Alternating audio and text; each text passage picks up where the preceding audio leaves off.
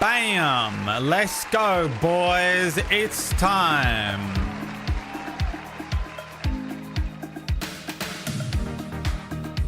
It's the end of the year. I put on the most garish shirt I could think of that wouldn't work on camera. I hope you're all dressed up. This is it. The stream you've all been waiting for. The stream. The stream you've all been waiting for.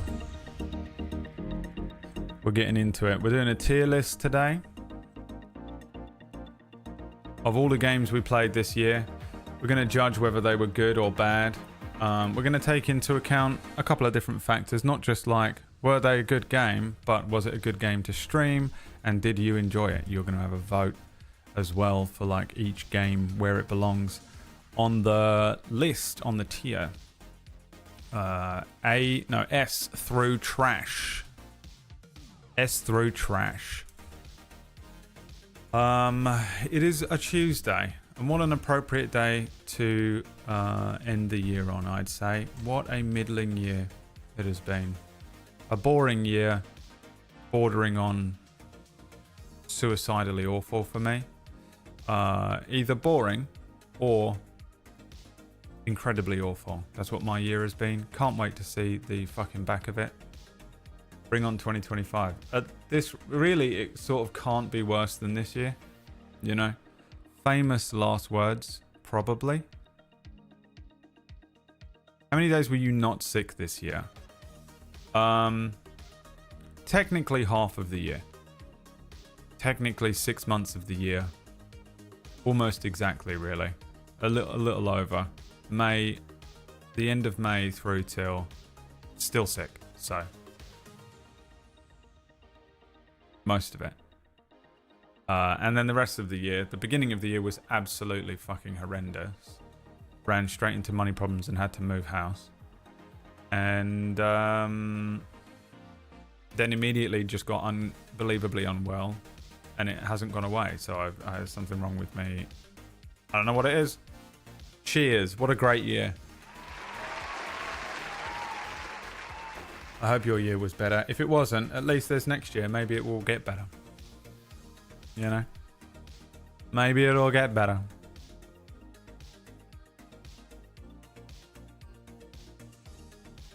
...2024 was the worst year of my life. Somehow this wasn't the worst year of my life, you know.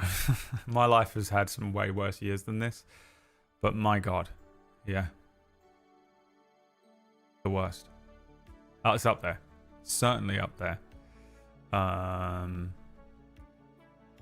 Yeah, I'm going into 2025 with like, honestly, can't be worse than this year energy. So you watch it be way worse somehow. Something horrible is going to happen to me. I had half and half. I'm giving it neutral. I think most people sort of found 2024 to be just a very middling year.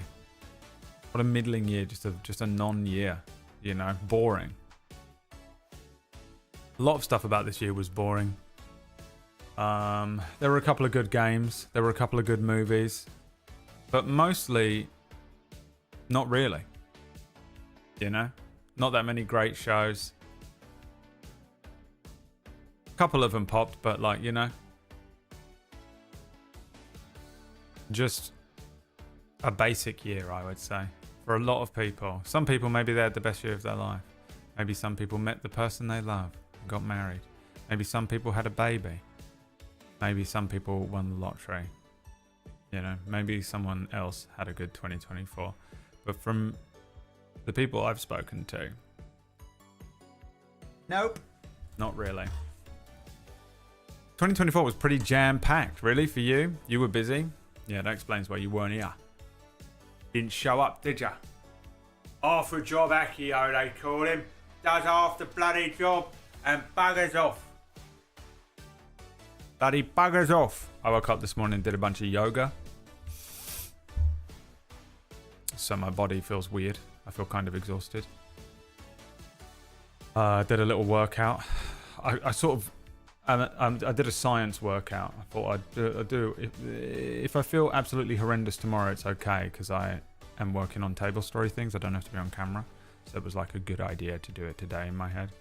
So I woke up and just did a bunch of stretches, did a bunch of yoga, then did a 30-minute resistance training workout, which may or may not kill me. But if it does, only Whack and PB have to deal with it tomorrow. So all we do is sit and complain for multiple hours anyway. I had a good 2024 personally, but it seems like I'm a bit of an outlier. Yeah, it is. Why did you have a good year? What did you do? What happened to you? You married? What's happening? The fuck is this? Wouldn't quite say the worst year, but 2024 was pretty bad. Yeah, you're in my boat. I didn't die this year, so that's a plus. Is it? You know? It wouldn't be on my list. Busy. My Twitch recap was abysmal. Got to get my numbers up. Yeah. You gotta return to rot. Return to rot. Hi, Gabe. That's his sign, Gabe. Gabriel Tola. Yeah, I wanted to do the replacement pink flannel game today. But I thought that the replacement pink flannel game was orange flannel. Okay, I wanted to do the replacement orange flannel game today. We might still be able to do it. Delivery is due for between 3 and 5 p.m. It is currently 2:10. So it's possible we could still do it, but it was how I wanted to open the stream up. Made Tom Bacon's get up early. Sorry.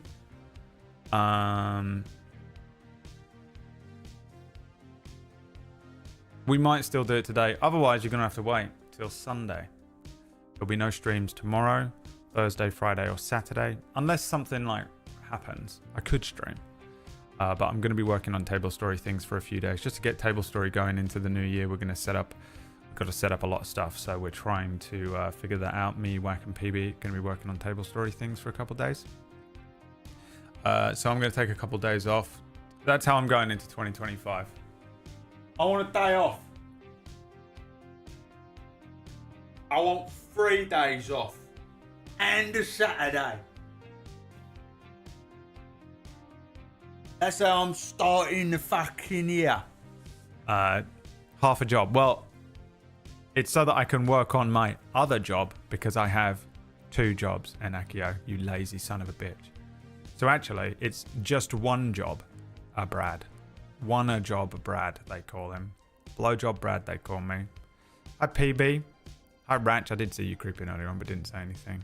Oh, you just fixed all your money, Tom? Yeah, I mean, same kinda. Next year, I'm hoping it really is properly settled, so we'll see. I got a house this year, but yeah, that's sort of stressful, yeah, in its own way. I said goodbye to my tortoise. You gonna get another one? Dude, how old was your tortoise? My mum has a tortoise.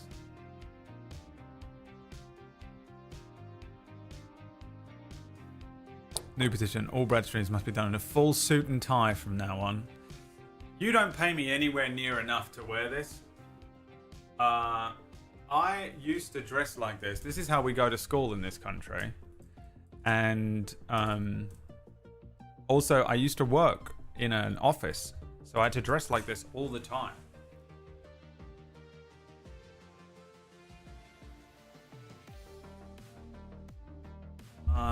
And I don't like it. I hate it. I absolutely hate it because I believe in chaos. You know, it just reminds me of being younger and those horrible times. So, you know, am I wearing sweatpants? I'm wearing like, I don't know what they are. Korean dancing trousers. I wasn't going to put on my whole, like, I'm not going to put on suit pants to just sit here. We've got an hour and 15-minute video to watch during this stream. So I'm not even going to be here for most of it. Half a job, Brad. We're going to watch every intro of the year. This year it came out to 115 minutes. 115 minutes? Why am I saying that? An hour and 15 minutes. It's not even 100. God. It's 1 hour and 15 minutes. It's because on the timeline in Premiere it says 1:15, so my brain goes 1, you know. But it's 1 hour 15. Can't wait for Ave Maria. It's the longest one by a mile. Like, and it's like pretty much dead center as well. It's like the midway point, I think, of the video. And it's excruciating. Had to sit through it last night. It is the worst one. It is excruciating to sit through again. Horrendous. Truly. I'm scared I've missed a couple, but I couldn't figure it out. There was a couple that were just repeats, and I didn't bother doing the meme this year of just having them repeat. Like the first one is God of War Ragnarok, and all I did for God of War and God of War Ragnarok, in Ragnarok all I did was literally in Comic Sans put Ragnarok on the title.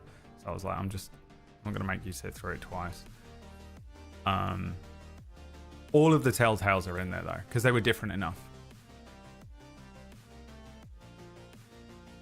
And it's another drinking game, so prepare, get whatever water, doesn't matter what it is. Drink every time I clearly was having a mental breakdown that week and didn't put any effort into the video edit. I mean, the best ones are from Ratch and Booster Greg anyway. So. Are you streaming today, Wack? Wack said he's going to be wearing a dress today. That's the good thing about streaming though, isn't it? Like, you only need to dress the top half of you up. Booster Greg needs to be snobbed. Where was it yesterday? Why didn't he show up? Was it yesterday? What day was yesterday? No, it was Sunday. Wow, I lost a day, huh? What was I doing yesterday? Played Minecraft. Oh, and then I fucking edited all the shit for this stream. It took forever. The stream is a nightmare every year for one stream. I will be streaming in full clothing, yes. Alright. Alright, we're going to get into it straight away because this is a long stream if we don't. I learned that the first year we did this. So the itinerary for today is that we watch all of the intros through the year to give you a little reminder of each of the games that we played. Obviously, there are a few that won't be in there. Like, I don't add any of the sponsored ones, even though I enjoyed a lot of the sponsors and stuff this year, but they're not in there. Or any that are just, you know, a couple of them don't have intros. It took me absolutely ages to recognize that I didn't make an intro for the Ultimate Warrior Ultimate Epic Battle Simulator 2 streams. You remember those streams? They had no intro. I didn't make an intro for it. And I think it was because I was so pissed off with you all. Because you'd ruined my week again like you did with Dragon Age. And so I just didn't. I was like, fine, you don't want me to put effort into these fucking... I have to keep fucking putting effort into these like amazing games and no one even bothers watching them. Why am I even bothering? I think that was the reason, was it? So there was just no intro for it. The streams would just start with the game starting up. I was in a bad place. I think it was one of the last games that I played before I moved house. And I was in a bad place. I've been in a bad place the whole year, really. So the drinking game is drink every time you see that I've clearly put no effort into the edit. Streamer Tantrum. I've had several this year. But otherwise, I think I got them all in there. So we'll see. I don't know. Because the thing is, whenever I do this every year, someone's always like, huh? He didn't add tree cutting simulator. What the fuck, man? Didn't he? And I'm like, we did. Oh my god, yeah, we played tree cutting simulator for 25 minutes. How do you even remember that? You know, I'm always just so blown away. This is my channel, but you people remember everything about it. Everything I fucking said, everything I did, what I was wearing that day, how long we played it for in exact fucking microseconds. And I'm just like, what the fuck? It's really weird. Man's in a shirt. Hell yeah. Someone in chat has a spreadsheet. No, dude, they just don't forget things. Their brain is wired in a very particular way that mine is not. I forget everything instantly. I live in a constant state of brain fog. All right, man. So let's get into it. Let's hope this video plays just in time, Greg, for the only reason you're here. To see your name appear on the screen at some point during this. I'm sure that Greg and Ratch have edited me more videos than are in this year, but I couldn't remember if I couldn't find them, and I couldn't remember. There might be some spelling mistakes and stuff. I had to bang this thing the fuck out, by the way. This is an hour and 15 minutes long, and I was fucking on a time limit, so it has not been proofed at all. Is it? So I'm going to run this, and then I'm going to run... Then we're going to run the video. Again, hour and 15 minutes long. Drink every time I clearly went into a mental breakdown. And at the end of it, we're going to do the tier list. We're going to buy the mods a gift on Steam, but we all know what they're getting this year anyway. I can't remember the name of the game. You've got an hour and 15 to remember it. And due to legal ramifications and a financing issue, there is no $1 giveaway. We might be able to do the new What's Under the Pink Flannel replacement if the thing that I bought for it arrives between 3 and 5 p.m. If it arrives during this, I'll be able to set it up. So we'll see how that works out. I also bought a new thing for here, but it hasn't arrived either. It was meant to be here by now, but I think it's getting here in the middle of January. All right, guys, here we go. This is it. Reminding everyone what we played this year.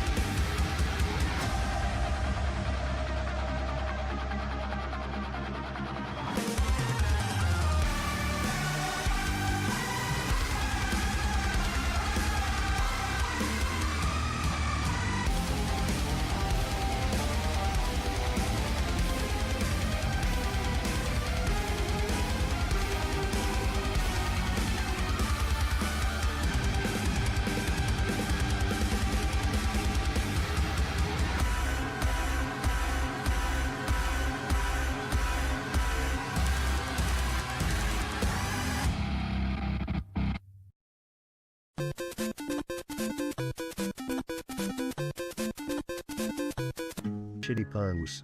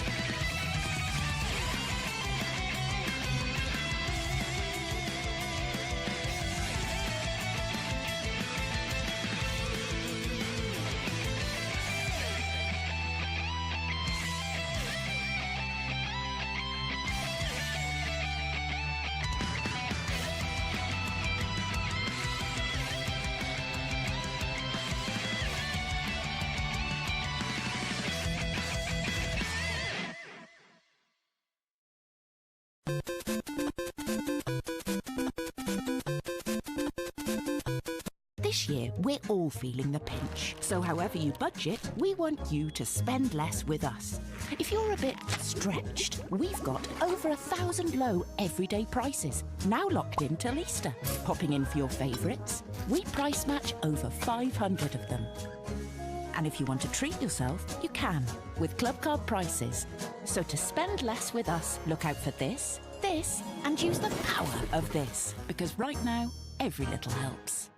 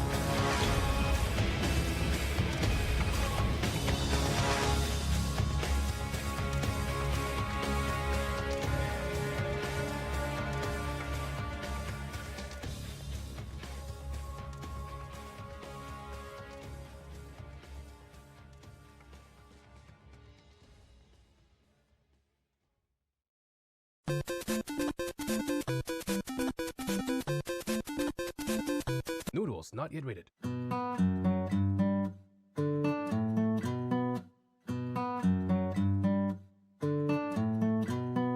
SOS, she's in disguise. I found her.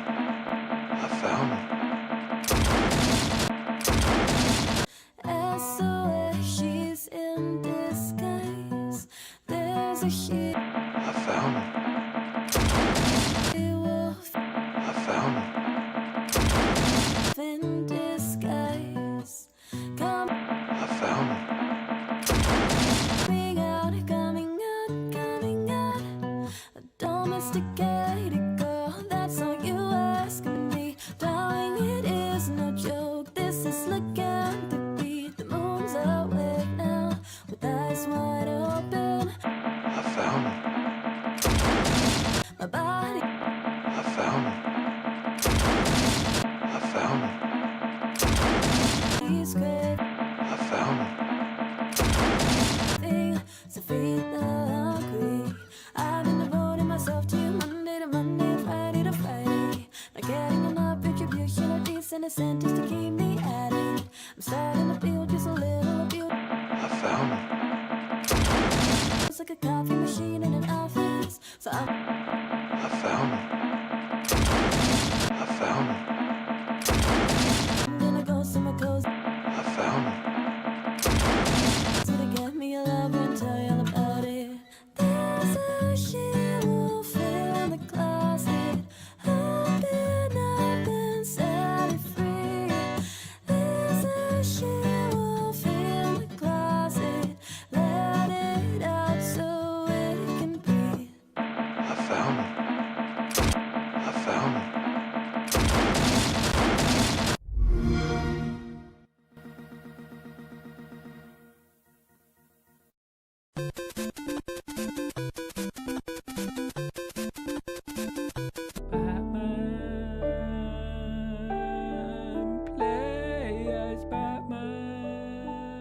Noodles not yet rated.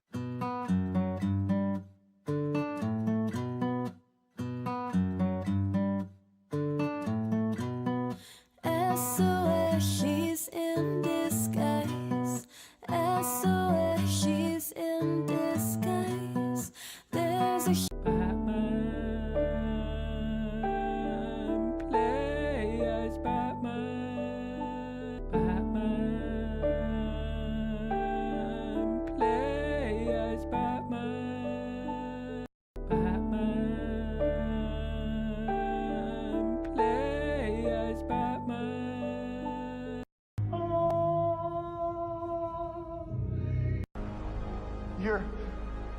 You are? Yeah. I'm man.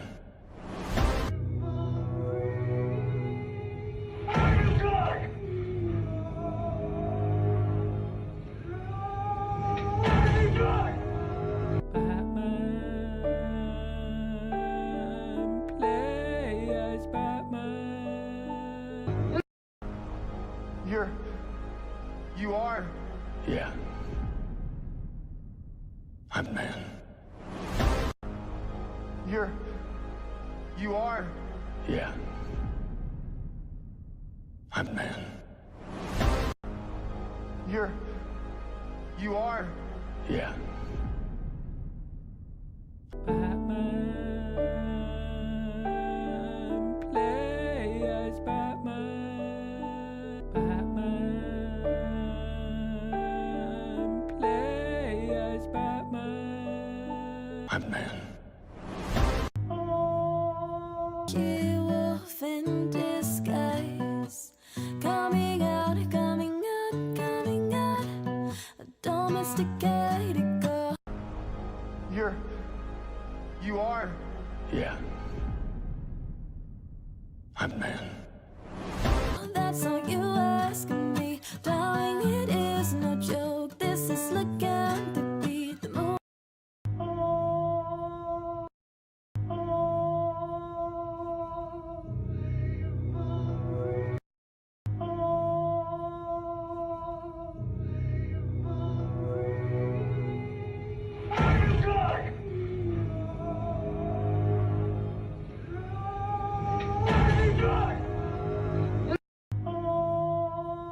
Awake now, with eyes wide open. My body's craving, so feed the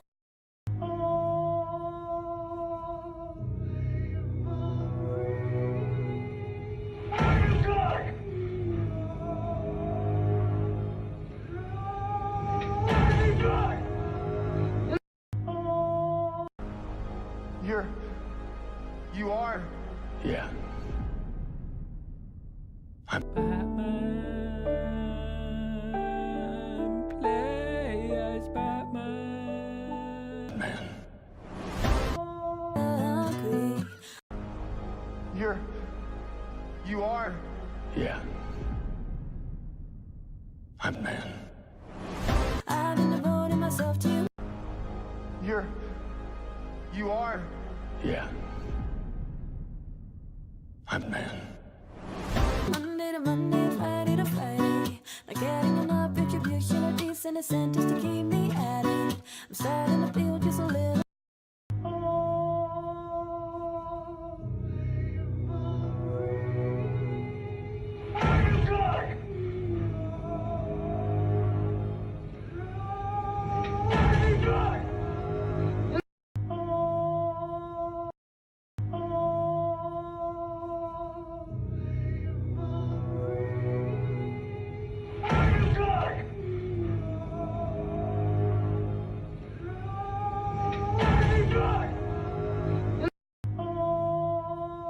Feels like a coffee machine in an office. So Batman,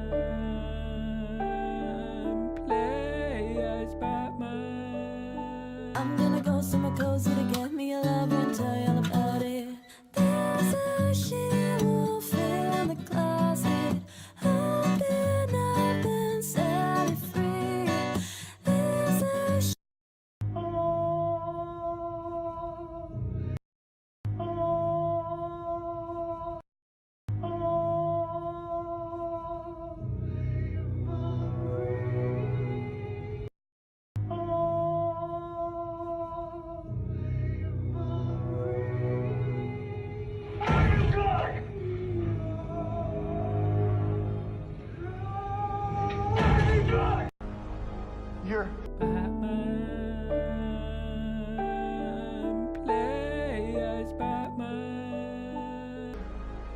You are. Yeah. I'm man.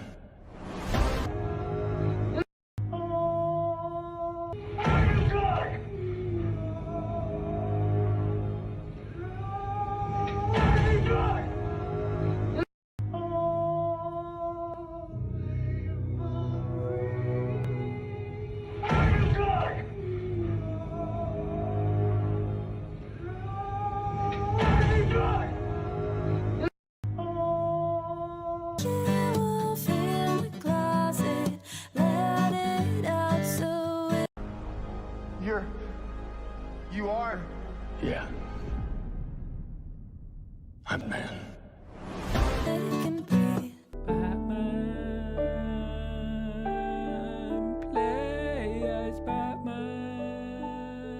Sitting across the bus, staring right at the prey. It's got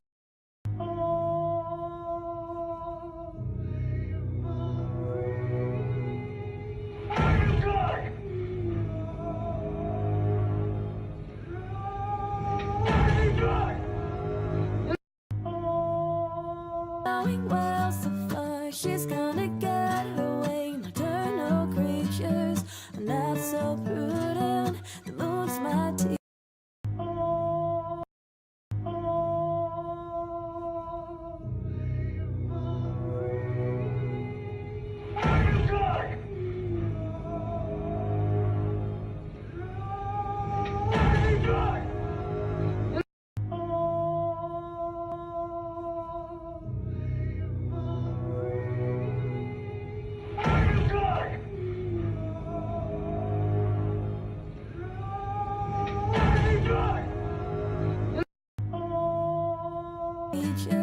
And I nursed you down to locate a single man. I got on me a special radar and the fire department hotline in case I get in trouble later.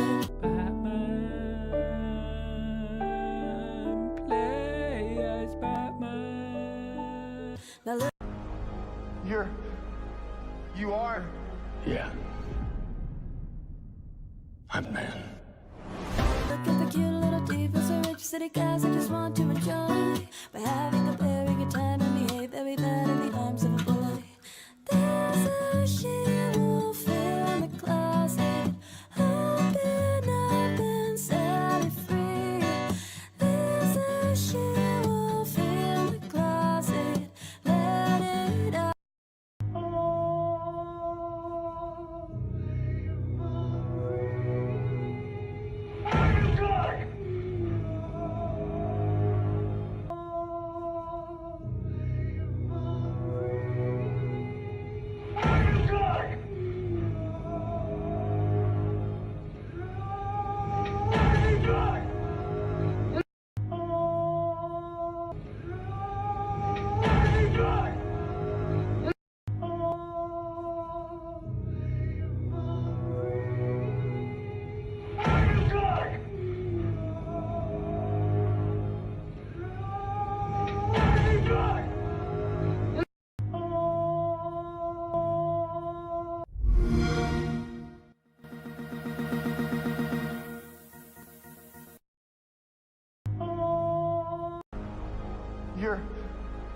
You are. Yeah. I'm man.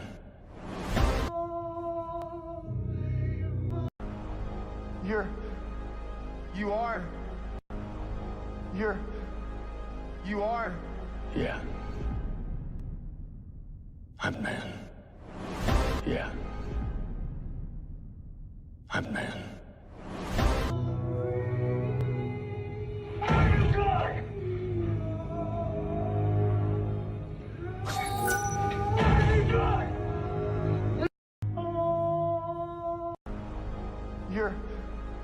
You are.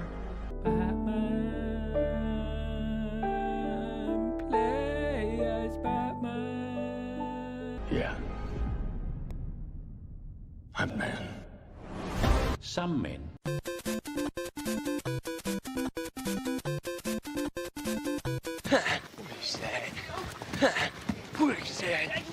Noodles not yet rated. Rated M for mature.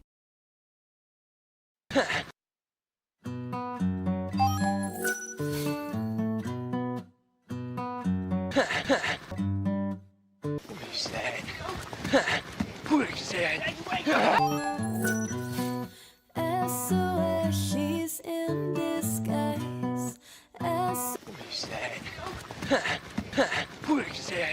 Swear she's in disguise. There's a she-wolf in disguise. Coming out, coming.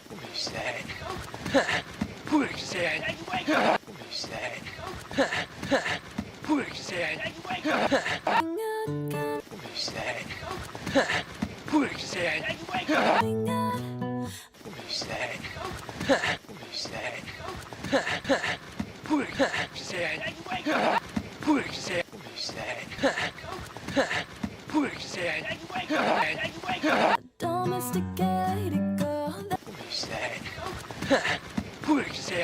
That's all you asking me, darling. It is no joke. This is lycanthropy. The moon's awake now, with eyes wide open. I found My body's craving, so feed the hungry. I've been devoting myself to you Monday to Monday, Friday to Friday. Not getting enough retribution or decent incentives to keep me at it. I'm starting to feel just a little abuse, like a coffee machine in an office. I'm gonna go somewhere cozy to get me a lover and tell you all about it. There's a shit.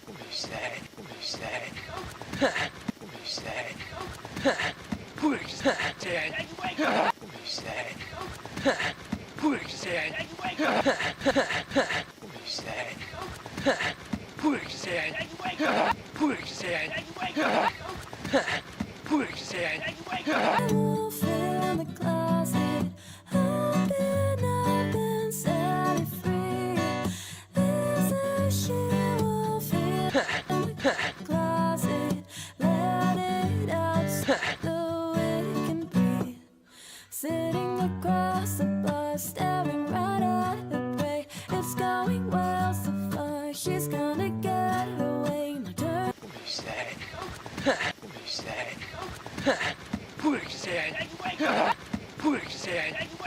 No creatures. I'm not so prudent. The moon's my teacher, and I nursed you down to locate a single.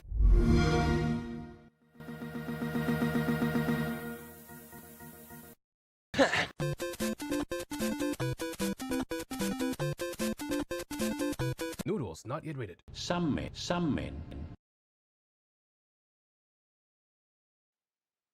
Little pig, let me in.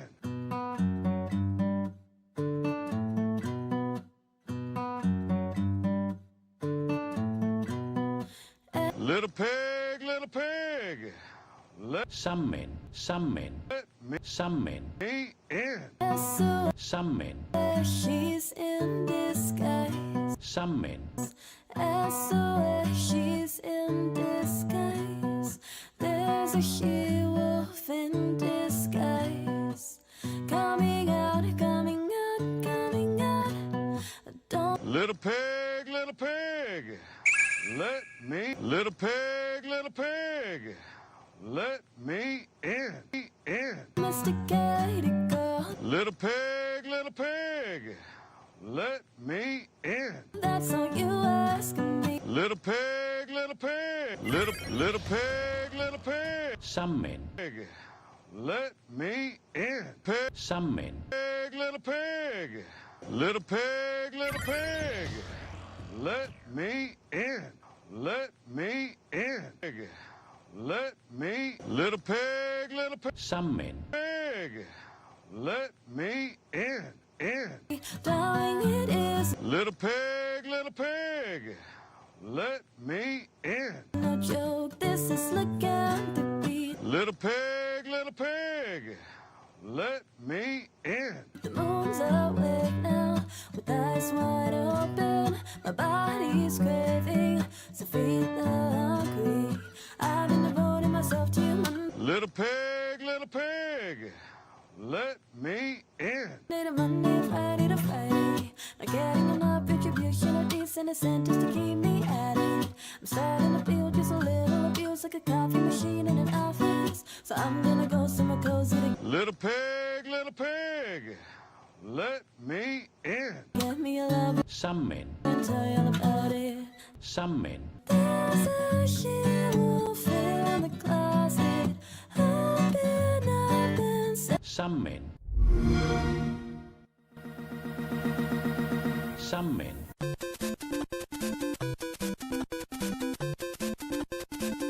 Noodles not yet rated.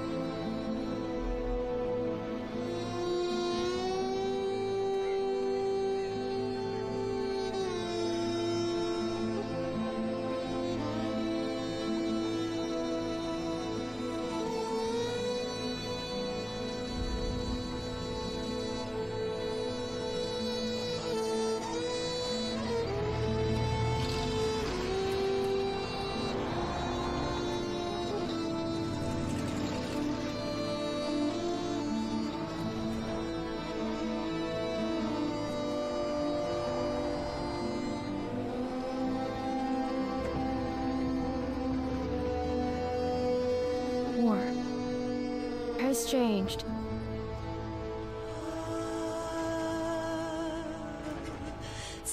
It's no longer about nations, ideologies, or ethnicity. It's an endless series of proxy battles fought by mercenaries and machines. War, and its consumption of life, has become a world war machine. War has changed. ID-tagged soldiers carry ID-tagged weapons, whose ID-tagged gear.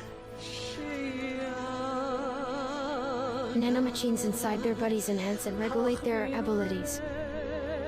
Genetic control, information control, motion control, battlefield control. Everything is monitored and kept under control.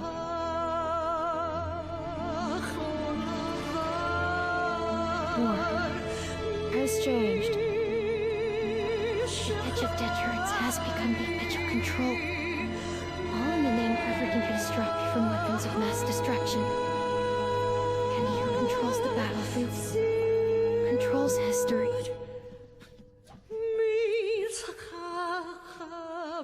War has changed. When the battlefield is under total control, war becomes routine.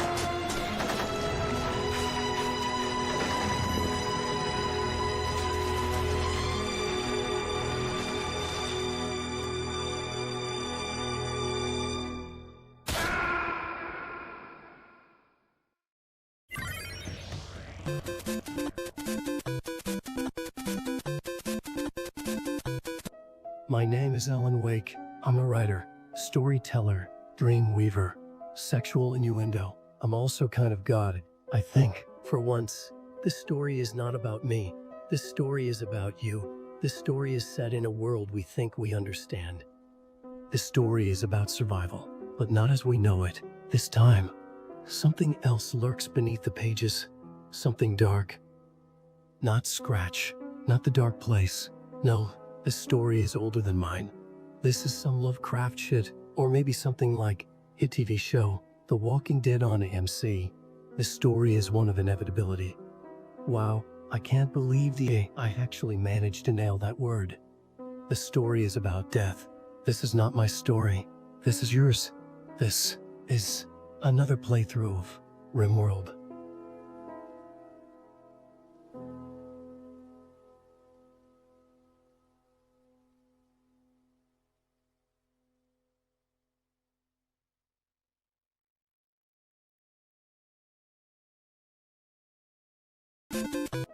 My name is Alan Wake. I'm a writer, storyteller, dream weaver, sexual innuendo, truth teller. Listen, El Gaib. Everything went wrong. The first pages, I had to tear them out. But now, something had changed. This wasn't the same as before. I had to restart. Georgi was already dead. This new story was already failing. I had to write faster, harder, stronger. There was no other way. This time, the story, it had to be the one, like Neo from The Matrix 1999, IMDb rating 8.7. This story is about survival, but not as we know it. This time, something else lurks beneath the pages. Something dark. This is not my story. This is yours. This is another playthrough of RimWorld.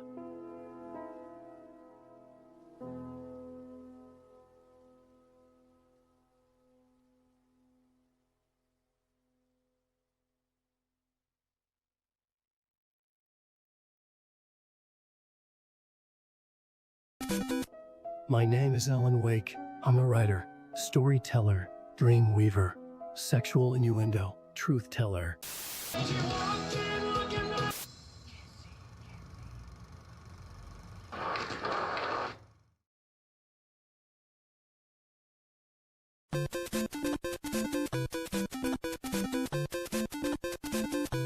For many years, this has been my day job. Power transferred to the ADS. I'm on it. I'm on it. Get out. Get out. That should fill your whole life. But when the important work was over, I came home to this. It's my farm in the Cotswolds, nestling among the ancient stone villages. It's a peaceful 1,000-acre haven of wide open fields, brooks, waterfalls, woods, and wildflower meadows. I shall farm it myself.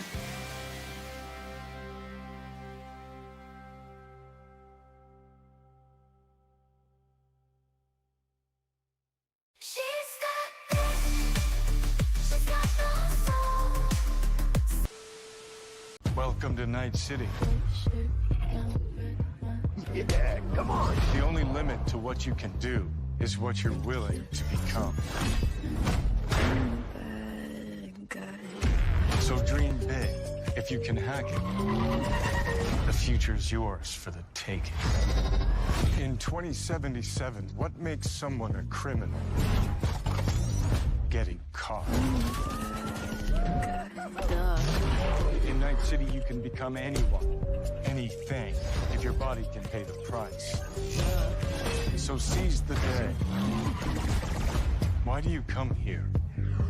For fun? For power? Looking for a shock to the system? Yeah. Because before they put a bullet in you, you'll make this whole city burn. Then set it on fire. Cyberpunk 2077. Pre-order now.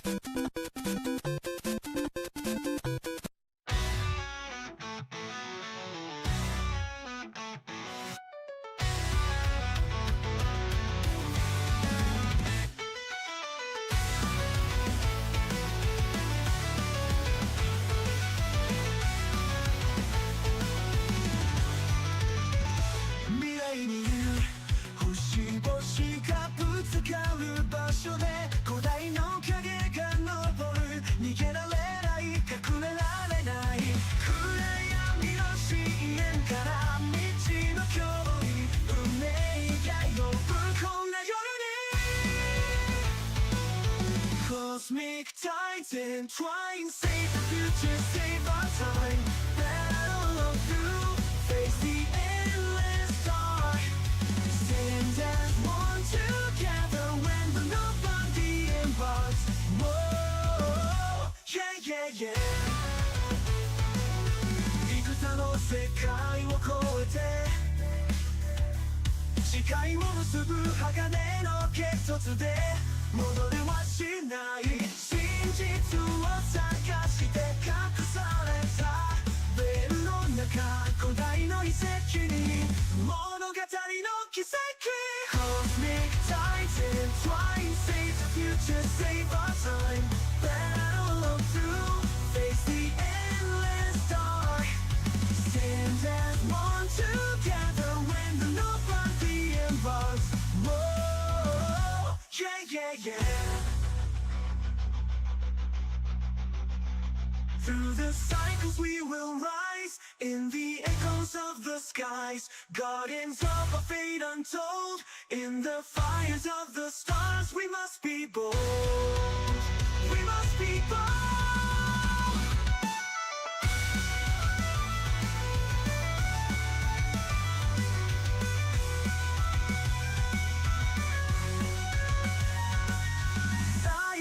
瞬間に最後の抵抗こだまする高音大地を渡る不死者の力に抗い我ら団結する魂の結束でその銃を見つける Cosmic tides entwine Save the future, save our time Battle on through Face the endless dark Stand as one together when the nobody embarks Whoa, yeah, yeah, yeah Save the future, save our time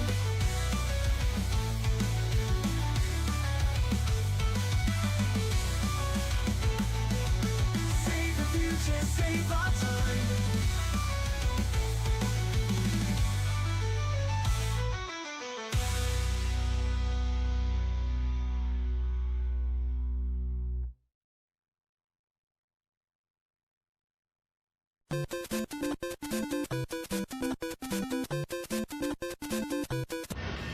Deutsche Bahn.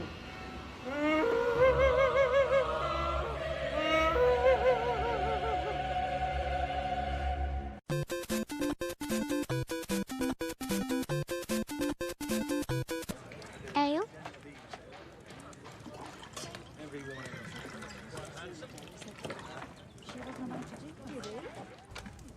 Bring me one of those chickens. You got money to pay for it? You paid for it? No.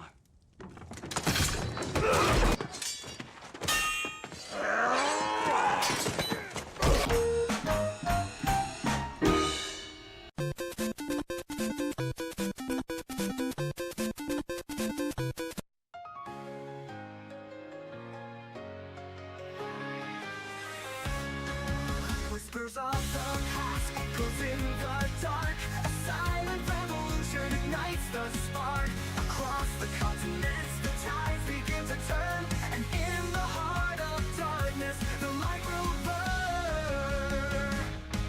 戦いは続く心は決して折れない希望は我らの力勇気を打ち負かす暗闇の中でも光は見つかる未来は我ら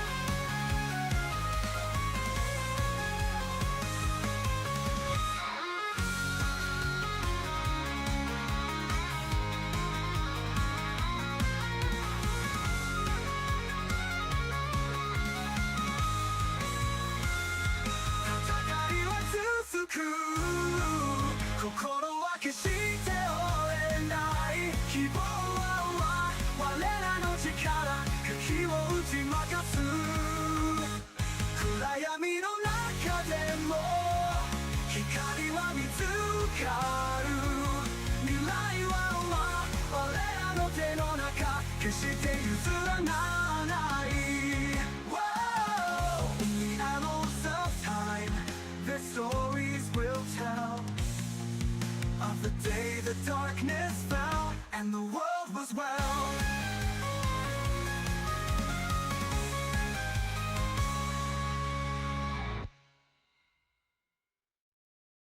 She's okay, okay, oh.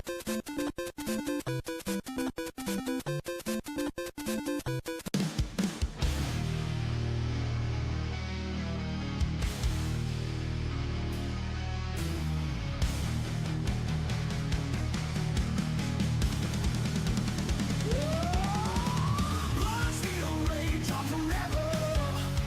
Tyrannic beast tearing us apart.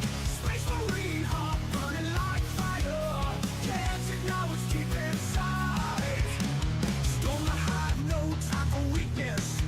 Ponzo's rifle scream vengeance in the air. But in the chaos, a tender whisper. Wish to kiss a brother there. Screaming to the void, please save me. Wanna hold tight, my brother in arms. Beyond the war, beyond the blood. Just need to feel your heartbeat strong. Screaming to the void, please see me. Wanna hold tight, my brother in arms. Beyond the war, beyond the blood. Just need to feel your heartbeat strong. Stars explode, but nothing changes. Crimson rain falls on our pain. Echoes of love lost in the madness. Behind the helmet, tears remain. Chase what cuts, but can't release me. Now my duty, but my heart's not free. Endless battle, endless sorrow. Crave your touch before tomorrow. Screaming to the void, please save me. Wanna hold tight, my brother in arms. Beyond the war, beyond the blood. Just need to feel your heartbeat strong. Screaming to the void, please see me. Wanna hold tight, my brother in arms. Beyond the war, beyond the blood. Just need to feel your heartbeat strong. Heartbeat strong.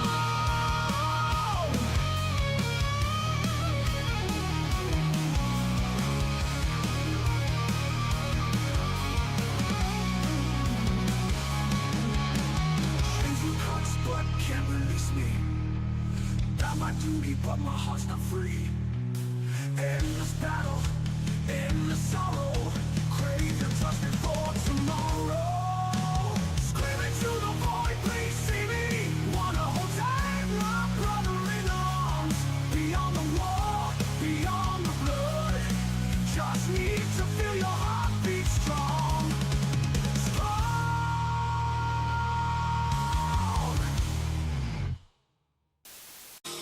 It's time to play the game.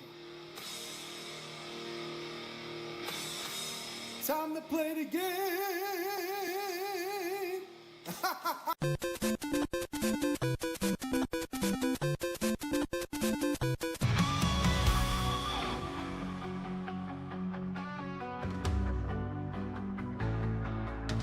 A thousand worlds are falling. Brothers still stand strong. With armor like a mountain, I'm a force you can't deny. Through the fire and the warmth, I'll rise into the sky. Steel in my veins, no fear in my eyes. Facing the dark as empires collide. Midnight Space Marine, war is the only dream I see. Out here in the endless night, I was born to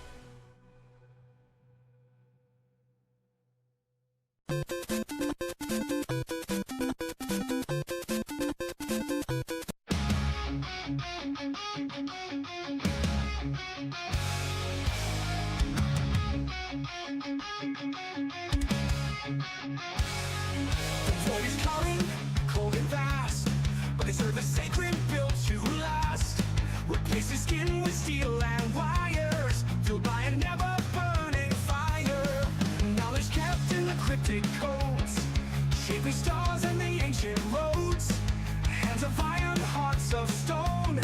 They'll never walk this world alone. Oh, little mechanical boys trade their lives for cold hard toys.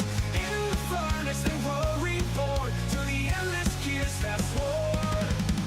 Oh, little mechanical boys, voices lost in the metal noise, marching to a god they'd never seen, replace their dicks with metal peeps. Little mechanical boys, forever they toil, they'll never cease in the heart of a machine.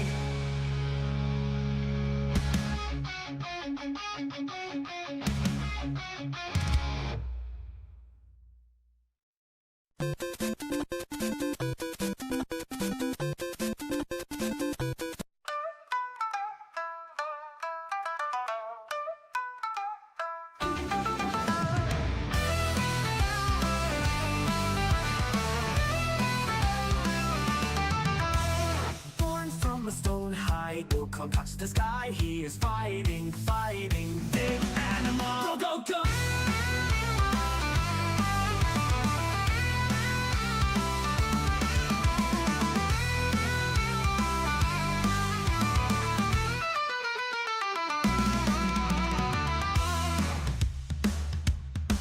Go, go, go! Monkey with the stick causes such a ruckus, jumping through the heavens, making gods piss at us. Go, go, go! Monkey with the stick, never gonna bow and boot the toe. Yeah! Pro disguise, Wukong never dies. His legend so thick, always go now. Monkey with the stick.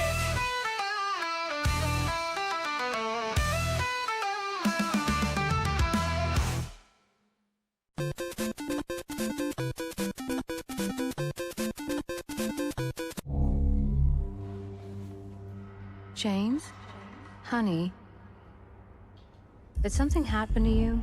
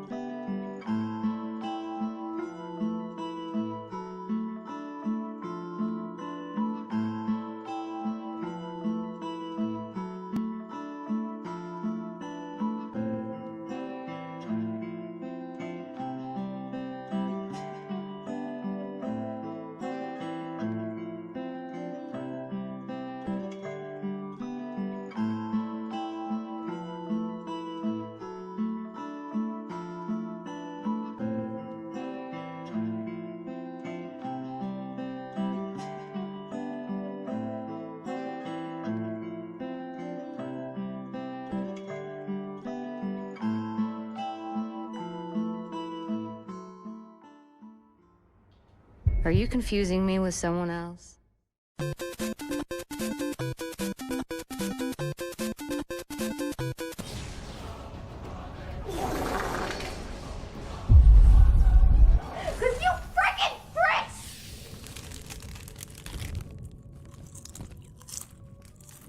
World of Warcraft.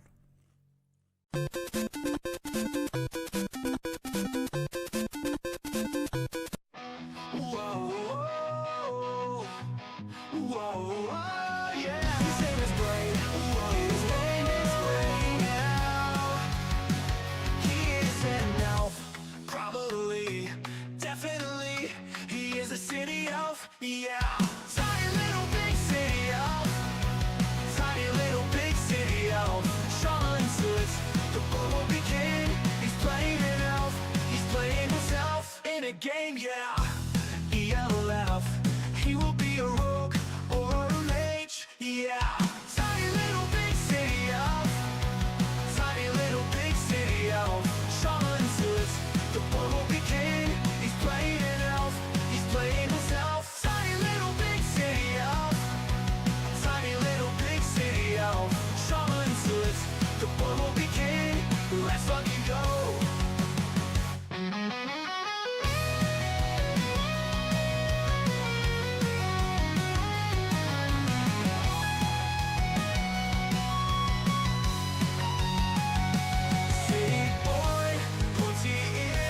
Stabby stab, city life.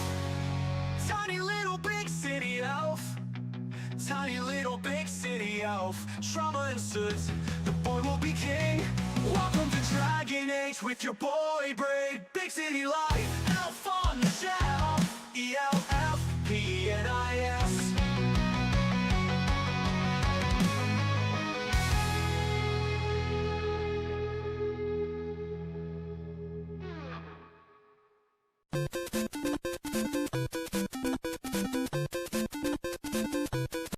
You and me and the moonlight. Party all night long, yeah, it's good. If you wanna have some fun, 적절한 공기처럼 come along to Turtle Island with dark oak trees too. It's time to build a tidal sanctuary. It's time to build, yes, tidal. There's a boy I know, he's the one I dream of. Oh, I lose control, can't seem to get enough. When I wake from dreaming, tell me, is it really love? How will I know? How will I know? It's time to build a tidal sanctuary. It's time to build, yes, tidal. Turtles have a 30-centimeter penis with a hook on the end. Hooked penis, yes, hooked penis, yeah.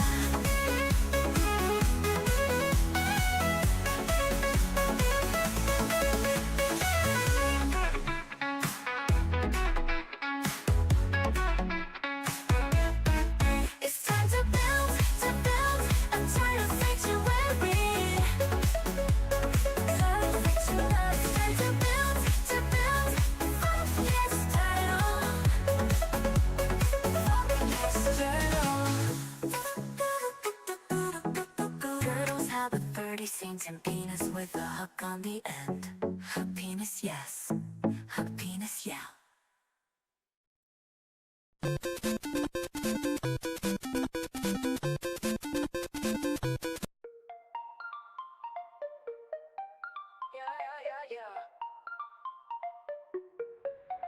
When you need a game to fill the void, when you need the views, it's gamer steroids.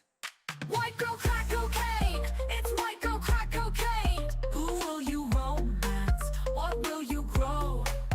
There's a time limit, bitch, I fucking gotta go. Yeah.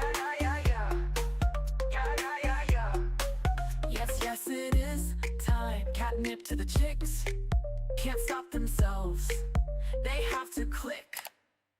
White girl crack cocaine, it's white girl crack cocaine. Who will you romance? What will you grow? There's a time limit, bitch, I fucking gotta go. Yeah.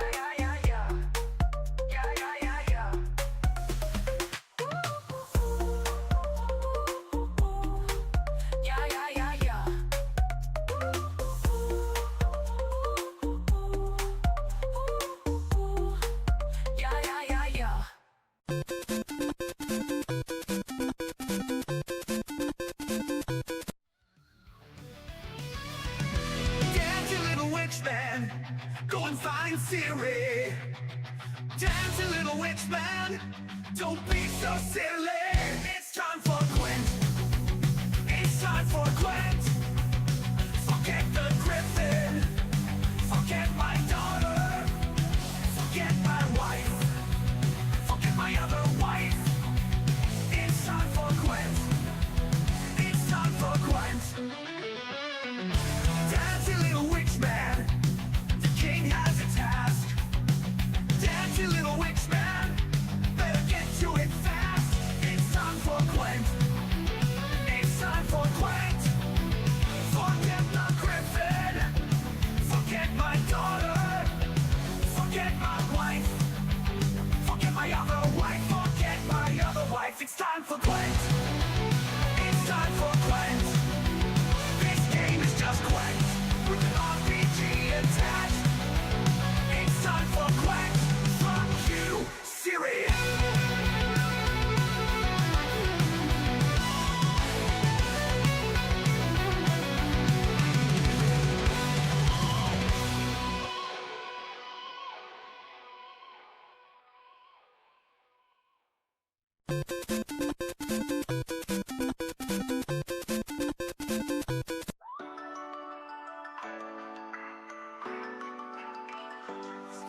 you dream of cozy life, when you watch too much anime, when you want to change your life and your outfit to infinity and beyond. Let's go styling together to infinity and beyond. Style away your depression. We ride, we play, we dress, we kiss each other. When you want to ride a horse, when you want to ride a bike, when you want a weird anime pet, this is the game for you. To infinity and beyond. Let's go styling together to infinity and beyond. Style away the depression. We ride, we play, we dress, we kiss each other. 4 anime white chicks and probably a few depraved men. To infinity and beyond. We ride, we play, we dress. To infinity and beyond. Just style away from depression.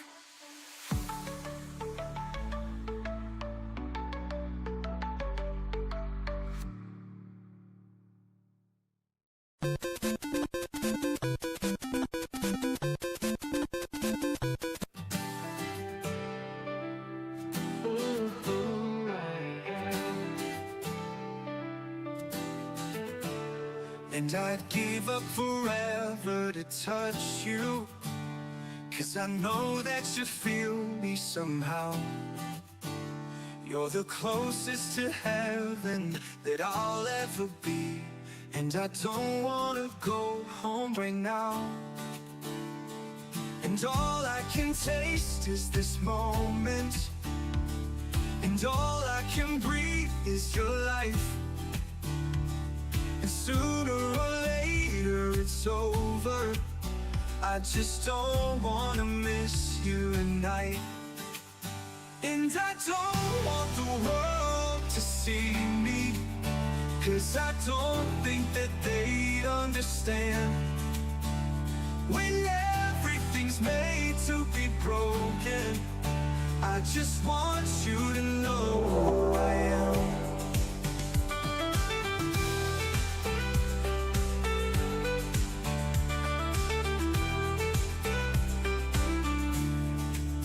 And I don't want the world to see me, 'cause I don't think that they'd understand.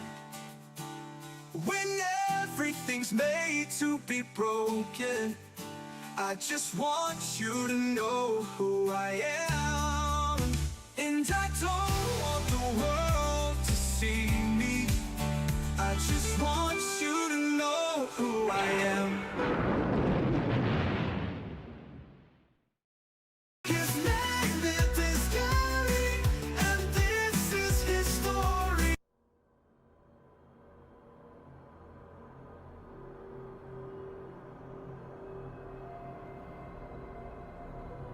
Under a tiny world will take a person only a matter of weeks to travel from one side to the other.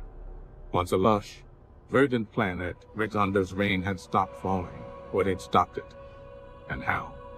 Was this something to do with the warring empires? Was it a new unknown threat? Or perhaps it was the new major tech and steam-powered technology from the Hutchtan matriarchy or Kosus Reinti. Long ago, the world was treated as an experiment by the gods. They were trying to discover the most powerful species they could make. Just a fun game for them became our world as we know it, in the finals of the Kraven trials. Humans faced off against Noms. The humans won. In a final test, the gods pitted the humans against the dragons. The dragons tore the world apart, leaving magic unstable, destroying any semblance of society. Now, after 1,000 years, the mans have rebuilt. Two great kingdoms, constantly at war, and between them, the last forest. The only place of green in our dying world. And inside that forest, the last Nom. My name is Gary, and this is my story.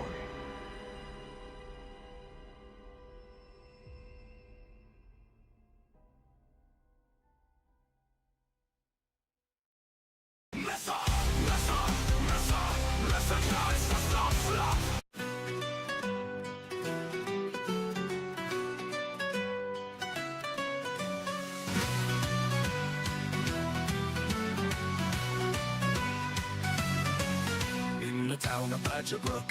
The dawn begins to break. Leary stands upon the hill, their future to remake. A spark inside, a calling deep. The winds are whispering, leave behind the life you know and let your journey sing. The world awaits, the fire burns inside. With shadows rising, they cannot hide. The path is long, but the stars will guide. Leary, take the sky, it's time to fly. Rise, Leary, rise, the time has come. Face the driver, chase the sun. Through the forest, dark and seas untamed, you carve your name in skies of flame. Oh, Leary, rise, the hero's light. Across the land through endless night. With every step, the legends cry. Rise, Leary, rise. In the midst of ancient woods, where shadows weave their lies, Leary faces monsters fierce with courage in their eyes. The road is hard, the nights are cold, but they will never yield. For every scar and battle won becomes their sword and shield. The storms will come, but their heart won't break. Through every trial, through every quake. With magic's roar and the earth's great shake, Leary walks the line for the world's sake. Rise, Leary, rise, the time has come. Face the tiger, chase the sun. Through the forest, dark and seas untamed, you carve your name in skies of flame. Oh, Leary, rise, the hero's light. Across the land through endless night. With every step, the legends cry. Rise, Leary, rise.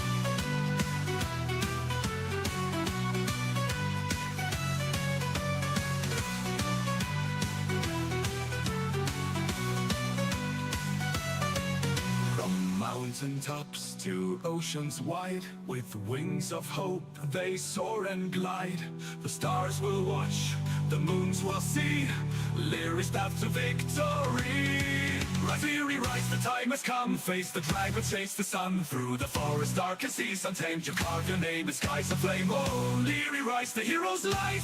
Across the land through endless night. With every step, the legends cry. Oh, Leary, rise, the hero's light. Across the land through endless night. With every step, the legends cry. Rise, Leary, rise. In the midst of ancient woods, let the echoes ring. Through the world where heroes sing, the journey calls, the flames arise. Now's the time, Leary, rise.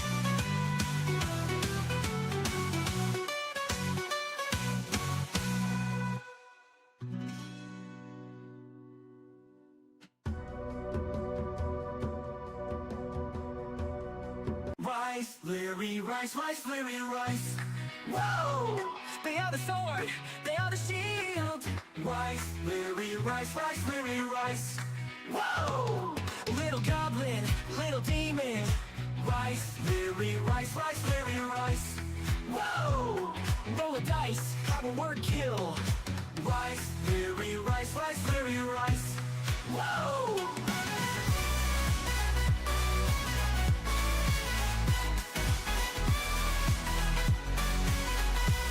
Whoa! Rise, Leary, rise up and fight. Win, win.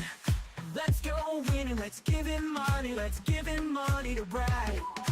Rise, Leary, rise up and fight. Win, win. Let's go win and let's give him money. Let's give him money to brag. Rise, Leary, rise up and fight. Win, win. Let's go winning. Let's give him money. Let's give him money to brag. Rise, Leary, rise up and fight. Win, win. Let's go win and let's give him money. Let's give him money to brag.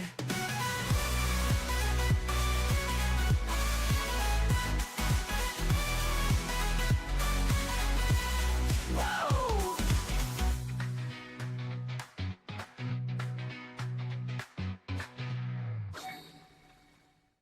At the dawn of time, I chipped in and laid an egg.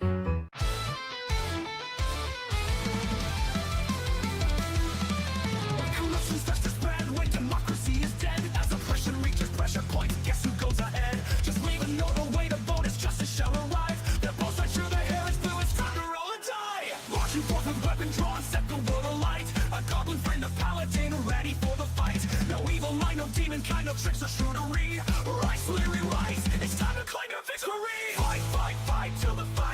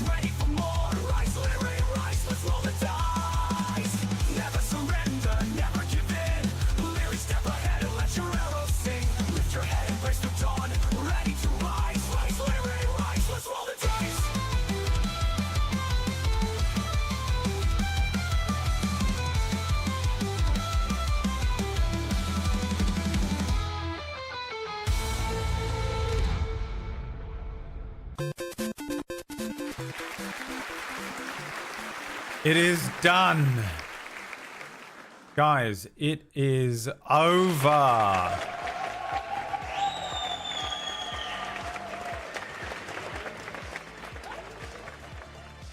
Now, the real question is,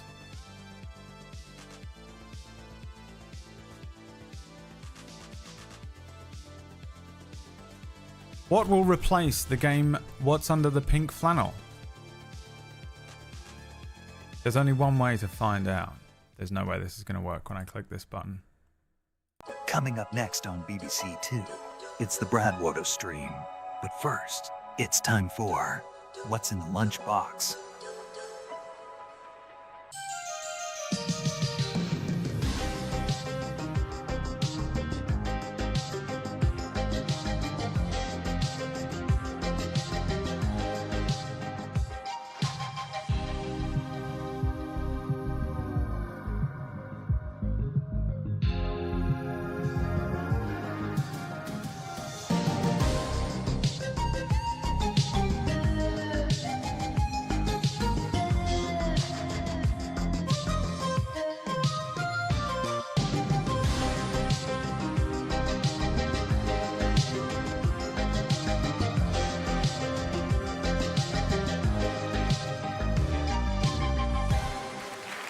That's right, we're replacing What's Under the Pink Flannel with the exact same game, except it's What's in the Lunchbox. God, that's hard to say. I've been saying the same thing for years. And I bought a Paw Patrol Lunchbox. It's the same game. What's in there? Exclusively to drum up engagement at the beginning of a stream. What's in the lunchbox? Can you guess? What's in the lunchbox? Yeah, it's even harder, Tom. Even harder to play. Alright, is it beard trimmings from March 2016? Is it some content? Is it a marble? A small tin of beans? Is it Jesus Christ? Fuck. Is it meds? Is it one piece of ammo? Or is it an N64 game?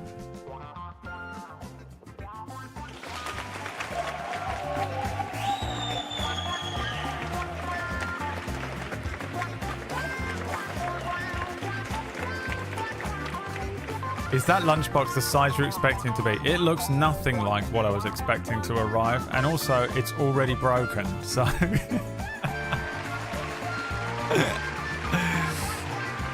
Paw Patrol! I don't even know what Paw Patrol is. Made me laugh.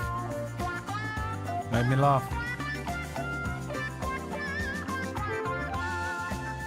Also, I'm going to make the penguin from the intro an emote. What do you think about that? Don't let me forget to do that. Because the penguin is the best thing about that intro. It made me laugh so much when I put it in the video.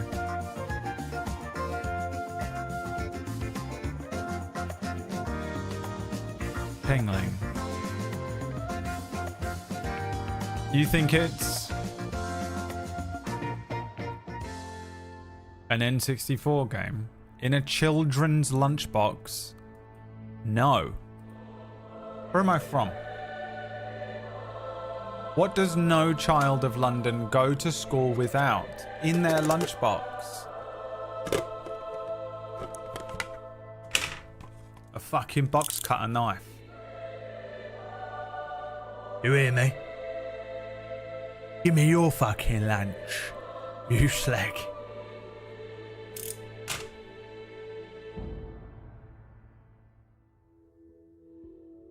That's right, from now on and for 2025, or at least for a week, we're going to play What's in the Lunchbox every day. That's the new game. But now it's time to do the tier list. Should we do the tier list or should we buy the mods a gift? Let's buy the mod to gift. Let's buy the mod to gift. Because we know what they're getting.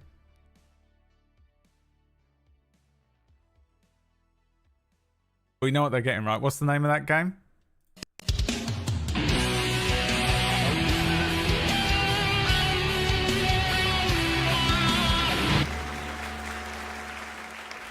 We gotta give them a copy of that game. 5 hearts under one roof.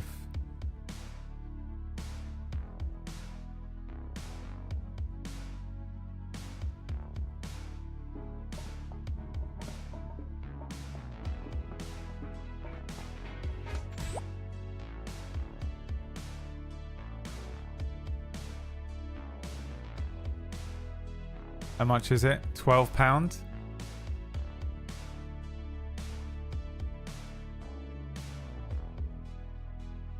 Let's get them each a copy of 5 hearts under one roof. 5 hearts under one roof.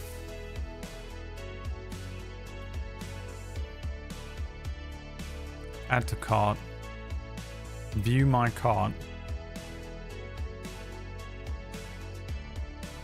This is a gift. Continue to gift options. Select a gift recipient. Can I do multiples?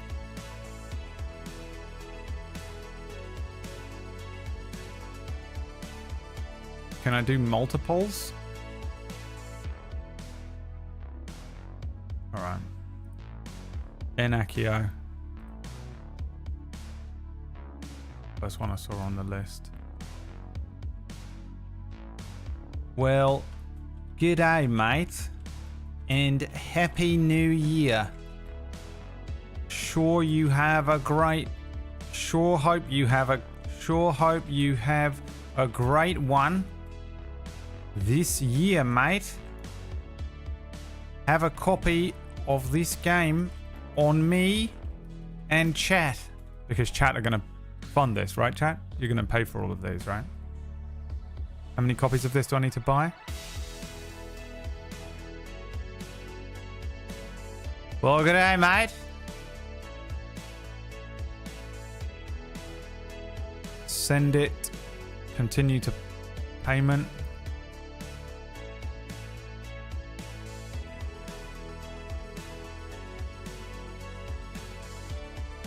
Purchased.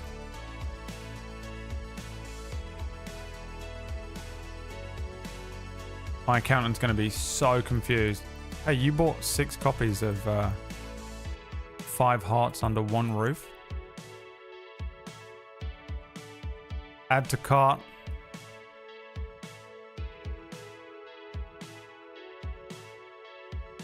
This is a gift.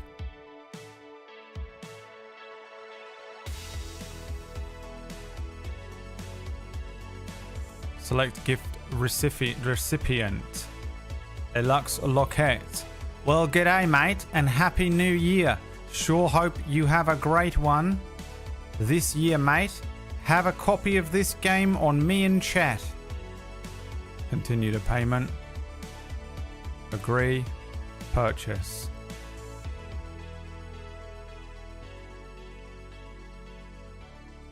Shadow, are we friends on Steam? You need to send me your Steam information.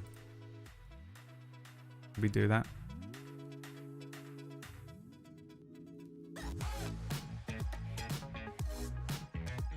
Add to cart.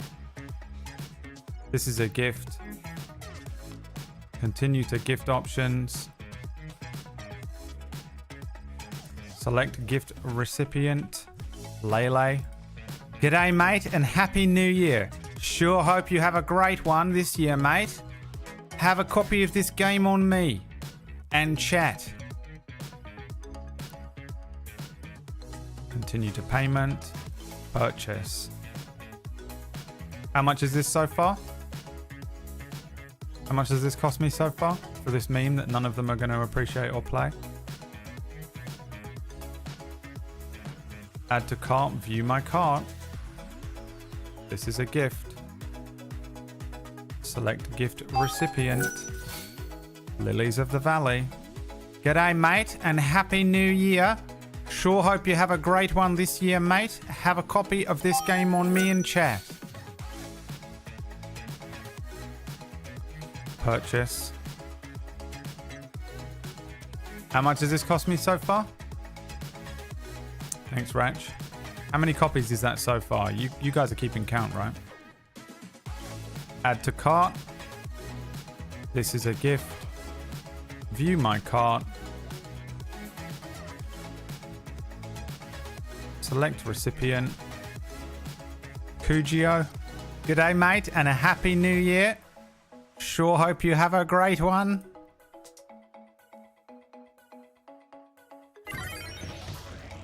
I'll buy Lele's. Thank you very much. What do we have? One more? Who have I forgotten? I think this is it. The last one. How many was this? Ooh, almost bought it for myself. That close to clicking the button. Oh, that would have been bad. Gabriel. Guten Tag und Happy New Year. New Jahren.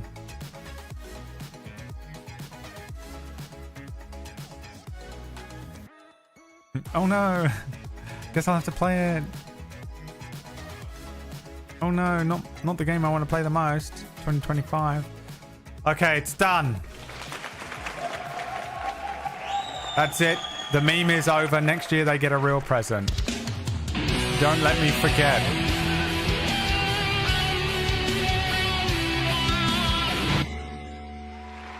It's time.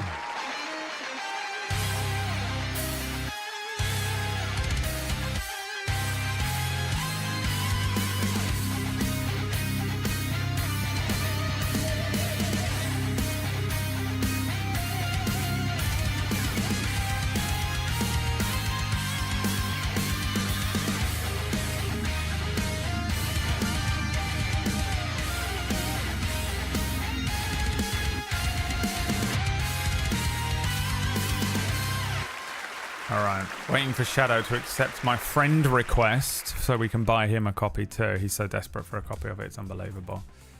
This is it. This is the part you've all been waiting for. This is the part you've all been waiting for. We're going to get into the tier list itself. Thank you, Chen. Thank you, Ratch. Thank you, Derp. Thank you, Florence, for the tip. Thank you, Carmine, Polestar, Danny's, Anonymous, Shadow, Greg, Liam, Pitsky, Chicklet, all the resubs and stuff today as well. I've got a lot going on, and also I wasn't on the stream. I didn't want to interrupt the art that was the 10-minute fucking Batman intro. Imagine not giftable. This account has this game already. Would have been good. Would have been good. Okay. Shadow is online. Hang on. Is that you, or am I buying this for someone else?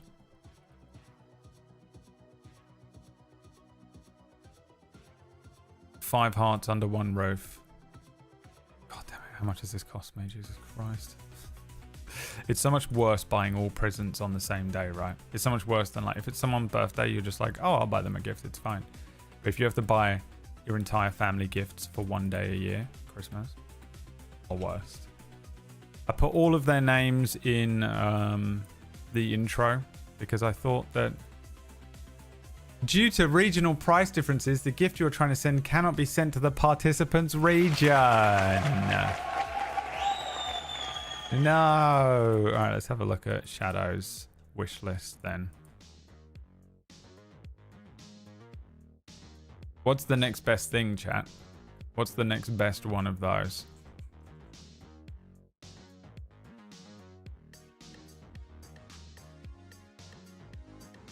Let's have a look. He's got 265 hours in Dragon Age The Veilguard, 323 hours in The Legend of Heroes Trails Through Daybreak. Hey, Trails Through Daybreak. I want to play those games really badly. He's got Steel Right. We're going to find the one that's the closest to £12 and buy that for him.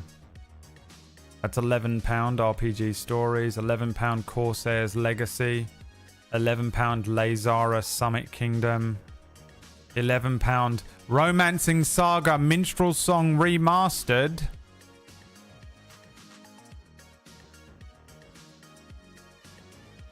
Romancing Saga Minstrel Song Remastered. Oh my god, Shadow. It's a Square Enix game. It looks like Final Fantasy IX. What the fuck is this? A stunning remastered edition with new gameplay elements and a quality of life features. Get ready for an even deeper story and even more thrilling adventure. This is what he's getting. Add to cart. View my cart. Remove 5 hearts, 1 penis. This is what he's getting in it, chat. G'day, mate. What did I say? G'day, mate. Happy New Year. Here's a penguin on me in chat, mate. G'day, Barbie, mate. Continue to payment. Please let me buy this for him.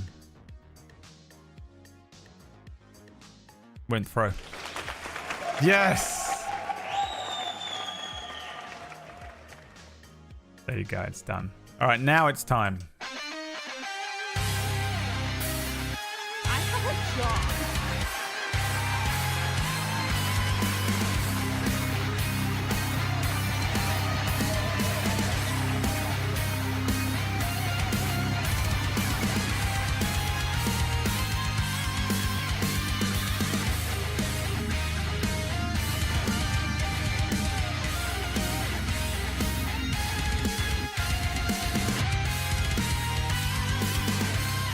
Here we go, baby. Here we go. It's time to go through each of the games throughout the year and put them into a tier list, along with you lot voting as well. Here they are. It's the list, the tier list. Can I move this up a little bit? Maybe we put this up here a little bit like that. Fucking ugly as shit, innit? We'll do it this way. The tier list. Oh, we could do this. That way you can actually see them all. Look at that.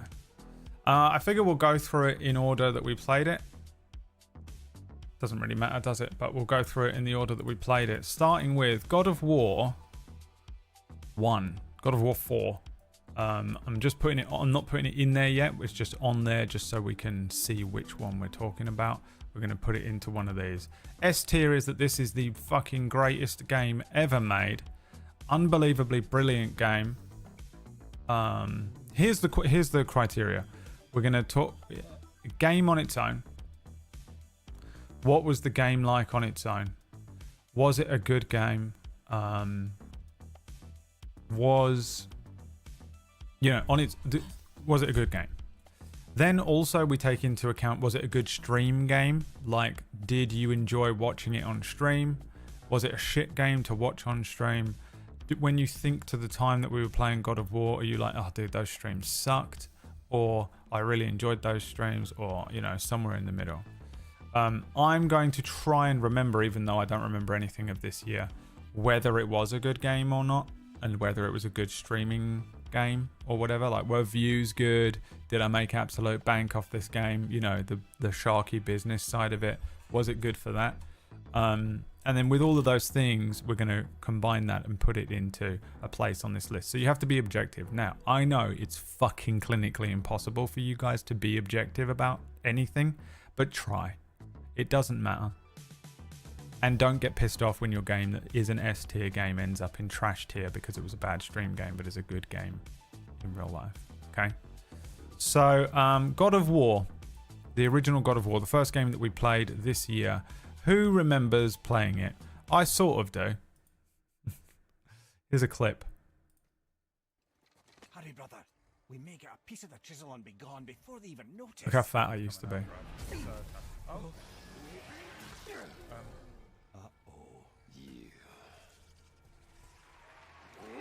Boy. Both of these games have blurred into one for me. Yeah, both of these games are sort of blurred into one for me, but I think this was a banger of a game. This game was really, really good. Is it as good as everyone says? No. I don't remember what my final takeaway of this was, but the first one was fucking great. Really just solid work all around. I remember the voice acting being like smashing, super smashing, great. Gromit. I should move this chat up, shouldn't I? But I don't really remember, honestly, what my final takeaway was. I do recall it being like pretty decent for views, and I think it's one of those games that's pretty easy to just like log in, like jump into, fight some stuff, play. The voice acting's pretty amazing. The script is pretty good. The gameplay's pretty fun. But I do hate one thing about this game, and it is throwing the axe to do everything.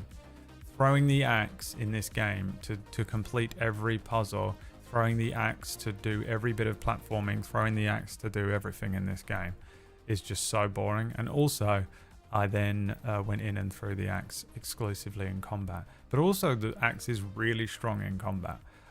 For me, personally, I think this was a pretty fucking decent experience. So, I think we started the year off strong. I don't know where I would put it on this list yet, but it's not up to me. It's up to you first.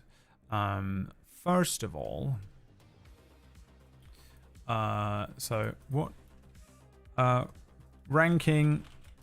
God of War 1, S, A, B, C, D, and then trash, right? Is that what I've got on there? Pump. No, just C and trash. What did you think? God of War. What was your opinion of God of War? For me, I think it was pretty up there. It was pretty up there for me. And it's genuinely, objectively a solid game. Subjectively, I enjoyed it more than I thought I was going to, if you remember. I had attempted to play it before and just really got sick of the axe throwing mechanic being the only thing. And by the end of it, I was like super into it, I think.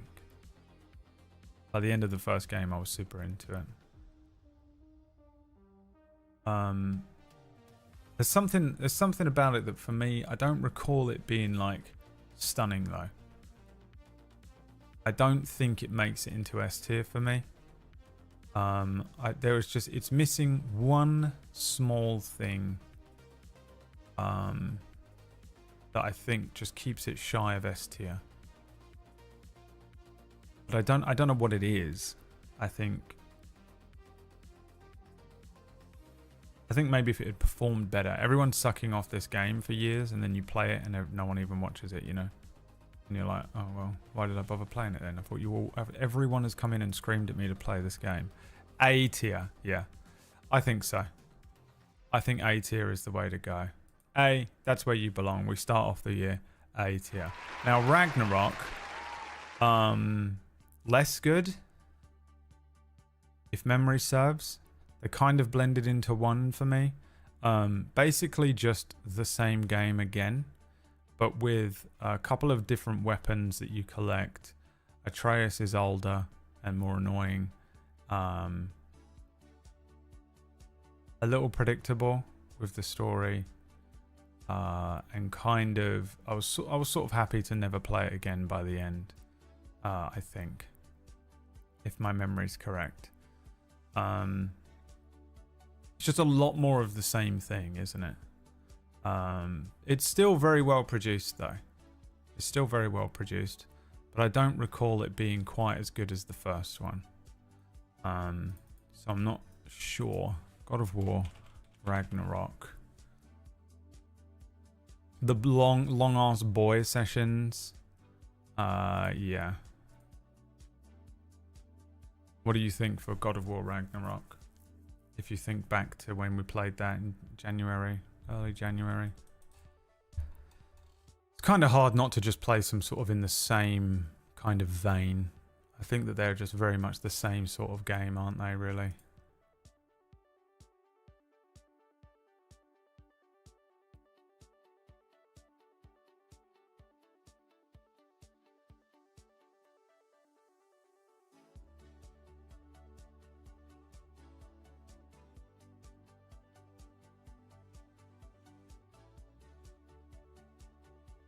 Wax Steven says C tier.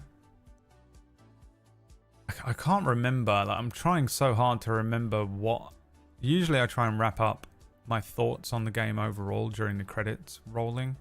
I think in this one I remember just being like a little bit underwhelmed by it. The first one I wasn't overwhelmed by, but it did sort of, once I got into it, I was very impressed by it. The second one, I think I was just a little bit underwhelmed by. I don't know, though. I think they were both very good, though. They're both amazing games for their own right. B. I would put it in B. I think B is correct. B tier game. Not quite up on the level of this one. Was it? Okay.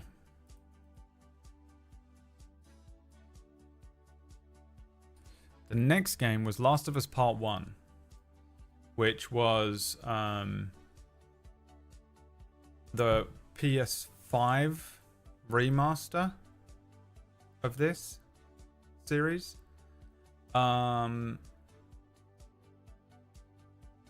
had already played Last of Us, the first part, but the remaster thing of this was made in the same thing as the part 2 was. So it had all those like cool mechanics and stuff. For me, this was pretty great. It's one of those games, isn't it, that everyone absolutely loves.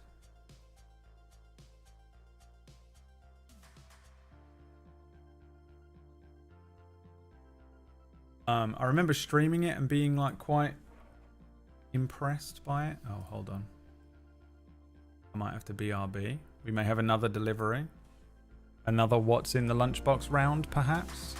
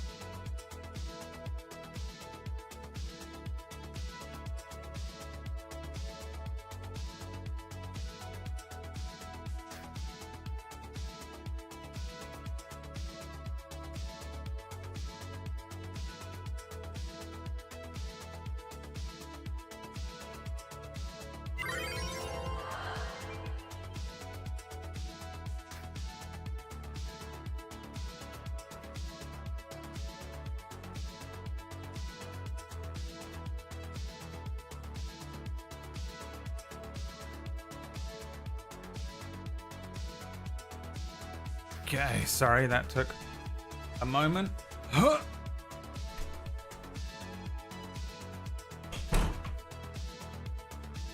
supposed to have 2 things delivered. It was just 1. S tier, you think, on Last of Us 1? I remember it being an S tier game. I feel like it was S tier for views. I feel like it was S tier for views, but for me, it was A tier as well. It's like a really, really, really good game. Let me think here a second. No, I think it is an S tier game, you're right. I want to recapture it. I think it does just edge into S tier for me. It's a low S. It's an S minus. It's an S minus for me. Last of Us. Incredible game. Incredible game. Naughty Dog have my allegiance. Going into the next one, part 2, the follow-up, the sequel. Lots of people that get really like pissed off with that sequel, right? Lots of discourse. This for me is a part of the I did PB, yeah. It looks kind of weird, but they can do no wrong with me after The Last of Us Part 2. The Last of Us Part 2 is one of the best games I've ever played in my entire life. The fact that there's so much, there's so many haters out there of this game is mind-boggling to me, and just makes you feel like you're the only person on the planet. You realize just how outnumbered we are. Yeah, PB hasn't played it, so no spoilers in the chat, but that is one of the best experiences I've ever had with a video game. Astonishing. That game fucked me up almost every single day. I finished playing that every day and just went away and thought about it all fucking night, and then got back onto it the next. It took me so long to get through it because I was just stopping so much. You know the streams where we get into it and I was stopping every 2 steps to talk about stuff? Or we'd maybe get into some of the discourse around it as well. But even aside from that, this game is fucking phenomenal. I actually don't remember anything about like what viewership was like or anything like that. I have no idea. Because this game just pulled me all the way in. It's just unbelievable.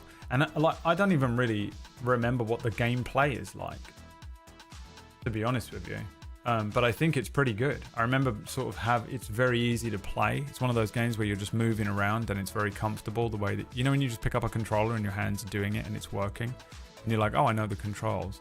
I remember it being a bit like that, but fuck, dude. This game is unreal. I absolutely fucking loved it. There's a couple of moments in this game that I just think are astonishing. That resonated with me personally as well, as objectively. I'm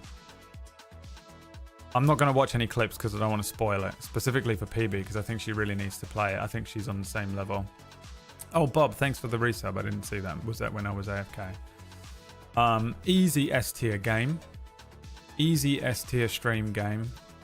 There's a lot of people that came through. We had to ban a few people for this, but fuck me, dude. Some of the moments in that game are just absolutely incredible. Just full blown. Oh, and my computer's crashed. And the computer's crashed. Shouldn't have done it. Why'd I do it to myself? Shouldn't have done it.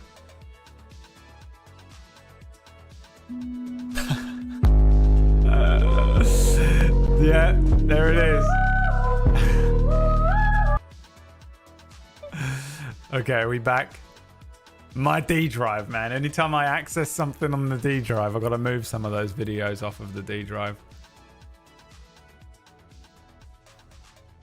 Fuck, that's annoying.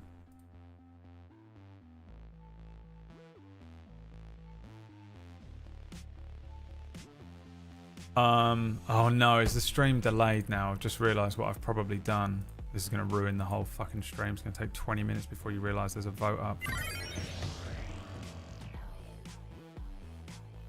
I'll go like this. then listen to how far back. Delayed now. Just realised what I've probably done. Pretty delayed. In the whole fucking stream. It's gonna take 20 minutes before you realise. Oh, this is gonna take forever. Go like this.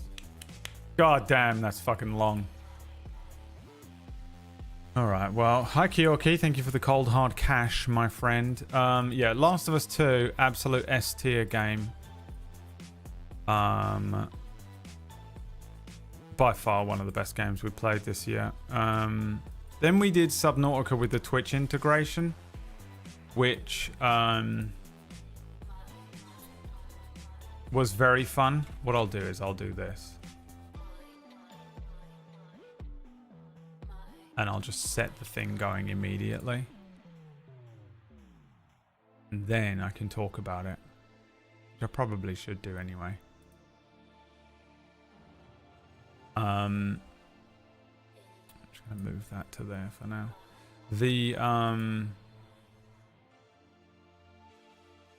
Yeah, for me, Subnautica with the Twitch integration mod was very fun. I was like really losing my mind at that point because we had just played through Last of Us Part 2 and I just was not mentally well. And I also ran into just an astonishing amount of money problems at the beginning of the year because of tax. And really looking forward to doing that this week. And the Twitch integrated mod was a thing where people were like paying stuff.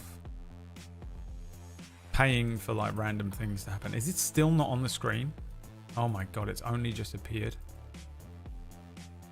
That is fucking brutal, that is. I think it'll still go if I just run this.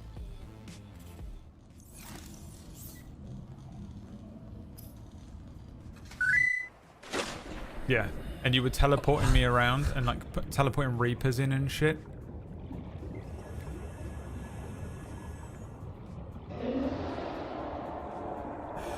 Not cool, bro.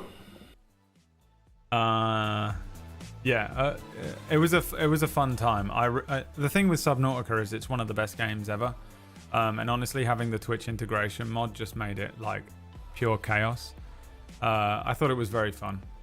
It was very fun. It's always a good game. Subnautica, it always does well views. It did well for me money. That was the point of it.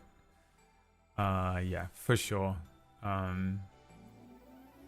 I think A tier as well. Subnautica is always an A tier game. That makes sense to me. 16.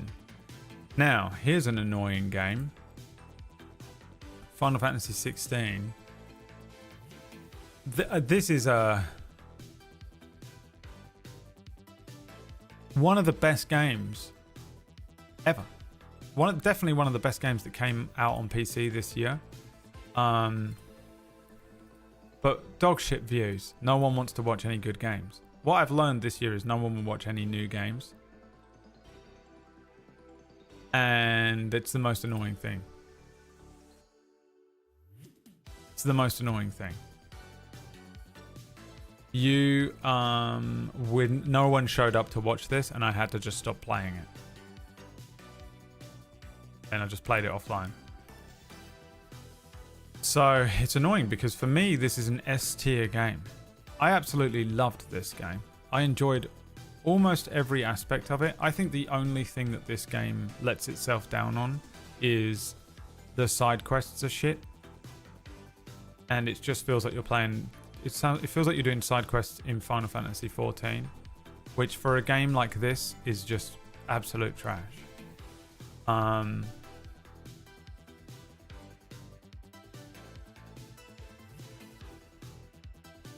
You know?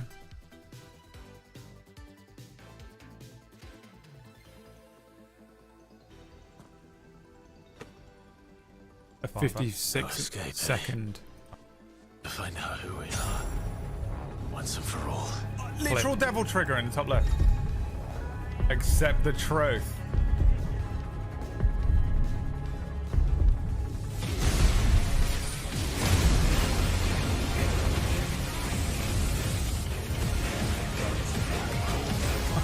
Literally the devil trigger. I mean, it is literally the devil trigger. Yeah, one of the best games. You're all saying S tier game, S tier game. But where were you? None of you watched it. lying. You know? The most annoying thing about this game is, for me, it's an S tier game, but as a stream game, trash. Because no one showed up. No one watched it. I put it on. No one fucking cared. I mean, I was sponsored to play it at first, and then I was like, I'll play it again. No one watched it. Lowest views all year. B. You ruined it. Another game that you ruined, and I hope you're proud of yourselves.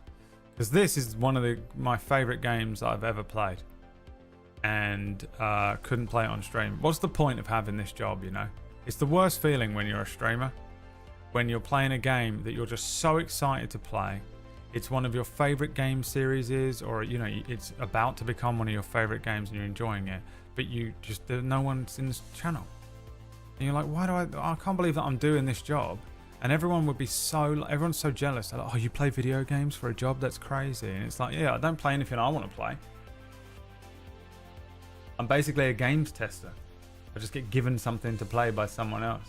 If I play something I want to play, no one shows up. And it really fucking sucked.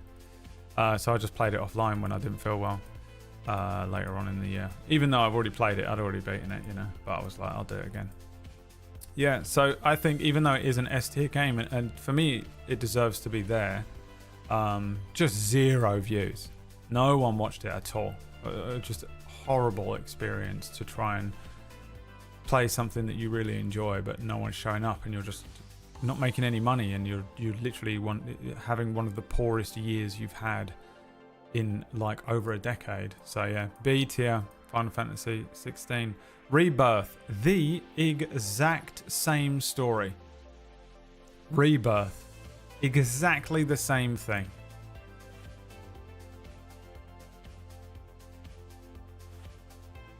The exact same story. An S tier game that no one watched.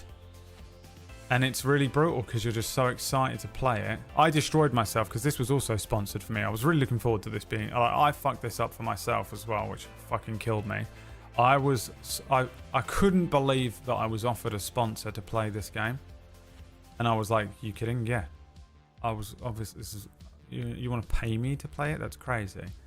And I started the game up, and I didn't realise that the game had already been out for a day, and I wasn't allowed to show the Zack Fair part of the game during the sponsor. And I ended up showing it, because it's the first thing that happens. And I end the stream, because I was like, oh shit, I can't show that. And then restarted the stream, had an immediate full-blown panic attack, had to fucking start the stream up again, and they were like, oh, you're good, you can show whatever you want, the game's been out for 24 hours.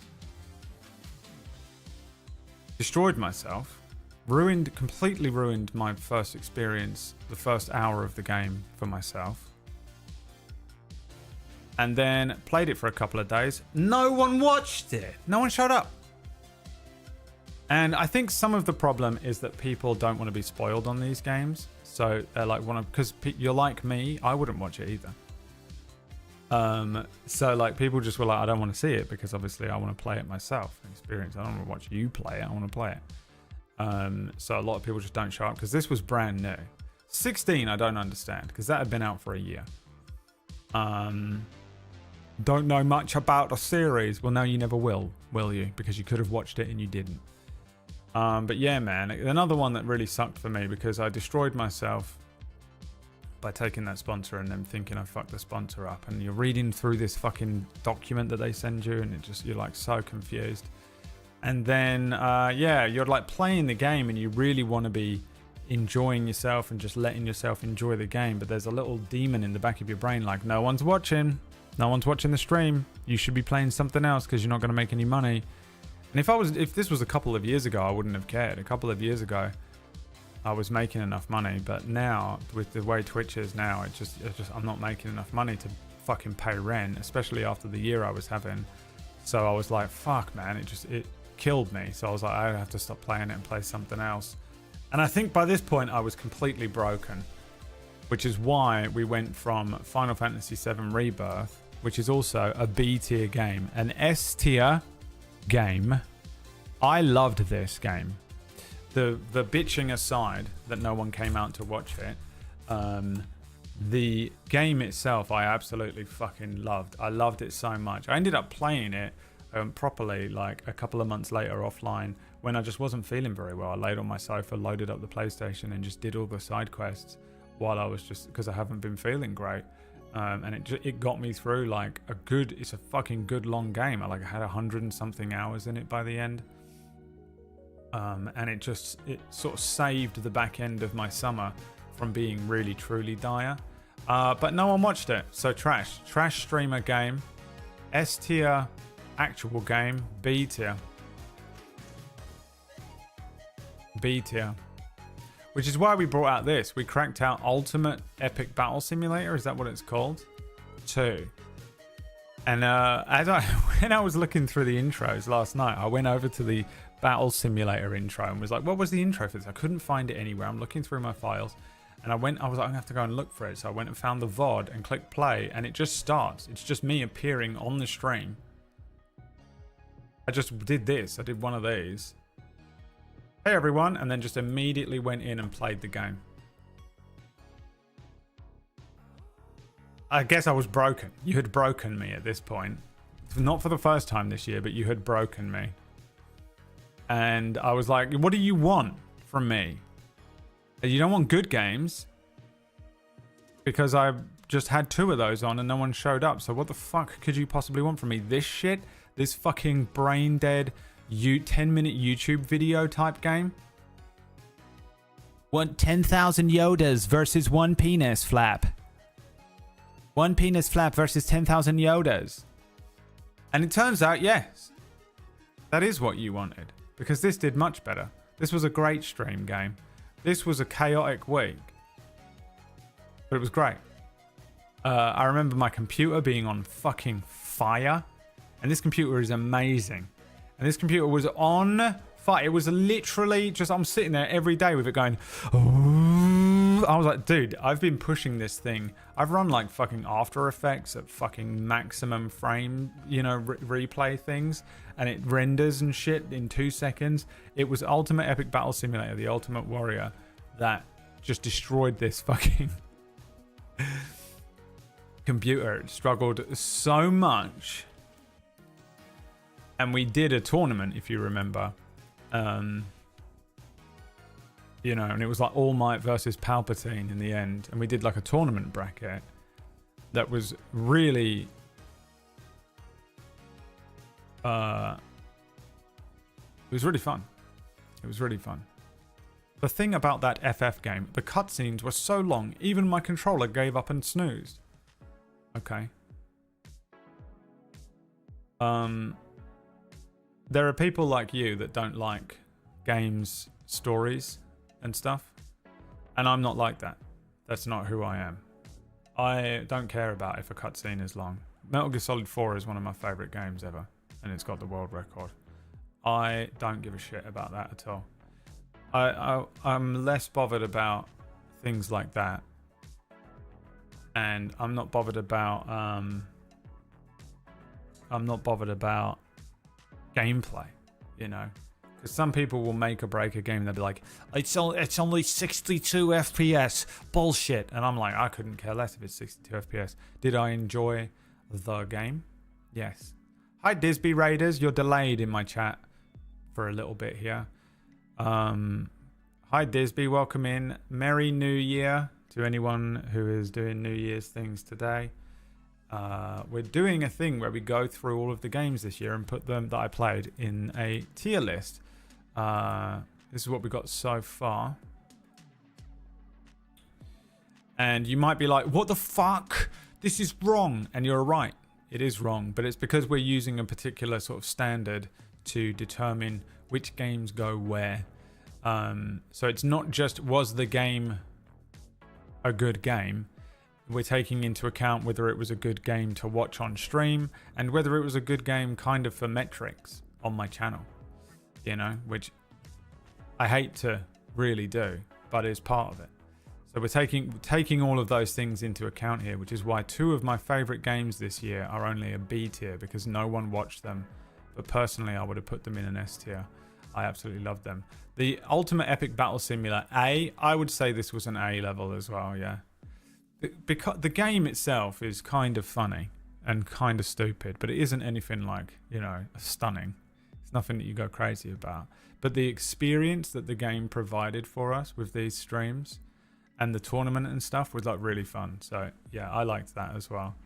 Then we went to Supermarket Simulator, which is this one. And again, this isn't me putting it into any of these rankings. I'm just putting it on the screen and then we're going to go away and vote on it. Supermarket Simulator is another just stream game. Another just straight up stream game. This was another one that was just hilarious to play. I can't believe how many people had like a crazy amount of hours in this game. It was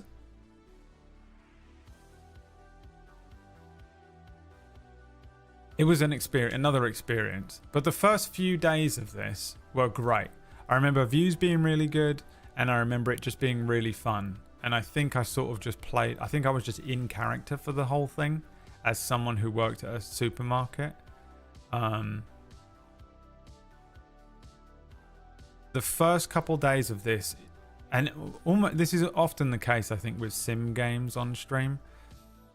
The first couple days, it is the most popular game you're ever playing, and you're like, oh, I'm going to have to play this for the rest of my life because these are the best views I've ever had. And then the drop off is crazy. People just leave. They're like, ha ha ha, this is amazing, ha ha. And they just fucking are not entertained anymore all of a sudden. And they just leave. And so I remember that being the case with this. I was like, I could probably burn a couple more days on this game, and then I was like, oh, well, can't play it ever again. 3 viewers. And I'm not normally this bothered about views, but this year it mattered because I was trying so much to... I had no money this year. I started the year by going immediately down to £0 in the bank after the tax, and so I had to be cautious of it this year because I was trying to score some sponsors, and I was trying to make sure that I was like paying my rent. I had also, coming up, I hadn't hit it yet, but you know, the middle of this year I suddenly got very unwell and got really sick and had to take so much time off, so it was horrible. A, B, it's an interesting one, isn't it? I think it might be a B tier game. I mean, the game itself is probably a C. The game on its own, if I just played this by myself, it would entertain me for an hour, and then I would have turned it off forever. The game as a stream game goes up to maybe an A. So I would say it's a B tier game. How disgusting is that? Look how much being a streamer affects this. You know? Because I would change this. At the end, I'll move them around to fit where they actually belong. Supermarket Simulator B, yeah. It was good for a couple of days, but, you know, whatever. Idle Manager. Now, I know exactly where this is going. Idle Manager. We played this for 20 minutes on one of the days.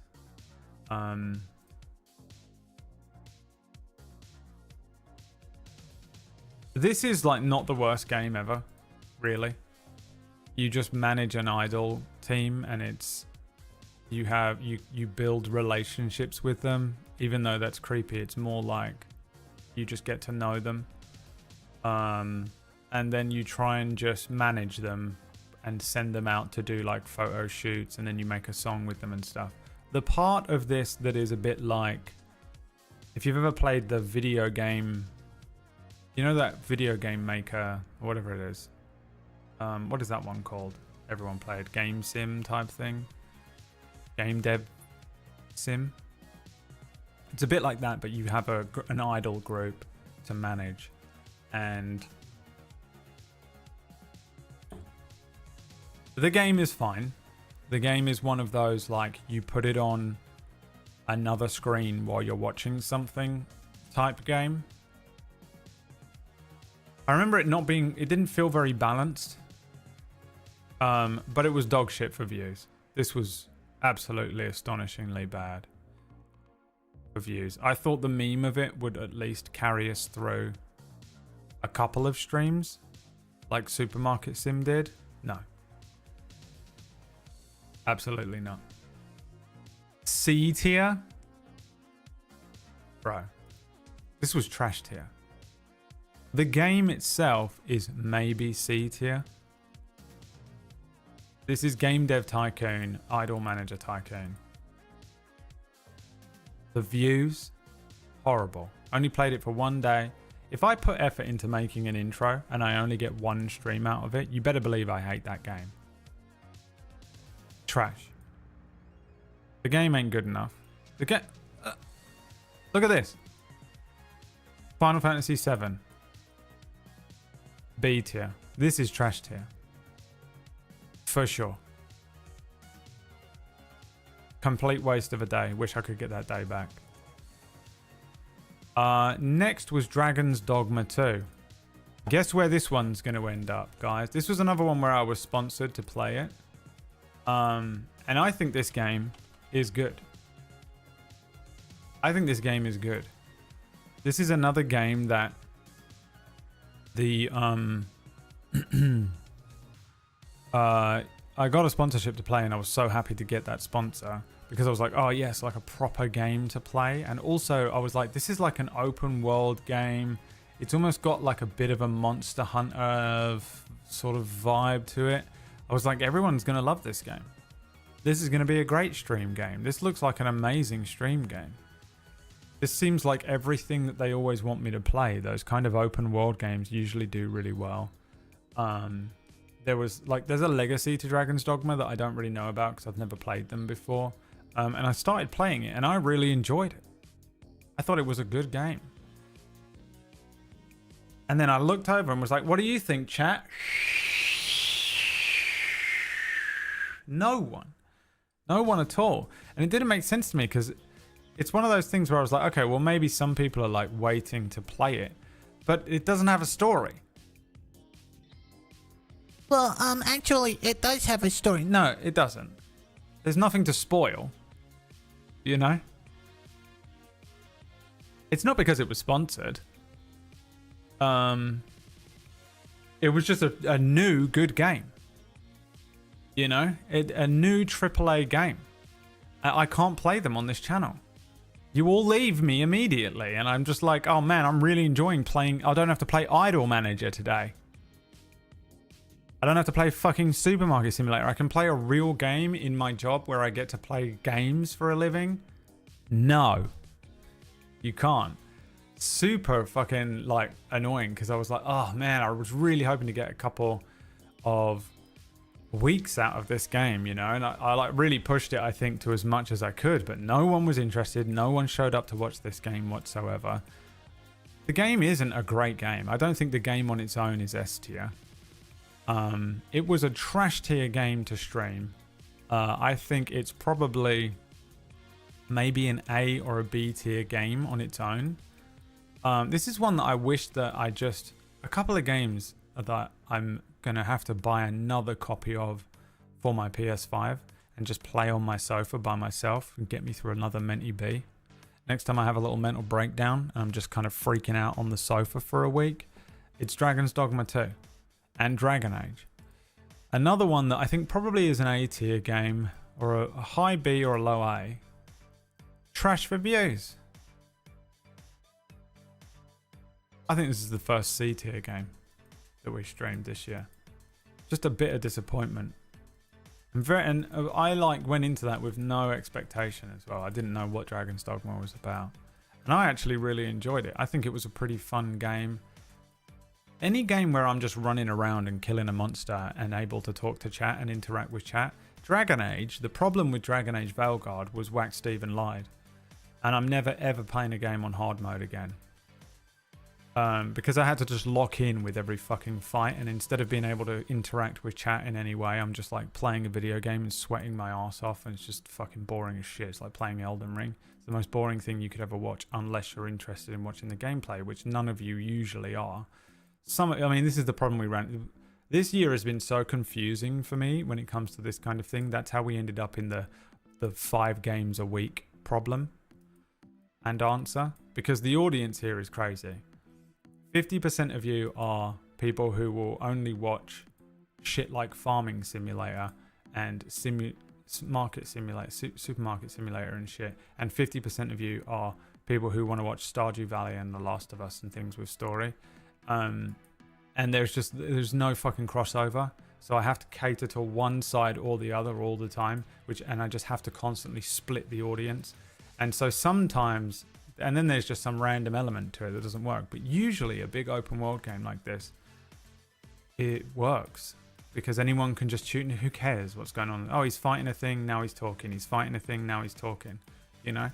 I watch a lot of streams too. I'm exactly the same. I'm like sitting here being like, you guys suck. But like, I'm exactly the same as you. Like, there's no... I'm sort of preaching to the choir a bit. But like, it's been the craziest year for this, constantly. Where I was putting out these, like, I was like getting on these like really fucking high tier games. These games that I was like, this is going to be a good stream game. This is going to be a good stream game. I'm really looking forward to playing this. I'm really looking forward to playing this. And then nothing, just no one was watching it. And the views were just going down and down and down. And I was like, fuck, it must be me. It must be Twitch. And Twitch have not been helping this at all. But fuck, man. This was fucking brutal.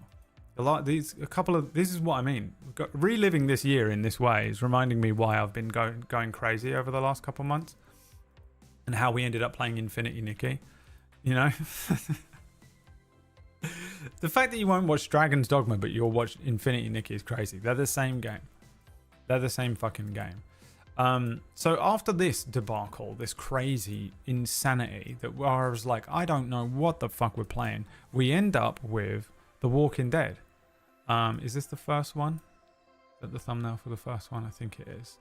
So then we run straight into The Walking Dead. Did I pick this? How did we get this? Was this a game vote? This must have been a game vote winner. And this was another complete Whiplash game. Another total Whiplash game for me. Didn't know... I saw, it has a cult following. It's another one where like the people who love this game love it. And they will not accept you saying anything other than this is the best game they've ever played to them. They like can't stand it if you have any opinion on it outside of like, this is the best game I've ever played in my entire life. And I went into it with the experience of playing it when I played it before. And I was like, because this game came out in like 2013 or something. And I was like, this game was probably really good in 2013 on an Xbox. But I'm playing it in 2024. How good can it really be? I think... I remember going back on what I said a bit. I went back on what I said. I went into it pretty...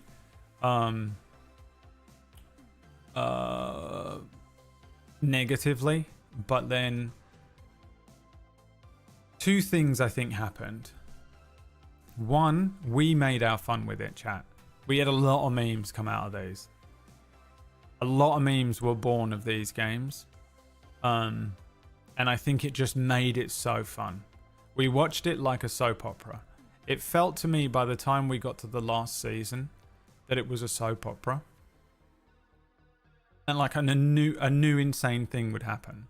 There was one meme in the first, it was there is a chair over there, but The Wolf Among Us changed my entire opinion on Telltale games, yeah.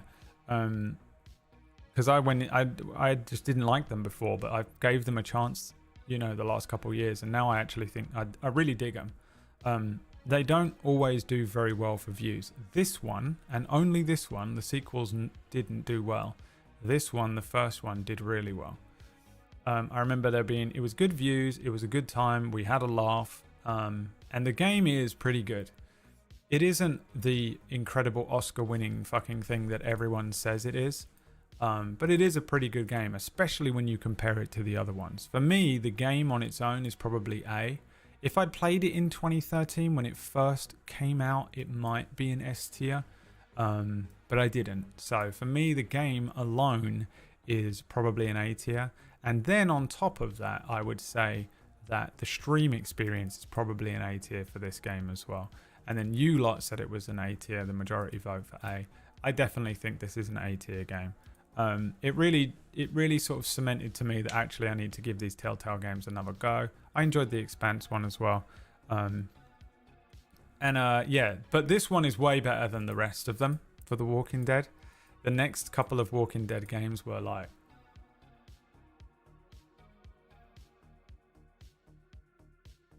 Nah. But yeah, this one's really good. I think that... I remember it's not absolutely perfect though. It's kind of... There's a lot of stupid shit in it. The writing is absolutely insane because it has to be, because it's multiple choice stuff. And it's old and kind of dated at this point, which is a bit of a shame. Batman is the next one up. Batman Telltale. I would say a similar experience.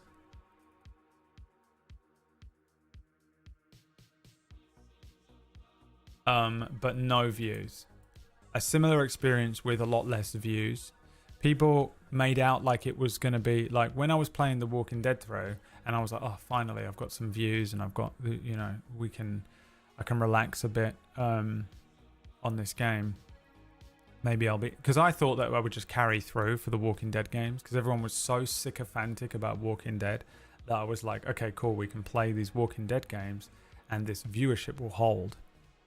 No, because nothing makes sense. Nothing makes sense at all.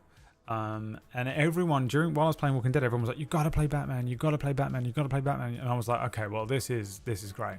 We're gonna be playing Walking Dead games all year. And we put on Batman, and personally I think the Batman Telltale game is really good.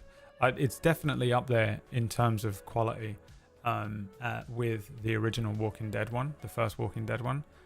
It's slightly newer, so it had like a little bit more polish to it. And I actually really enjoyed it. I thought it was a pretty good game.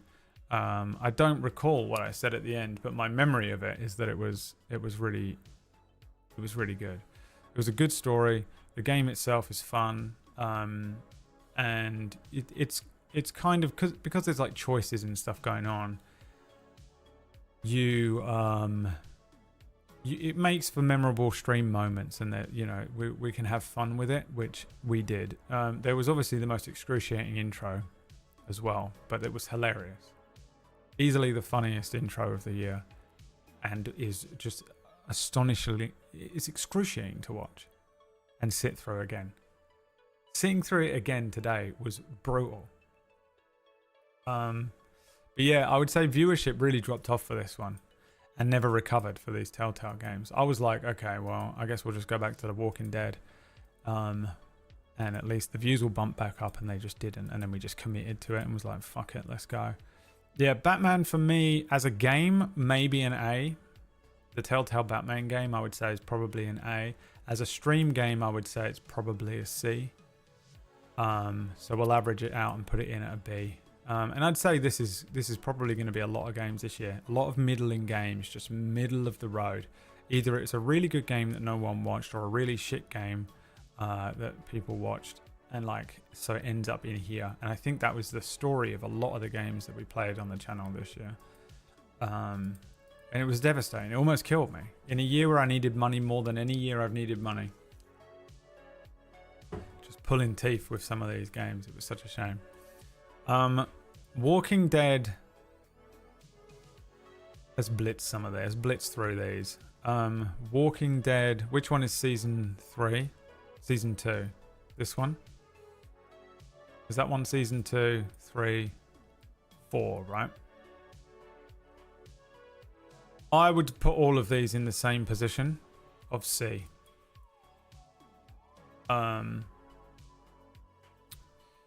These three are the same game, basically. But they didn't do very well for views. I would say these are probably a B, maybe a B, a low B, or a high C tier game. Remember earlier on when I said the people that love these games are like annoying and sycophantic about it? Mr. House in the chat right now.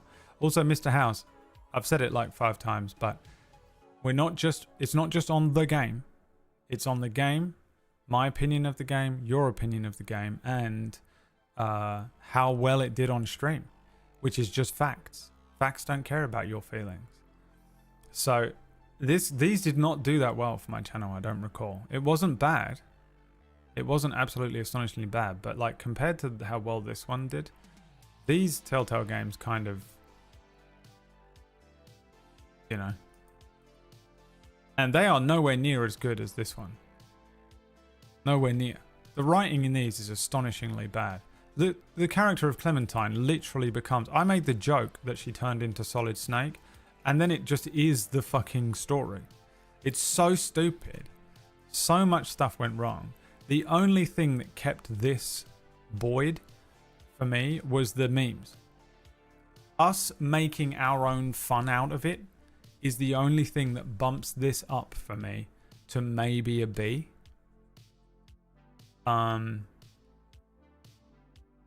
Because we had a lot of fun with it. Walking Dead 2, 3, 4. I'm just going to lump them into one because they were basically the same game. I think they're about the same quality as each other. They're as poorly written as each other. I think they really give only the illusion of choice in these ones. Like it doesn't feel like there was any like major decisions. There were one or two that we made. I don't want to be spoilery too much. I'm sure everyone's played them, but there were one or two major moments that definitely happened. But we, as a community, made it hilarious and made those games and those streams fun, I would say. I definitely don't think the games are that much of a hard carry. I was not sitting there playing them. The way that Mr. House played that is the way I played The Last of Us 2. I was just blown away by it. I completely loved it so much. But they aren't that good, really. And the real reason that I would say that these games were a fun time on stream was because we had a lot of fun with them. You know, I think if I just played that by myself and didn't have you to make jokes about it with, or maybe if I was like sat with Liam playing it on a sofa or something, if I just played it by myself, I would have found them incredibly boring. I think they would have probably been a full-blown C. But the fun that we had with it probably pushes it up to a B for me. Can anyone split this?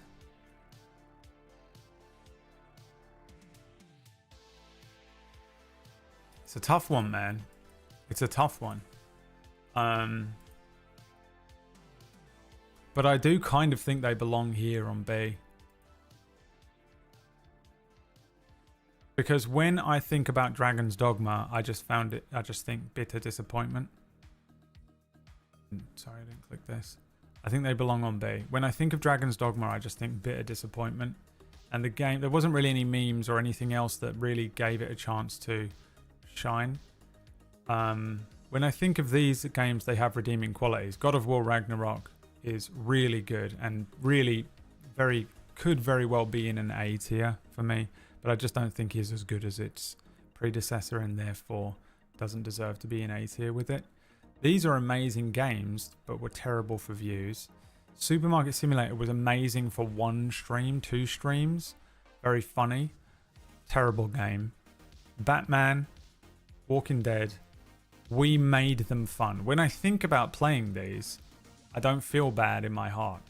I remember having a fun time with you, chat, but not having a fun time with the game, which I don't really think about with Dragon's Dogma or Idle Manager. So I would, for me, in terms of the feeling that I get when I try and place these on this list, I would say they belong there because we had fun with them, because we made fun with them. And that's it. Now, RimWorld Anomaly is next. I actually have no idea. I don't remember this at all. I must have been barely conscious. I don't know what was happening to me. Had I moved house at this point? When did I move house? I remember it being Alan Wake, and we tried to do the Anomaly stuff, but I pretty much just don't remember anything at all about it. So this is just on you. Obviously, from a game perspective, I think RimWorld is one of the best games ever. We didn't do any Anomaly stuff, but that's always the case with RimWorld. You really have to struggle to get there. RimWorld for me is an S tier game. I think it's one of the best games ever made. I think it's brilliant for a lot of different reasons. It's a storyteller. It's fun if you're the type of person who wants to build things. It's fun if you're the type of person who wants to manage some stuff. And I think it's a really hard game that you can get into quite quickly and get better. It's a roguelike, right? Or roguelite. You were murdered when you summoned demons to fight a zombie army. That's right. The Lich showed up. Yeah, we had a big fucking castle. I didn't do any of the anomaly stuff. I remember doing bits of it. But I must have not been with it at all. I really do not remember this period of life. I don't know how long I played it for. Like, I remember it a bit, but I don't remember. I don't know what was happening. This year is a really scary year for me when I think back and try and remember specific parts of it, because I just have huge swaths of blank time. Because it's just been an absolute struggle. A. Most people saying A. You guys remember it as being an A. Fine. I'm happy to put RimWorld in A. RimWorld itself on its own is all reliable. I think, if my memory serves correctly, it did not do too well in terms of views, but I'm not sure. So I moved in April, at the end of April, beginning of May. So then we had Farming Sim. Farming Sim. And now this I do remember a bit better for some reason. I don't know why I can't remember RimWorld. Maybe the part of my brain that tries to remember RimWorld kind of puts them all together. Now, Farming Sim was a bit like Supermarket Simulator in that I remember it being, the first couple days views were really good, and then they sort of petered off. They started to peter off pretty quickly. But I also remember enjoying the game more than I thought I would. You know? Are you ranking games that were releases, 1.0 releases? No, we're just ranking the games that I played on stream this year. And we're ranking it based on like how good the game was and also how good the stream was. If you remember the stream, which obviously you're a first time chatter, so you might not have ever been here before, but and then also just how good it was in terms of metrics, like was viewership good for that game? So putting those three factors in, we're ranking it like that, which is why the list looks crazy. It doesn't make sense that some amazing games are like B, because there are other factors that we're putting into it. We've done this for 4 years and I can't change it now, even though probably I should just, you know. Everyone has really similar opinions about most entries of games. Like, we all know that, you know, Rebirth is a or S tier game. But it just wasn't good on stream, so that's why that ends up that way. Yeah, Farming Sim, hilarious, good streams. Views fell off pretty hard, if my memory's correct. I think it is, because I think I was happy to play it longer, but then I couldn't. And I was like, fuck, that's annoying, because I wanted to play a few more days of it.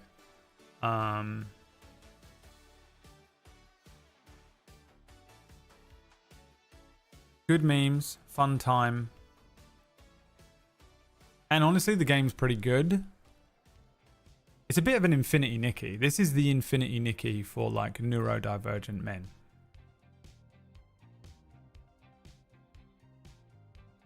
Who voted C? The white girls? It's got to be. My personal ranking for Farming Sim would honestly probably be a low A, high B.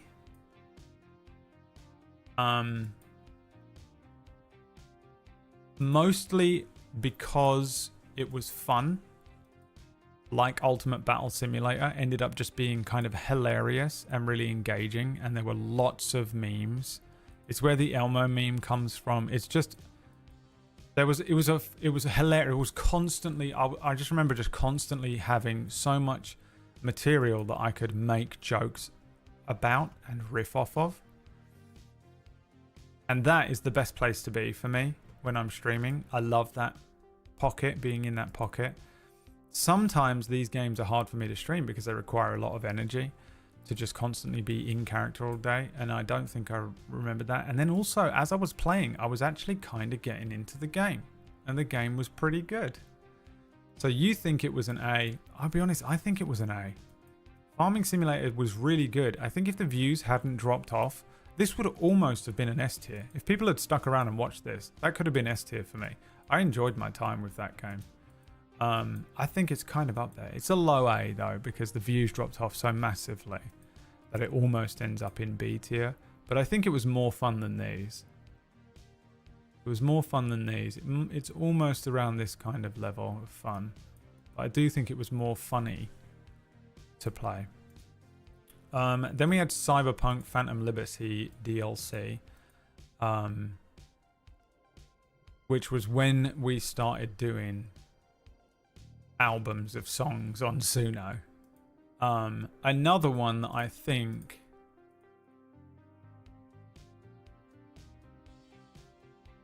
so we did the whole game again, but I also played through the Phantom Liberty DLC for the first time.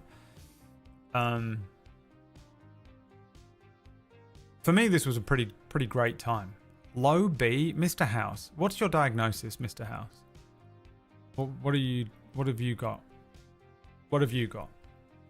Out of curiosity. Genuinely just curious. You don't have to answer if you feel it. I'm not trying to make you feel uncomfortable. I'm just curious. Cyberpunk, this for me was a great time. I enjoyed playing through the game again, but I knew that everyone would leave eventually, because when I played Cyberpunk the first time, even though everyone was really enjoying it, views dropped off. So strange that these open world games either do very, very well or people just start to fucking peter out. But we went through the whole main storyline again, and then we did Phantom Liberty. Well, we did Phantom Liberty, you know, when you can. As a game, Cyberpunk I think is great. I actually really enjoy it. The Phantom Liberty DLC was pretty fun. I don't recall it being like unbelievably like standout or whatever. I wanted to play it myself. All right. From now on, guys, we don't listen to Mr. House. He's insane. But this is another one where I think we made a lot of fun out of these streams. Making the Suno songs for the album every day was really fun. And we got some absolute fucking bangers out of this shit. Like some of the songs that came out of this game are crazy.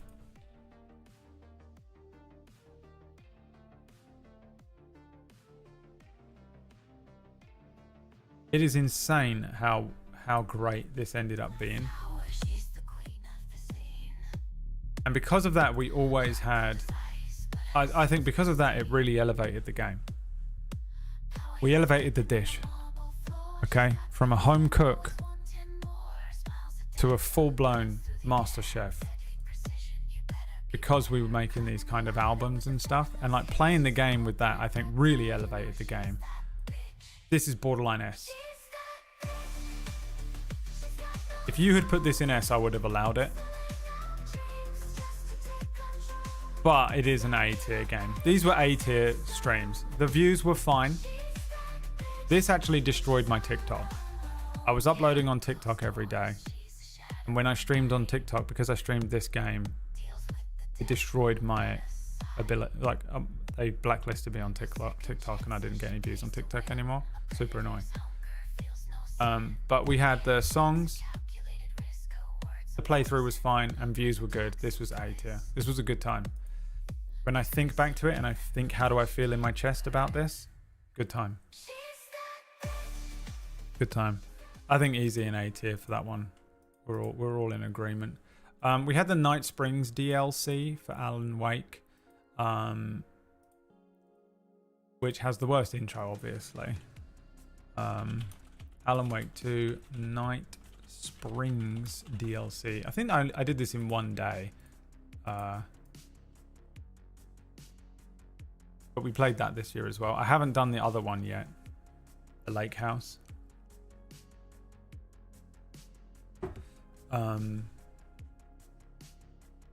I know how I feel about this one, but I don't know how you feel about this one. That one day of a stream, I remember just putting it on thinking, you know, here we go. Like I was sort of expecting it to be Alan Wake's American Nightmare level, like, of a game to play. And in fact, it was fucking brilliant.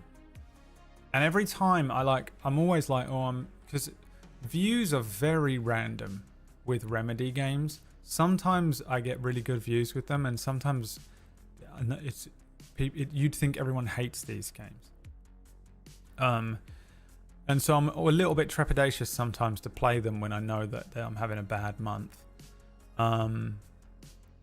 Mr. House said, "B, Greg, don't worry. Don't worry about Mr. House. He literally has the worst opinions on games all day so far. It doesn't count. This is easily S tier. Easily S tier. This was an amazing experience. I was just blown away. And I remember my takeaway from this just being like, man, this is why I love them so much.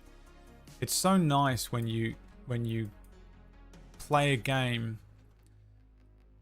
and then you go, God, I remember why I love Remedy so much. What do you mean? Just look at how everyone disagrees with you, Mr. House. That's what we mean. Game was called Didn't Enjoy the DLC as much. Insane. This DLC was brilliant. The shotgun fucking level. The fucking incredible Tim Breaker level. It was amazing. It's everything I've ever wanted. It felt like I was playing in a table story game that me and PB had made. It's exactly where I love that style of storytelling so much. I love when they get to have fun with it. I love when they're being serious. They just smash it out of the park for me. It is so my style. It's so my taste.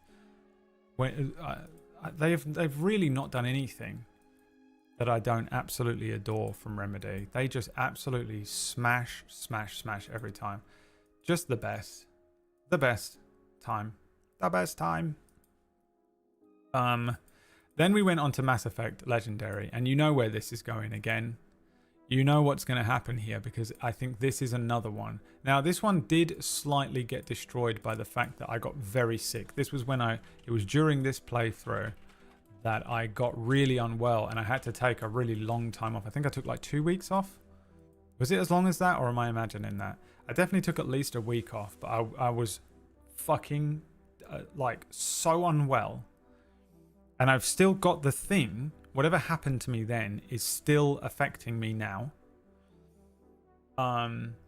We thought it was a withdrawal, but apparently it could be something else. So whatever happened to me happened during this, which meant that when I tried to sort of come back and play it, everyone was like, I'm not just going to join in and start watching halfway through Mass Effect 2. You've been away for 2 weeks. So I sort of made the decision to just long it off, and do something else. This is again another situation though, because it was already happening before I went away for a bit, but it was already happening. It's another situation where you have this game that everyone loves. Everyone loves this game. Everyone will tell you this is their favorite game. Everyone will tell you this was the best game that they've ever played, and they love it so much. Oh, I can't wait for you to play it. Please play it. Please play it. Please play it. And you would think, if I play this game, I'm going to have thousands of viewers because everyone's screaming at you that it's the best thing ever. And then you play it and no one shows up. And you're just flabbergasted when you're streaming it. You're like, what? I could have sworn every single person that came into this chat room over the last 6 years told me to play this. And so I've played it and there's no one here? What is happening? What the fuck? It's so confusing as a streamer. And it's another situation. I would say with this one though, it's long. It's a commitment. It's like playing The Witcher or something. You sort of got to commit to it. You'll get good day one views on a Mass Effect 1, and then usually it kind of bumps back up again when you switch to Mass Effect 2, and then it bumps up again when you switch to Mass Effect 3. It's good for that kind of thing, but yeah, it's another one where everyone will tell you to play this game. I can't wait for you to play it. I can't wait for you to play it, but they don't actually want to watch it. They love it. They've played it and watched it so many times, they don't want to watch it again. They just want you to play it and have the experience, and it's like, I feel like a dick about it because I'm like, I know that you just want me to experience what you experienced and have fun with this game, but I can play games offline. If you're not going to watch it, I'd rather not play it on stream, because now I have to sort of factor that in. And I'm not enjoying the game that I would be enjoying and you want me to enjoy as much, because fucking no one's showed up on watching it, and now I have to like really fucking be sat there like, am I really going to commit another fucking 100 hours to this game when everyone's left on day 2? Shit. It's a sucky place to be. You're putting that in B? C.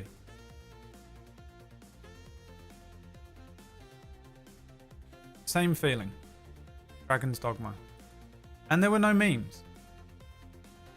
I don't recall doing anything to elevate this game. I was on form for it as well. This period and this period was my favourite parts of the year, because I had just moved house and it was summer. It was the beginning of summer, end of spring. I felt so good. I'd finished my move. The stress had all leaked out of me. I was living in this new place. I had these nice big windows and sun coming in the morning. I had this view of this river that was all new to me. I felt so good compared to how I'd felt up until then for the year. And I moved in and was just having the best time. My life, you know when you just like, you have hope in your heart and you're like, this is it. This is the first day at my new school and I'm going to change everything. That was me. And then, yeah, this ruined it.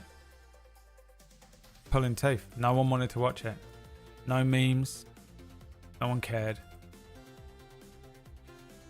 Brilliant game. S tier game. C tier experience. You know what, B? And that is only because the game is good. It is only because the game is good that it gets dragged up a rank. The game is brilliant. Objectively. We've played the whole thing before and I fucking loved it. I love that game. I think it's a great game. But fuck me, was it like pulling teeth. Then we played Once Human. Now this was the game that we played predominantly with the others. Where we were like building stuff. This was a weird game, man. I really liked this game. And it was weird. Like the building was fine. The scavenging was fine, but it had that weird like kind of anime. God, what is that? Like it's like a Parasite type story, but it has like a control element to it. It feels a bit like Remedy's Control. It feels a bit like what was that game that had all the black goo in it? It was a first-person game that came out a few years ago. It had kind of that weird story to it, and then it had Pokemon in for some reason, and you could make a bike, and we could make jokes about Ratch. Another one that I think this game was very fun to play. It's a fun jump into it with everyone. It reminded me of when we played Prey, yes, Mr. House, like that. It had that kind of a feel to it. We played a game called Night Stalker or Night Stalkers or something where all of us played it. Remember Tuesday became so addicted to it? It was a zombie game. It reminds me of when we played that. This was a great time playing with friends.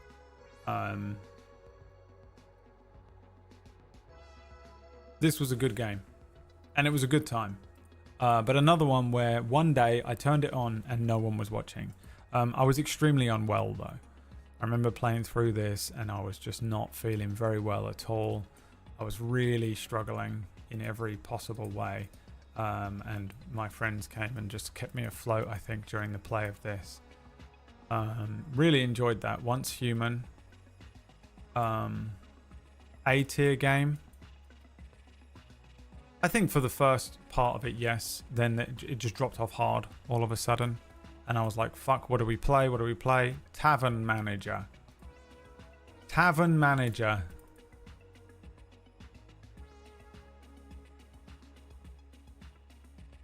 One day. Another one day of good views, good memes, good gameplay. We did hit a progression wall, but that's not what stops people from watching, I don't think. Maybe it is.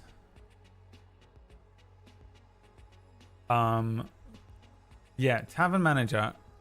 One day I was like, oh, thank God. Views. And then I played it the second day and no one showed up. So I played it for a couple of days. Very funny for that day. Has 2 streams in it max, which knocks it down for me as a game. Knocks it down.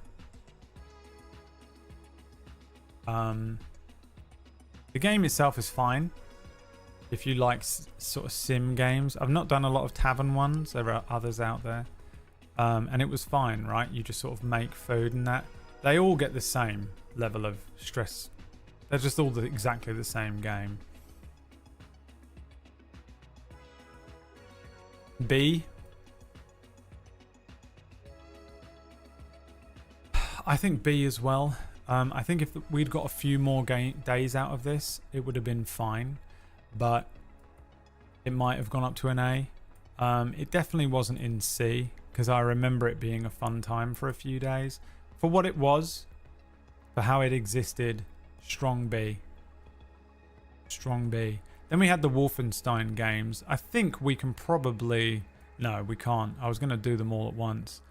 Wolfenstein The New Order was the first one that we did. I was going to do them all at once, but actually they were very different. So Wolfenstein New Order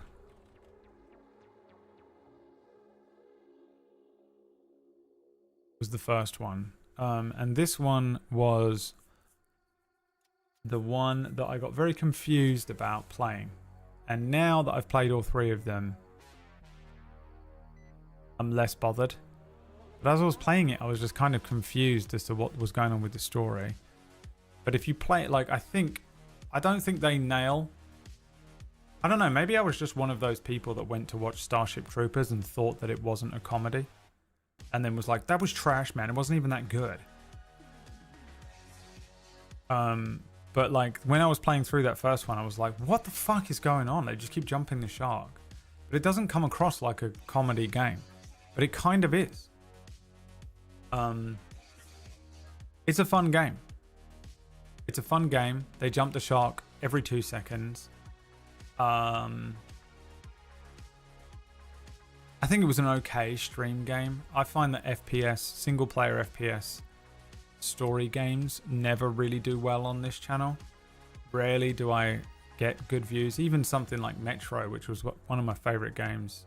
I remember it not having like major views. I rarely get to play single player FPS shooters. But this was pretty fun. I think the second one was better. And ultimately, when I think back to the period of time, I mostly just feel very, very sick and unwell. I was really fucking sick and just didn't do well. I wasn't doing well mentally, and I wasn't doing well physically.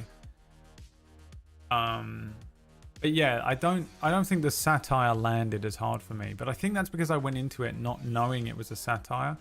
And it doesn't, I guess, I don't know, because I can't really trust where I was at mentally at that point. I probably just wasn't getting the joke.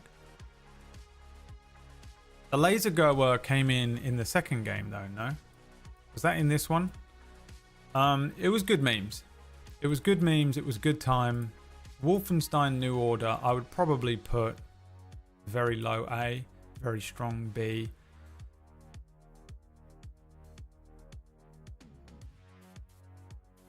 I think it's a B.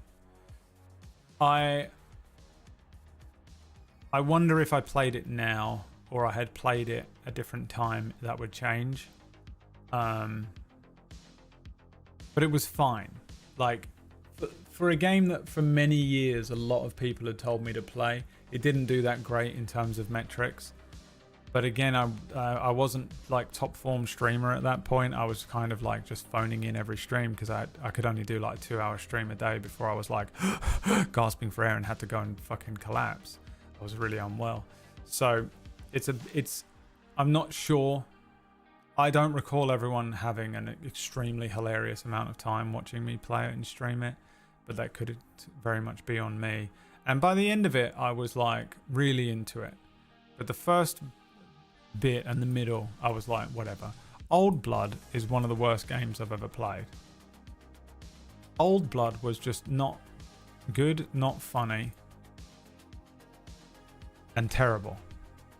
And Old Blood is a DLC that they just released as its own game. It has that DLC energy. It has, it's just stupid and it's not as good as the first one. And it's just the same game as the first one, and they add like one climbing mechanic in it. And then it just is, it's like not even funny where the zombies start showing up and they're just, nothing is explained, or they don't even try and explain it. And I did not like it anywhere near as much, and it really put me off. Like, I was really not looking forward to playing Wolfenstein 2, which I ended up enjoying a lot. But Old Blood was bad. I did not like Old Blood.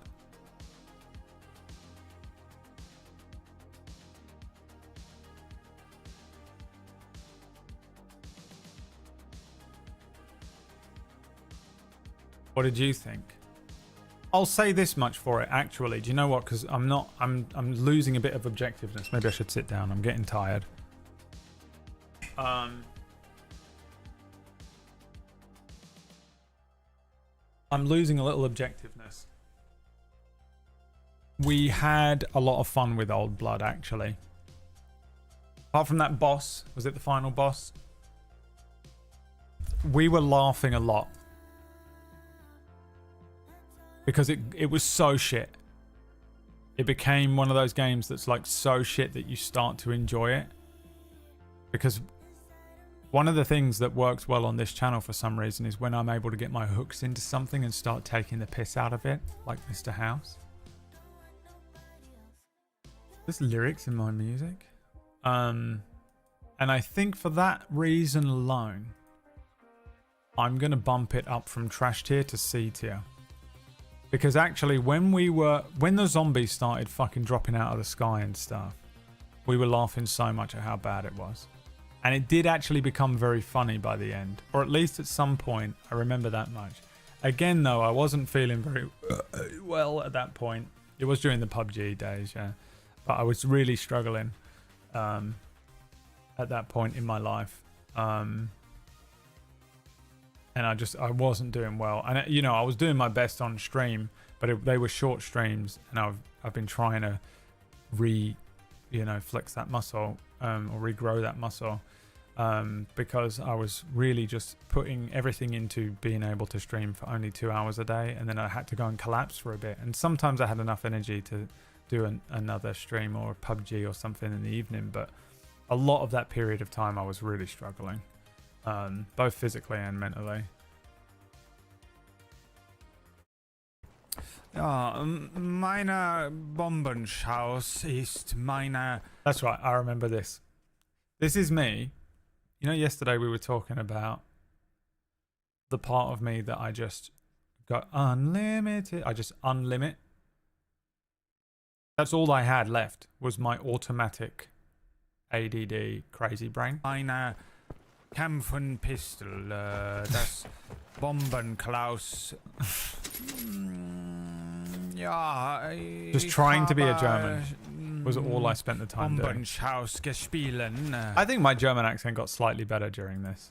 Und meine Kampfenpistol. Because I did a German accent every day. German is such a stupid language, you guys. You guys, Germans, what the fuck? Yeah. I think my German accent got better. It's not good. I don't do a good German accent, but I think my German has gotten more sounding like a German. Oh, and it was because of that. Because of Wolfenstein. Then we go into Wolfenstein, the new Colossus or whatever it's called. And this was a good game. This one was much better. I think it isn't a perfect game. I think there are way better games out there. But I think we had established some memes. We were into the series at this point, and the game itself is much better. It's much better than the first two because it's a full sequel. So it actually has different mechanics and stuff to it. The dual wielding of laser goers and stuff was very fun. It becomes the thing that Doom is trying to be, but it actually has a story. It has a better sense of humor, and it just gets sillier and sillier. You got to Venus and kill Hitler, you know? It's the fucking most crazy experience. And the fact that it just keeps... The way that this one jumps the shark is the way that I wish the first one had done. They're very on the nose with the jumps. They really present like, look, we're going to do something insane now. And we know what we're doing. As opposed to the first one, which really just felt like... And this is kind of Hollywood's fault. But Hollywood have been writing these movies and stuff where they jump the shark. And they're just like, yeah, then someone does a Kamehameha and we end the movie. A Marvel movie. And you're like, all right. And I think my brain thought they were just doing that, and it just felt like a cop-out. But actually, it wasn't. They were being satirical, and I didn't get the joke. It's definitely partially on me. But I think the execution in the second one is much better. Every day when we ended the stream, I was like, what the fuck is going on in this game? This is absolutely insane. Yes, exactly. And it was funny. It was really funny because of that. And I think, in a way, we can thank the Old Blood for it. Because even though I think the Old Blood was a terrible game,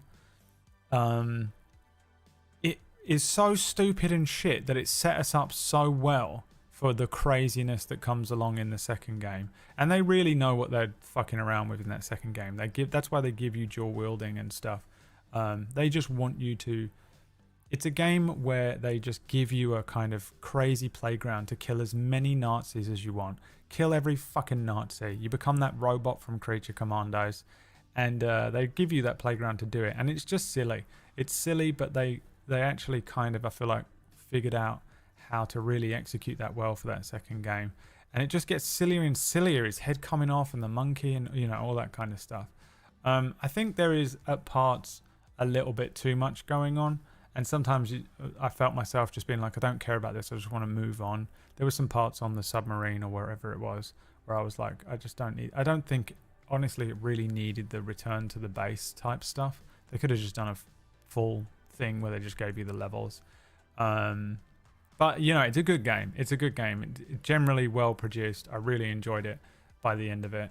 And I think, yeah, it was a much better experience. That was really, really funny. There were points in that were really funny, for sure. I would probably agree with A. I would probably agree with that. Give me the laser girl. I don't know why it makes me laugh, but it does. Oh my god. Oh yeah, this was hard, this level. Doing. Why? Why? Why did I do that? Okay. It's so weird. I'm such a freak. I don't watch a lot of my clips. I'll watch one every now and then just to like feature one because it's good to do. A. For sure an A. It's up there with the... It was this kind of level of fun, I think. Phantom Liberty, Farming Sim. I think, elevated the game a lot, but I do also think it's a good game. I would probably just rank it an A on its own in terms of a game. Oh, it's so weird. My cousin brother just started playing Supermarket Simulator on Steam. Isn't that what we just talked about? This is what he's playing. I'm gonna text him. What the fuck are you playing, you fucking loser? He better be playing it with his kids if he's just sitting there playing it on New Year's Eve at fucking 5:30. Alright, so that was Wolfenstein. Yeah, Wolfenstein 2 was good. Then we went into Star Wars Outlaws.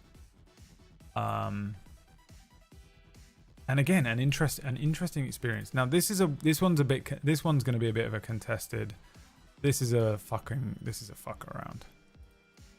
Because there's a lot of criticism. I guess the first thing to address is the fact that there's a lot of criticism around the game on its own, some of which I agree with and some of which I really don't.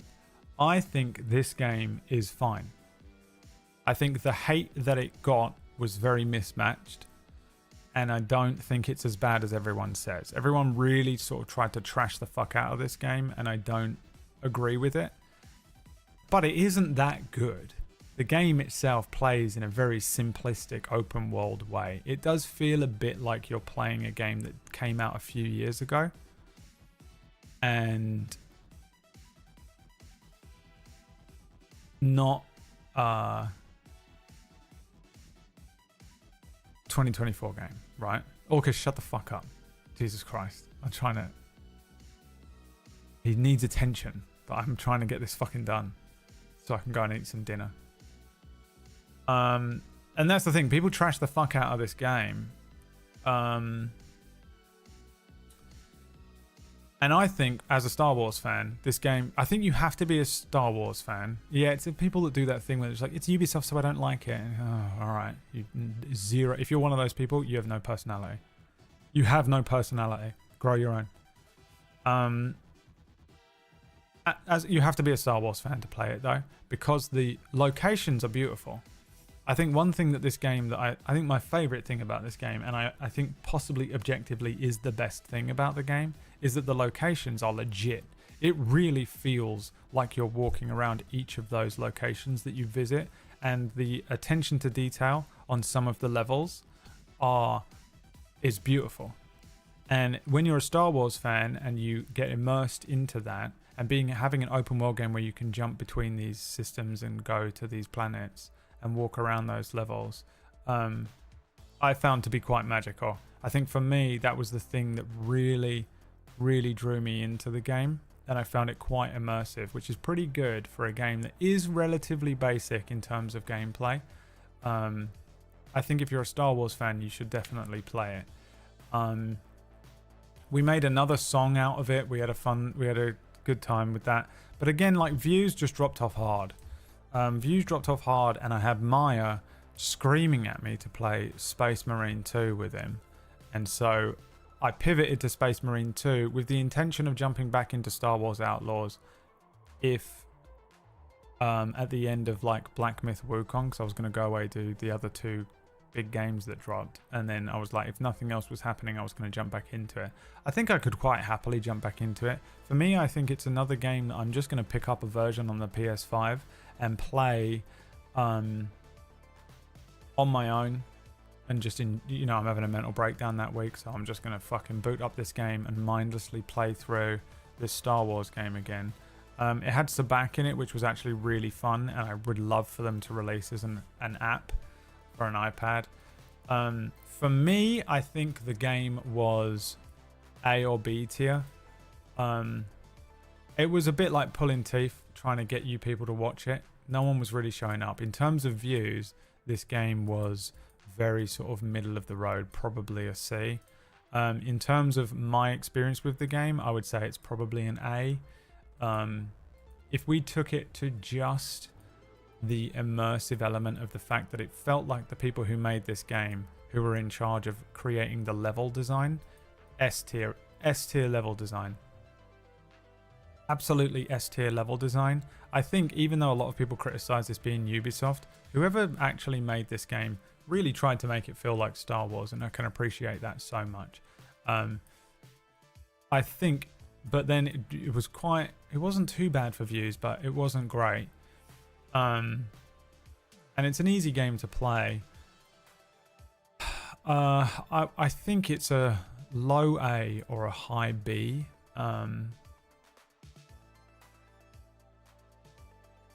But the decision to end playing it wasn't really down to views. It was more down to the fact that we had arranged for certain days to play Space Marine, I think, or something. Maybe it wasn't. Maybe I pushed them to play Space Marine and it ended up being that way around. But I think I'm happy to leave it in A, and I'm really just going to leave that down to the fact that most of you voted for it. But it's definitely like kind of here.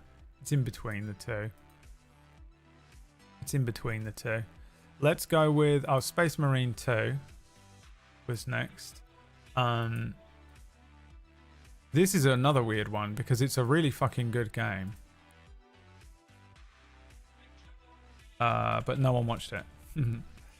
It's a really good game.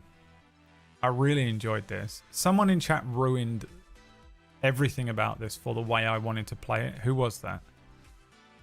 Where I said I want to just do the single player stuff and then do the multiplayer stuff with Leah and Maya. And then someone just lied to me about that. And then I ended up doing the whole thing with Leah and Maya.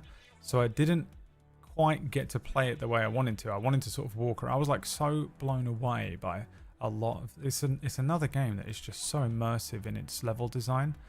The most amazing level design at some points. It's a beautiful game. It made me want to fucking buy every Warhammer figurine and start painting it. The gameplay is very fun. And me, Maya, and Leah, I think, had a really good time with that. I really enjoyed spending. I'm glad I played it with them. I had a lot of fun with this game, but views were terrible. Why? Another fucking banger of a game. Just an incredible game. Terrible views. Fuck. Can't play anything good. Can't play anything good on this channel. No views. Yeah, I remember by the end of it just sort of dreading having to play another day of it because the views were bad. Now sometimes that's split because the channels, we had all 3 channels live and people are sort of just in another channel. You think it's A? I think just based on the fact that you only watched the first 2 days of this and then the views went down to like, I had like 50 viewers for the last stream. B. Again. No views equals good game. Yeah, that's true. Look at this. My favorite game of the year is in a B tier. Space Marine was one of my favorite games of the year. Final Fantasy 16, 7, Rebirth, and Space Marine. 3 of my favorite games of the year. Technically 16 was last year, but you know, I played it again, so fuck you. They're in B. So disappointing. Horrible. Horrible, horrible people. Mechanicus. Off the back of playing Space Marine and just desperately wanting more from that world, I decided, you know what, I'll play a game for me. The worst views ever. But on a game, really wanted more from Space Marine. Said to everyone in the channel, hey, if I play Mechanicus, will you watch it? Everyone said yes. No one turned up. Fucking lied to again.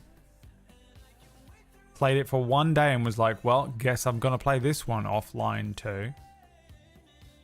The game itself is pretty good. It's a bit of it's like an XCOM type game, whatever those are called. Like a strategy, third person, fucking isometric thing, tactical thing. And you play as the little mechanical boys. Views suck the fun out. Yeah, views will ruin a game that's your favorite game, and it's always horrible. The game is pretty fun. Oh yeah, the fishing game we played this year as well. I forgot about it entirely, Zoidberg. Because I don't think I saved any of the VODs, because it's like, why would I? So it doesn't. If it's not saved in my VOD collection, that's kind of what I pull from every year to remind me what we played. Interesting. Who voted 1? Deciduous, why did you vote 1? Max, why did you vote 1? Chicklet, why did you vote 1? What the fuck? I mean, it can only be neurodivergence. This is my favorite game. It's like the only... It's Factorio. Factorio. Level of dedication. It has to be. It's the only thing that can be... It just has to be the only answer. Yeah, no way, dude. This is okay. So as a game, I would say a B game. It's fine. It's nowhere near as good as XCOM. XCOM is an S tier game. I've never played another game that was an XCOM type game that was at the same level as XCOM. Nowhere near XCOM 2. Viewership was trash tier. I'd say this game is probably a B level game, so it's going in C. The game isn't good enough. It's not an S tier game, so it isn't good enough to drag it up a couple of ranks. Oh, I've not got it on the screen. I'm so sorry. It's not good enough to go up. It's not an S tier rank game, so it doesn't justify going up here. The viewership on this game was the worst ever. So it's a C. It's the only place it can go. Then we had Black Myth Wukong.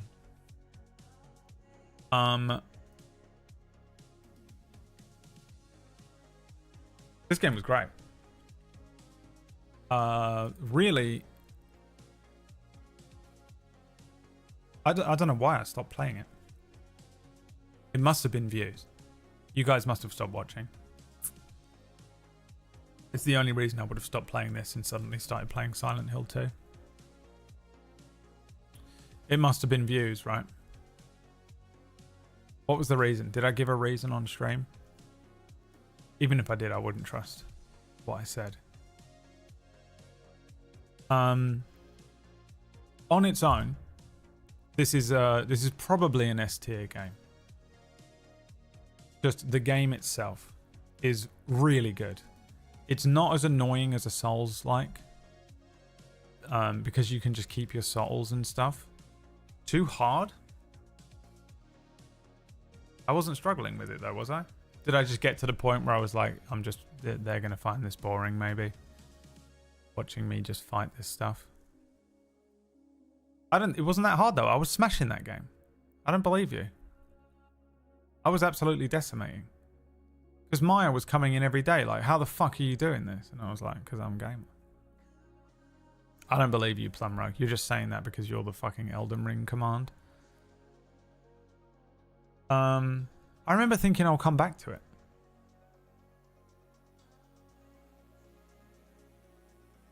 I don't remember the last boss I did, to be fair. It must have been views. Views must have been dropping off. Views must have been dropping off at this point. Perfect split between S, A, and B. Yeah, it's tough for me to place, really.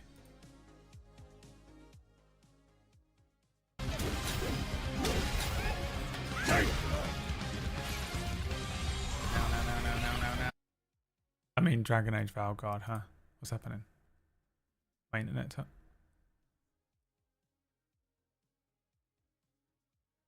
Am I still streaming? Am I still streaming? What's happening? I am still streaming. What happened there?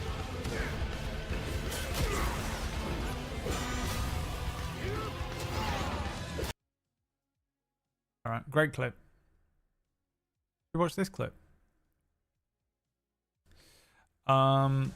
It's got to be views. It has to have been views. So for me, as a game, S tier. I think that's a great game. It's not as annoying as Elden Ring and Dark Souls.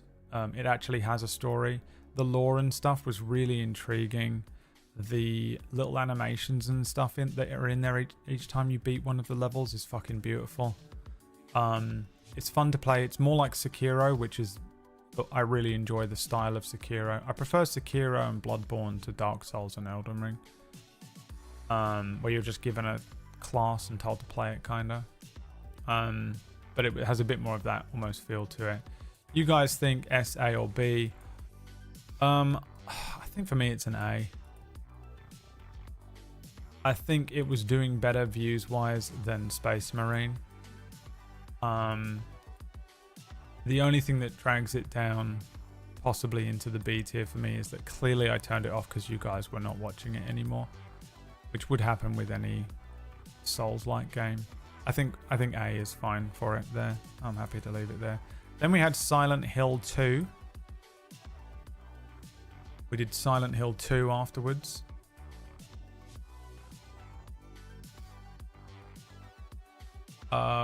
Which was stunningly good. Stunningly good. Silent Hill 2, the original, is one of the best games ever made, and is just another marvel of just like game development and the artistry and creation that you can draw from this medium. Genuinely one of the best games ever made, and clearly inspired so many horror games after it. There are horror games that are still just trying to emulate what that game did, and they never will. I mean, even the other Silent Hill games are trying to emulate it. Leah's back for Silent Hill. She wants to play Silent Hill 2 so badly. And then you come into this place where they're remaking stuff, and so we have these remakes, and we have it in Hollywood and movies and stuff with these reboots and things too, and they are one of two things. They're either incredibly well done, like the Final Fantasy VII remake, or they're just a horrible nostalgia bait, sort of just cheap knockoff, and it's just horrible. It's horrible, and it makes you hate them for ruining and spoiling a thing that you love, and just treading across their dirty boots across this sacred ground. And this falls into the former, in that it is a fucking perfect remake. They took everything from the original and just remade it 1-1, and then anything that they added in, or anything that they justified putting random things into it for, nourished and elevated the original game, which is incredible. How do you do that? I think they absolutely fucking smashed so hard with the remake. It's one of the best games I've ever played, but I think they just did it so much justice. And I felt much like I felt when I played Final Fantasy VII remake for the first time, where I was just so happy that they had given it the care and attention that they did, because it deserves it, and it's just brilliant, man. I loved Silent Hill 2 the first time I played it, and I was late to this boat. It is an S-tier game. It is incredible. It's incredible, and I really hope that a whole new generation of, like, you know, maybe younger people play this remake and are able to enjoy the Silent Hill series, or at least Silent Hill 2, because it's a fucking incredible experience because of this. It's a really, really, really well made remake that they did. I think they honored very well. Smashed it. Absolutely smashed it. Easily an S tier. Then we have World of Warcraft, which I played with Orcish. It was my first time ever playing World of Warcraft, apart from 30 minutes of Panda Mists of Pandaria. We did one stream of this, but you know, it's in there. It's a game we played this year. I mean, I don't get it. World of Warcraft, this should be interesting in the channel.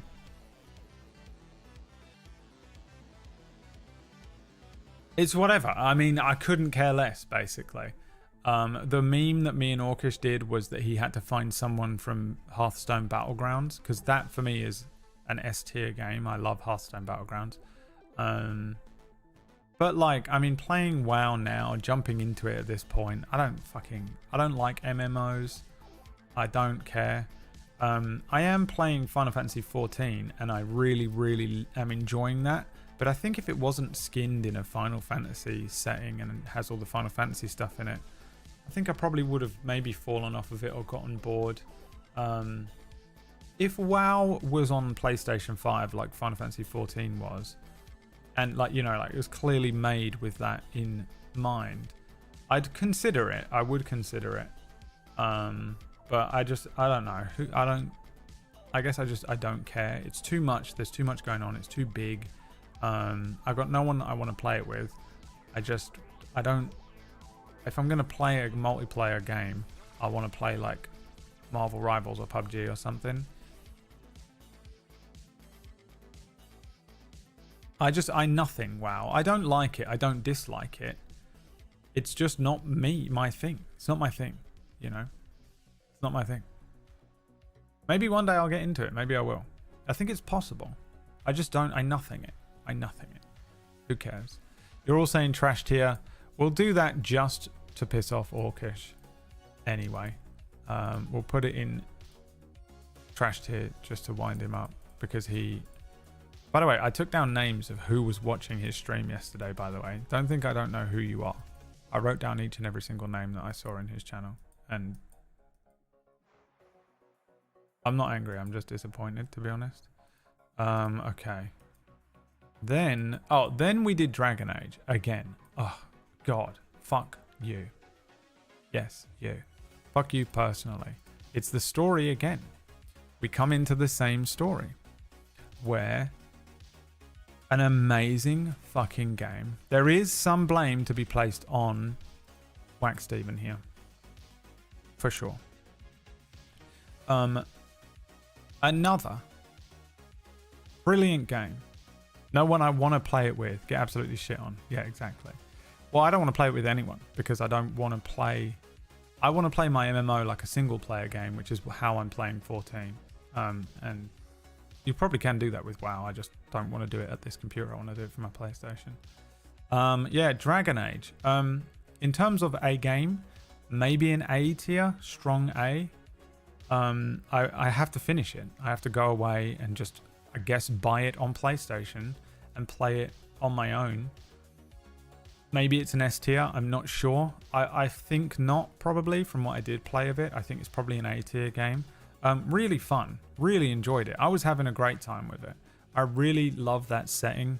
I love that kind of story. I love that world. I like what we were seeing from this one where there was like 2 dragons and you have to go and deal with them.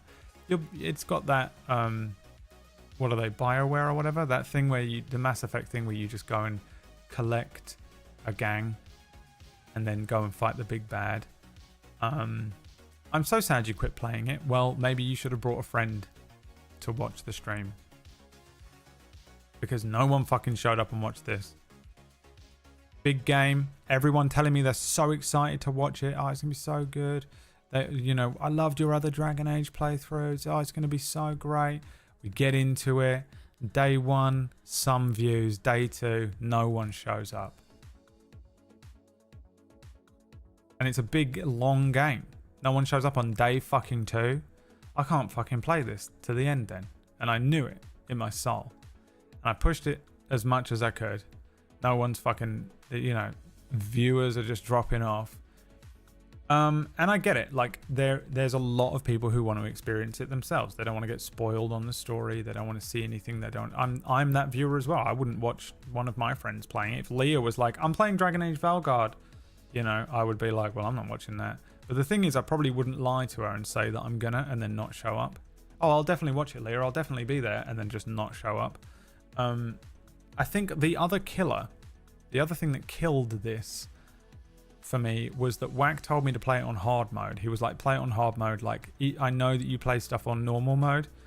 Play it on hard mode because it is stupidly boringly easy. And I was like, okay. I've played games like that before where really hard mode is normal mode. You just wouldn't know it until you got into it. So I was like, okay, he's just basically telling me that hard mode is normal mode in this game. So I put it on hard mode, turned the game into fucking Elden Ring. And it's not hard, but by after the first week, the enemies have got too much health. And so I can't just casually talk and chat shit about, oh, I'm watching this TV show. I started watching Tower of God season 2. It's weird how the animation style's changed. I can't do that because I'm having to lock in and fucking fight this fucking basic NPC. And I think that just gets really boring to watch when you... That's not why people watch this stream, I don't think. I'm not the best gamer ever. You're not watching me for skills. So, annoying. So yeah, it's an annoying one. This is another one where the game itself is probably an A tier. It's probably an A tier. But in terms of viewership, trash tier. Another game. Final Fantasy 16. Final Fantasy 7 Rebirth. Space Marine 2. Where the viewers ruined it. And it's got to go in B, I guess. This could almost go in C. I don't know if there was even that many memes that we drew out of this. Nothing that really elevated it. It wasn't exactly a fun time. But the game itself is good enough, I think, to drag it up into B tier. If the game wasn't as good and wasn't made with as much quality as it was, that could easily have been a C tier problem. Could have been a C tier problem. Yeah, ruined by low viewership when I was lied to, you know. Hey, will everyone... You fucking... The week before that. The week before. Where I was like, hey, will everyone watch Dragon Age? Shall we do Dragon Age? And everyone said yes. Fuck, man. Getting gaslit by you people. And that broke me. So now we enter the second time that I snap and redo the whole fucking stream like we did with this thing, where I just go, I don't know what the fuck you want. I don't understand what you fucking want from me. You just tell me one thing and do another. And then I play this and it gets loads of views, and I play this, it gets no views. What's happening? I don't understand anymore. So I snap, freak out, and we decide to play a new game every single day. Because the only thing that works is the first day views. And then everyone leaves on day 2 for some reason. So I was like, okay, since they're just animals, what if we play a fucking new game every single day? And then we go on to a rotation. And we play Minecraft on Mondays, Stardew on Tuesdays, Witcher on Wednesdays, Infinity Nikki on Thursdays, and RimWorld on Fridays. And we did a whole Venn diagram, we did a vote, we tried to figure out who the audience is. Is the problem that most of you are white girls and the rest of you are just neurodivergent men? And the neurodivergent men want me to play Mechanicus and Minecraft and Factorio? And the white girls want me to play Stardew and Minecraft and Infinity Nikki. I can't apparently play story games anymore. Can't play anything that lasts longer than 3 days. What the fuck are we going to do? So I had to sit there and I tried to figure out who you are as an audience. What the fuck do you want from me? And then we grabbed a bunch of random games to try and figure out the metrics of each one. Mondays is Minecraft. Everyone likes Minecraft. Everyone watches Minecraft. That's the catch-all. What happens if we play that on a Monday? Stardew Valley. Crack cocaine for white girls. Let's see how that does on a Tuesday. Let's try and because I can't just ask you and be like, would you guys watch this? Because you always say yes and then don't show up. So I'm like, okay, well, we need data as well. So let's pull the data in. How many of you actually are white girls that would say this shit? And how many of you are fucking liars? Let's pull in a story game that boys like, The Witcher, that girls can enjoy because there's a romance pick your girlfriend story. Let's bring in the most fucking horrendous shitty anime white girl game, Infinity Nikki. Chuck that on. Maybe that's the audience. Weird men and white girls. And then on Friday we've got RimWorld. Neurodivergent men. And some girls because they like to build a home and get a cat and romance another RimWorld character. Then we get some fucking hard data. We get the hard data back. Minecraft does well. Stardew Valley does okay. Not as well as we were expecting. Witcher does poorly. Infinity Nikki does really well. And RimWorld does okay. So we have all that data now.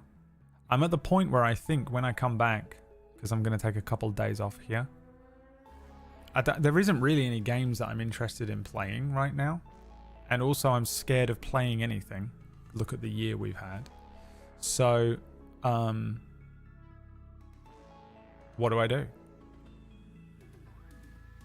And I think what I might do is play Minecraft Monday, Tuesday, RimWorld Wednesday, and Infinity Nikki Thursday and Friday until a game comes out that I think we should play.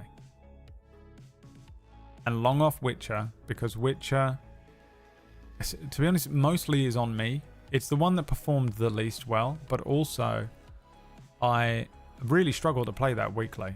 It's a hard game to get into for just a couple of hours on a Wednesday once a week. You really want to sink into that game, sink your teeth into it and get into it. And I don't remember the controls every week, and it's just like, oh. Can we do a new rotation? What fucking games? There aren't any left. Look at this, Bogor. Have you listened to a word I've said? I've spent the last 3 hours bitching. Listen. Apply brain. There's nothing. We're done. This is the end of the road. We're cooked. The channel's over. I just got to tread water as long as I possibly can. And then I'm off to get a job in a fucking bookstore or something. I'm moving country. I'm getting the fuck out of here. I don't want to be on stream. I don't want to be on a camera. I don't want to have to put up with you people anymore. I'm going to go work in a bookstore where the only people that come in there are people that read books, which means they don't want to talk to me. I just check out their book and they leave. And then the rest of the day I can read it. Sit there reading a book away from a fucking phone, away from a computer. No light. Bookstores are dingy and dim. You've broken me and ruined me.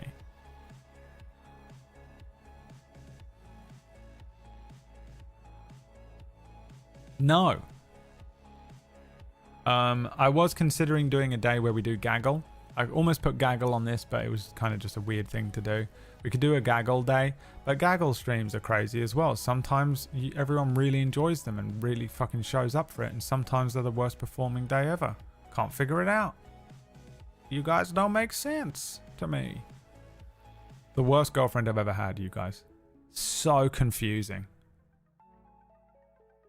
Say one thing, do another. Do one thing, say another.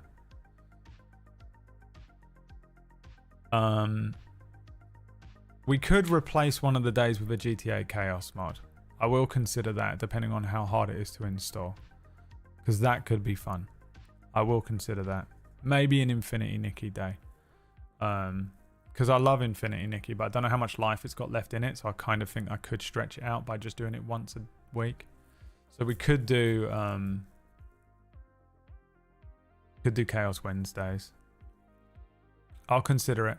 Because I'm having a few days off, I might have time to install it by next week as well and set it up.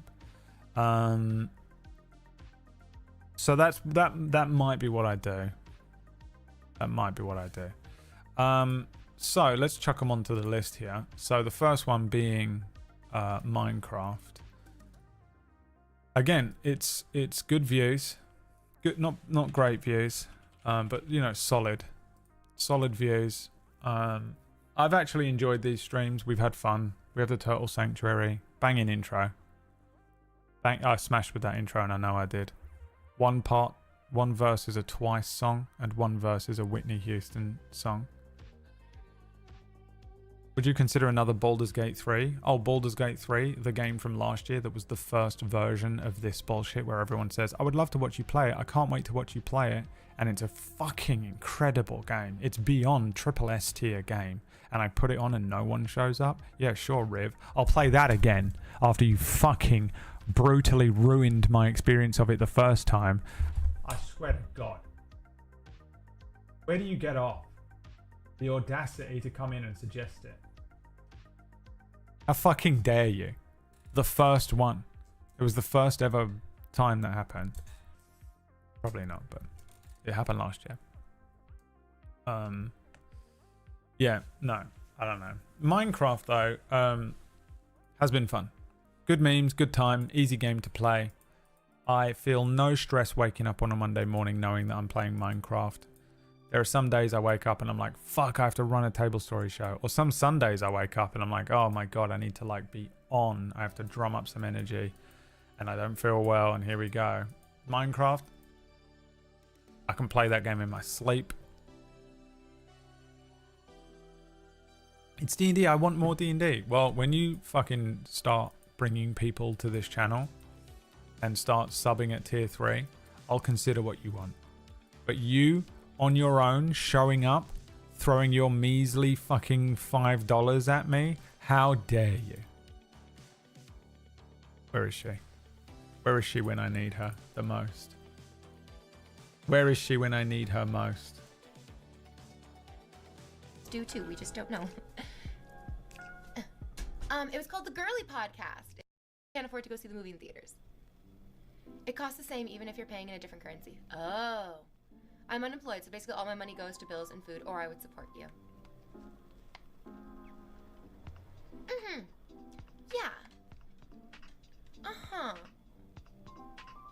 It's $5. It's really, like, no one's gonna convince me that what I'm saying is so rude or so unacceptable or so outrageous.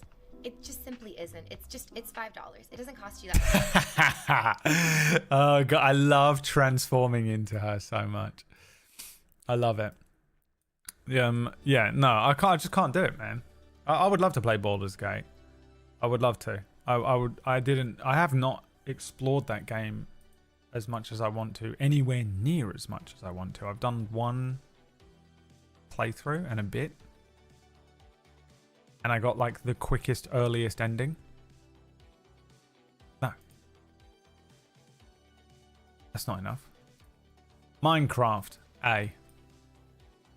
A tier game. Easy A. Easy A. Stardew. The worst game. I cannot believe how...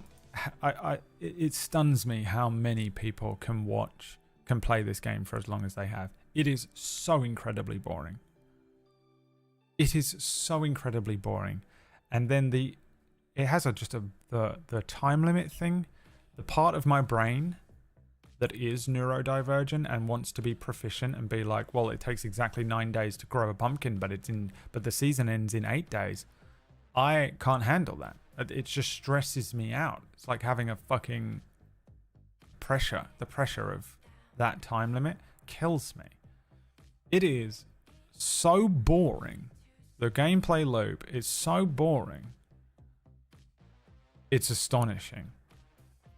And I mean, it's just not for me, man. I don't know what it is. The building shit. You just fucking rake a fucking another thing in. You walk around and pick up a fucking spring onion. You fucking romance Hector. Who cares? There's nothing to do in it. Oh, you can go to the mines and fight. It's shit. The whole game is shit. I find it so... I literally think it's one of the worst games ever. And everyone loves it so much. I'm an alien. I'm Mr. House. I'm an alien.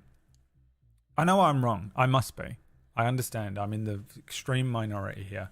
I believe that I must be wrong about it, but I don't vibe with it at all. For me, I find it incredibly boring. When I'm playing it, I'm just like, even if I'm playing a game that I find boring, but like I'm running around doing something, or like, even in like Minecraft, when I'm not even like actively building something, I'm just kind of wandering about and I'm talking over it. It's like 70% me talking and 30% gameplay, one of those streams.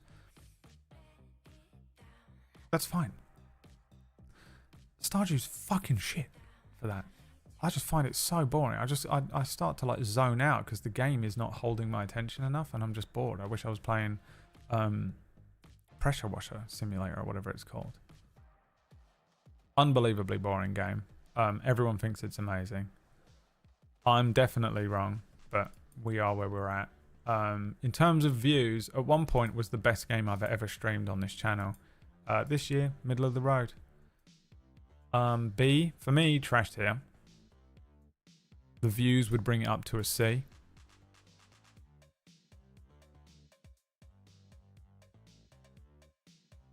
you guys love it so much that I'll let it slide and I'll put it in B tier. Witcher. Now, obviously, Gwent is the best thing about Witcher. It's just Gwent Simulator with an RPG attached.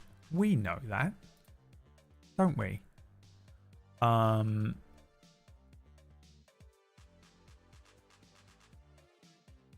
Great game on its own. Just the game. Okay, so objectively, game, brilliant. Brilliant game. Some stuff I don't really like in it. Kind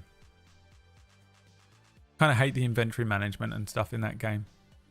I think the UI is a bit confusing. I think some of the like way that you play the game isn't that intuitive. I absolutely hate that the way they introduce Gwent to you in that game. It makes me furious that you don't even fight the Griffin before they're like, play 2 hours of Gwent. I know you don't have to, but you know, you kind of do have to. They know you're gonna. They made the game. But really, objectively, is a brilliant game. It's a really, really good game. Everything about it. The story, the setting, the way they've presented it, the characters, the music, the voice acting. And I find most of the quests and stuff to be compelling. And I'm basing this more on my previous playthrough of it than the most recent one. But playing it this year, the views weren't great for a game that another game that everyone's like, play Witcher, I fucking love it, it's my favourite game, please play it. And then you play it and they're like, I ain't watching you play it, I just want you to play it, I'm going to my nan's house. And you're like, oh, fuck you then, Jesus fucking Christ. Why have I set up all this shit to play this 2,000 hour game? You're not even going to watch it. Why'd I fucking bother? What the fuck? I'll play Stardew Valley. The worst game but good view. I don't care. I'd rather play that. I play Witcher on my own.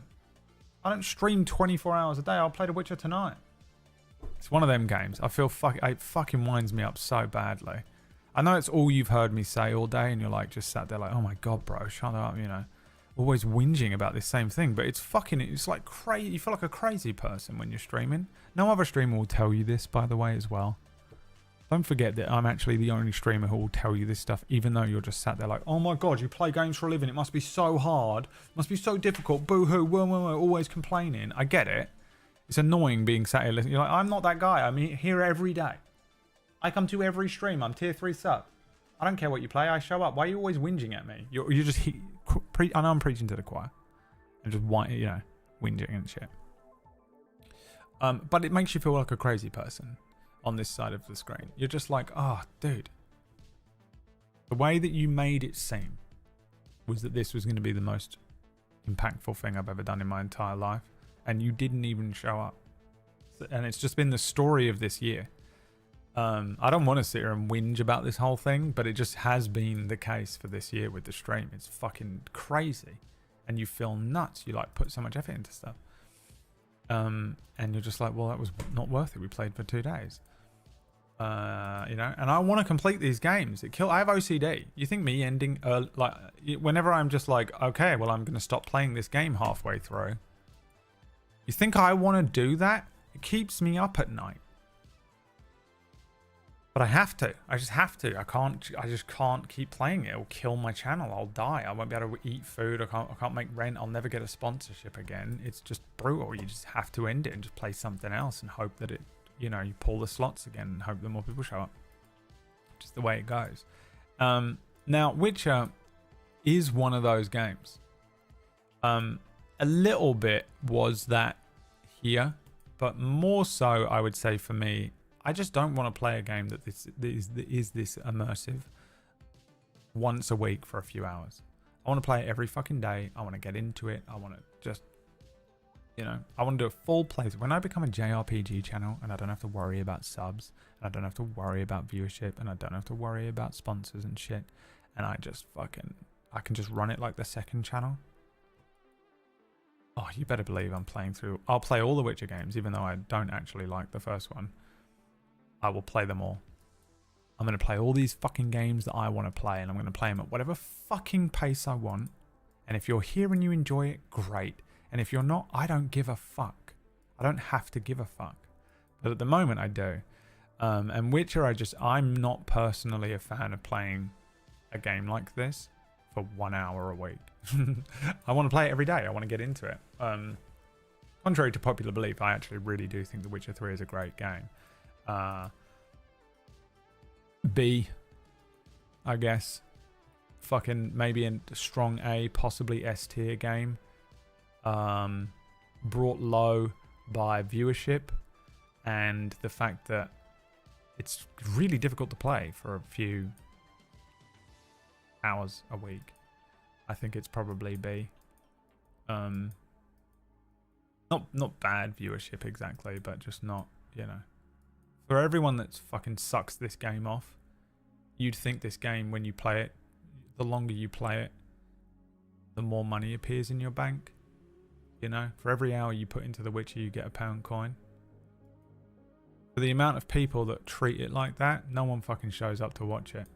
You notice that? And do you know why? Because everyone's a piece of shit. Including me. Now, Infinity Nikki only has one place it could possibly go on the list, right? I don't think any of us would disagree that Infinity Nikki is the best game we played all year. I mean, Oscar worthy. An incredible game. No. Kind of. A little bit. Yes. A little bit. Definitely not. My opinion has remained a full constant in the few weeks that we've been playing Infinity Nikki. It is objectively, genuinely a good game. My review of it being basically the same as Final Fantasy VII Rebirth. If you've played Rebirth, there's a lot of side quests in Rebirth with these random moments of cool storyline. But it's different enough. Like, the side questing is different and varied. And you kind of just, everything's pretty. It's a very easy to play game, not including the UI and inventory and fucking currencies and stuff, because it's got that gacha element to it. So it's a bit like playing an iPad game where you're collecting your dailies and shit. But in terms of just control scheme and gameplay, basic gameplay, really fun to play, very easy to play, and very easy to stream. As a streamer, I genuinely have a good time streaming it. Not really because of the game and the gameplay and stuff exactly, but because it's just a very easy game to run around in, and something happens without me having to really drive a lot of attention towards it. I can kind of still be doing a thing while talking about it or talking about something else. That's a great place to be as a streamer, because you're multitasking, especially when you're kind of, the way that I've been feeling this year, some days I feel okay and some days I felt really bad. So when you're in that pocket and when you've got that kind of a game to play, you'd think that a lot of games have that when you play them, but it's really not that many games have it to that level of comfort. There are a few where you can do that, and there are a few where you think it would be like that and it's not. Whereas this one weirdly is really comfortable. I'm very comfortable playing it and streaming it, because it just gives me just enough going on the screen as a focal point for the game to be potentially talking about, or I can continue to just be playing it. You know, you've watched me stream. A lot of the time I have to stop, like fully fucking stop to get my point out and then carry on with the game, because that's how my brain works. My brain is dead, dying. I have a dying little rotten brain in my head. This game weirdly is very, very good at just being a game that you can comfortably play and multitask something else. Now obviously if you're playing two games or whatever, it's not going to work, or you're doing work on one screen or whatever. But for me as a streamer, I've actually found it to be a very comfortable to play video game. That's my objective opinion of it. The story's interesting. I don't know what's going on. It's really weird. The the gacha element will ruffle a few feathers, but honestly, I haven't spent a penny on it, and I've got loads of stuff, and it's been really fun. I've never really agreed with those people fully, because it's like, well, just don't buy the skins then. Why are you screaming? It's a free game. It remains a free game forever if you don't buy the skins. There is a couple of arguments around it that I get, but yeah, I mean, it's a weird game. The only problem with Infinity Nikki is the precision,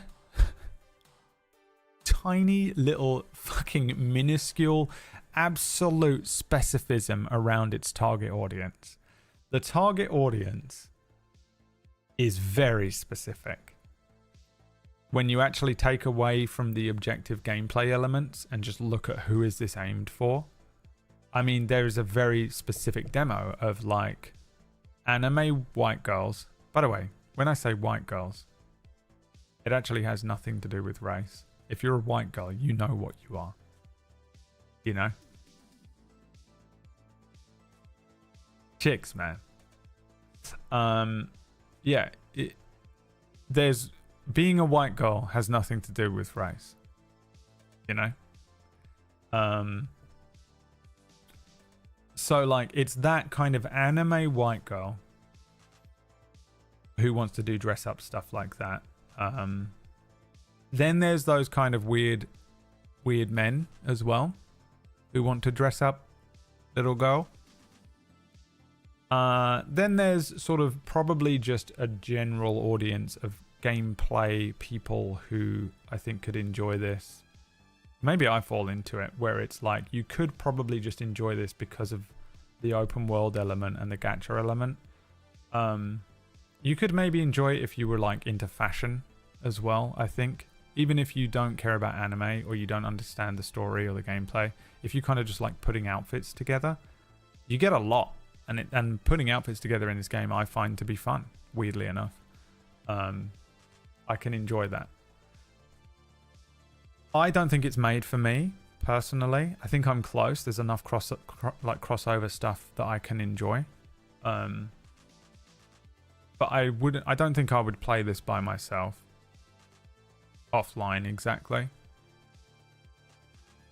The way that I think about it is, would it have gotten me through the summer when I was playing Rebirth, when I was playing 16, when I've been playing Final Fantasy 14?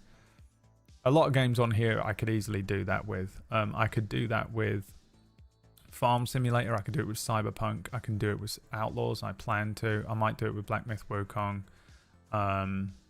Veil Guard I will probably do. Witcher I could do it with. Dragon's Dogma is great for that. Infinity Nikki is exactly in that kind of realm, but I wouldn't do it. I wouldn't install it. However, I still think it's a brilliant game. I do. I think it's a fucking great game. I think it's quality.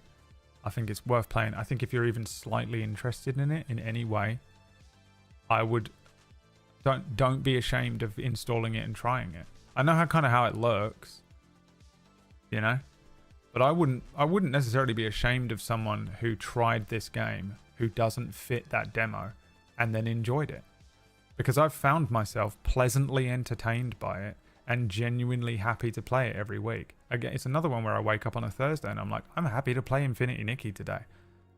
I do not feel like, oh man, I'm going to have to kind of drag some jokes out, or I have to sort of really turn my brain on, or I don't really want to be playing this. I'm very happy to play it. I was willing to bump it up to 2 days a week. It's a good game. It is a good game. Is it S tier?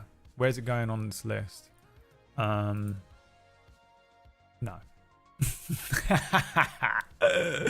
The thing is, I feel like a lot of people would look at Infinity Nikki and write it off instantly because it's exactly what I did. I understand it's a very girly version of Genshin. I don't know anything about Genshin Impact, so I don't really factor that into my review. A lot of people compare it to Genshin. Fine. Great. I've seen a lot of people playing Genshin. I've been interested in playing Genshin because I've seen so many people playing it. I don't know what it is. I think it's collect anime characters, Infinity Nikki. You know, they're all the same thing. There's obviously going to be things that you can compare it to and things that make it unique. I don't know though, so I can only base it off of its own merit. For me, it feels like an open world game. That's the only thing I can compare it to. And it's a great one. Is it an S tier game though? No. I will argue for this game because I think a lot of people would look at it and write it off straight away. They look at this game and go, oh my god. It's exactly what I did. I thought this was going to be one stream of like meme, and then I never even think about it again. And honestly, I think people should give it a try. I actually think it's a really good game, and I think it's one of those games that needs a little bit of like counter argument before you even get into it. Because I think a lot of people write it off, and I think it deserves someone arguing its corner a little bit. But again, ultimately for me, you know, is it an S tier game? Not really. Not really. It's very pretty. It's very good.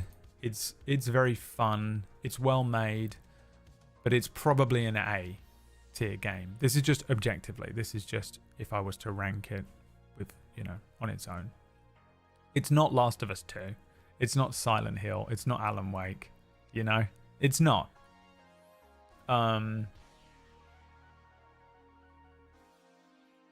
It's not even Final Fantasy VII Rebirth.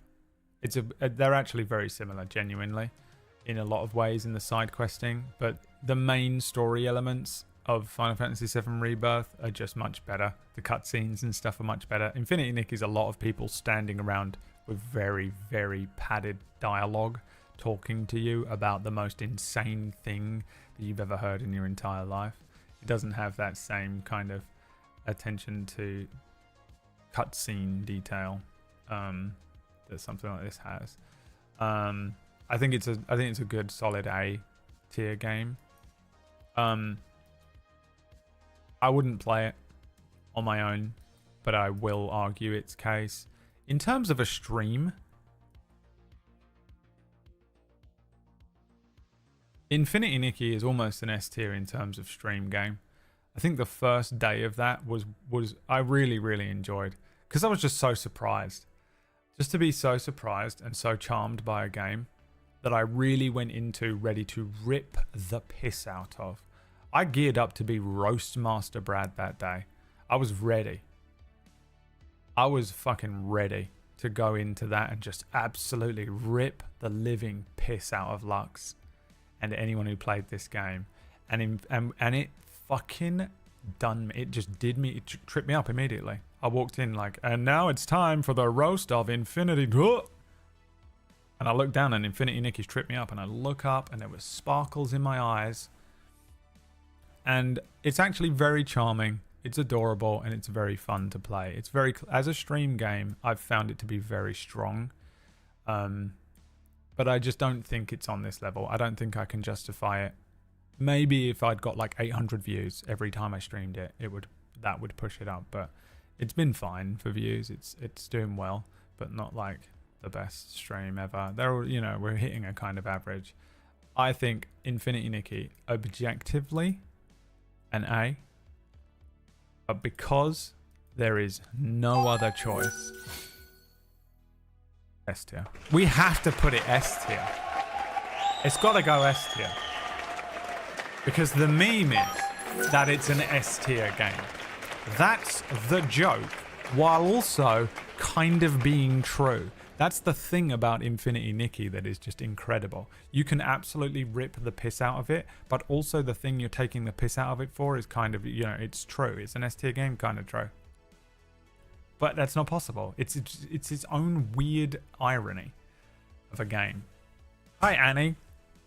Thank you so much for the cold hard cash. Install it, Annie. Give it a go. It's free. Give it a go. Why not? Give it a go. I find it to be pleasant and charming, and is a surprisingly good game to play.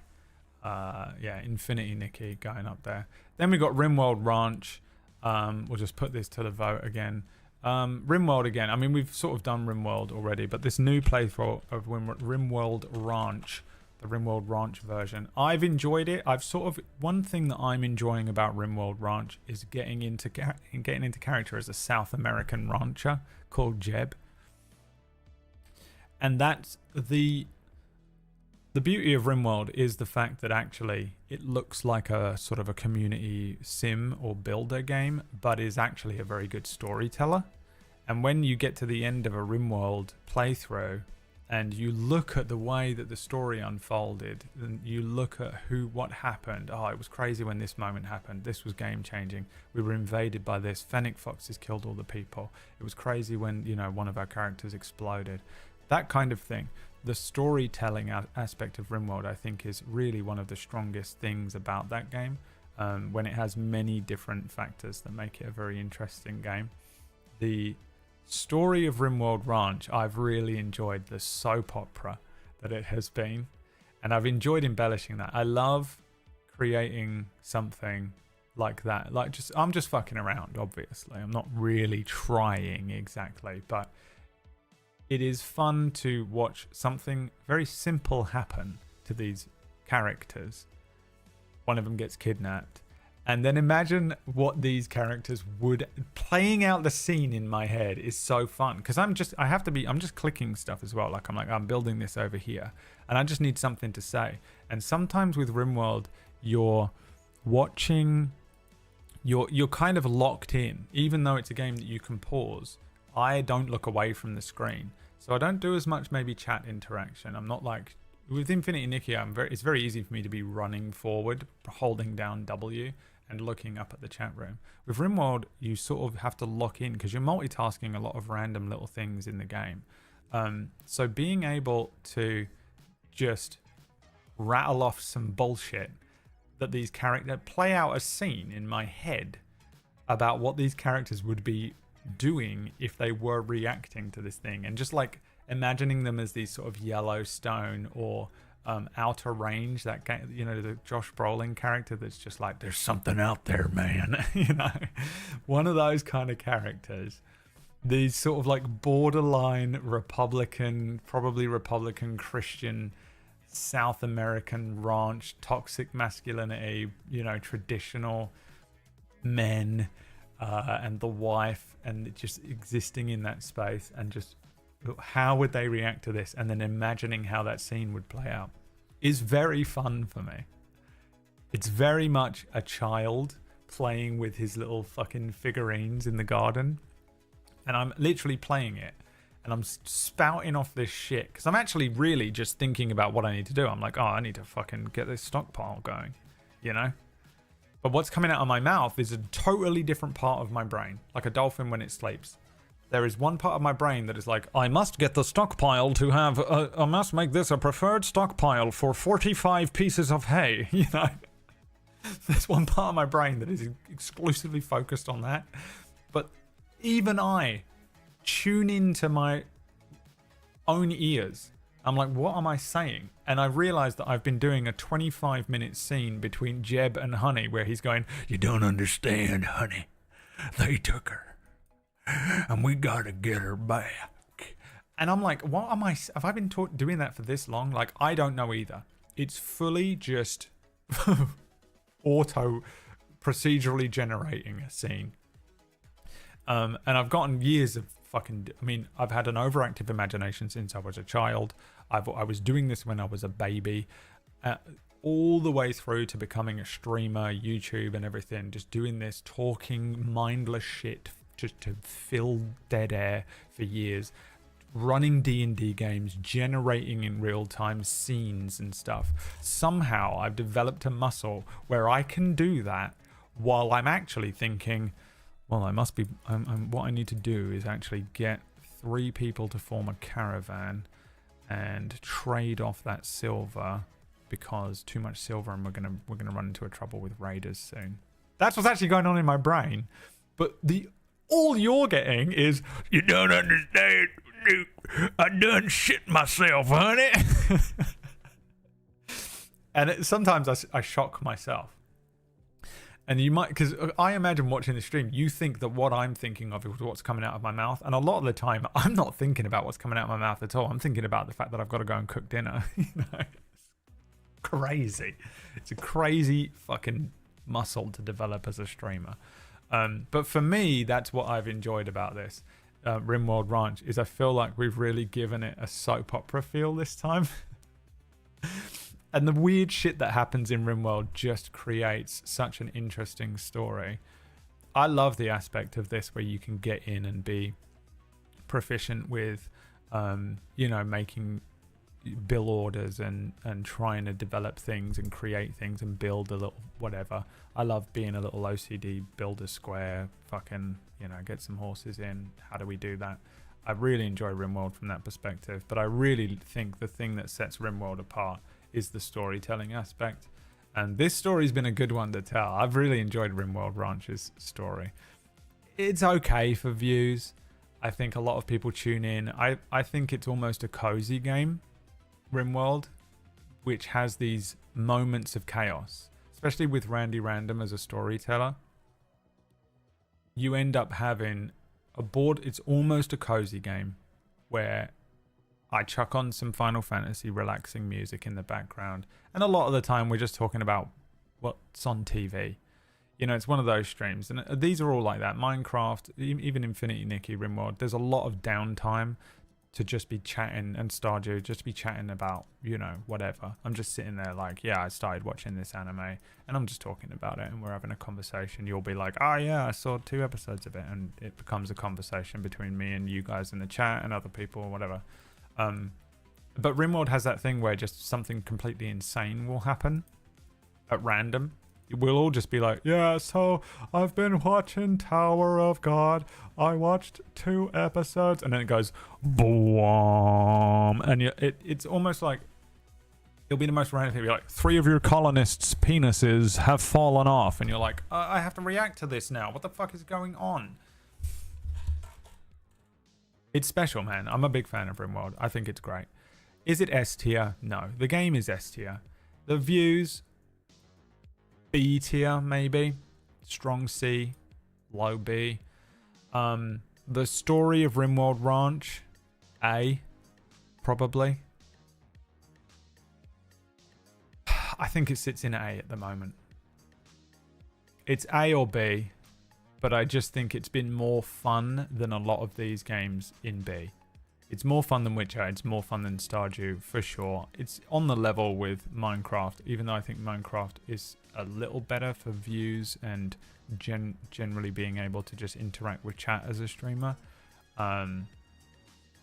It really sits in between the two for me. But because it's so consistent and I love the game so much, I think it deserves to be in an A. I love RimWorld. It holds a solid place in my heart. It has been an A experience. I've enjoyed playing it, and I think that's what bumps it up. I think the experience has been better than all of the ones in B, but a little worse than all of the other ones in A, except for RimWorld Anomaly. And Anomaly was in here, so it deserves to be in here. I think that's it, man. I think that is the tier list this year. I think that's how it looks. And I think it's correct. Oh, my computer just crashed.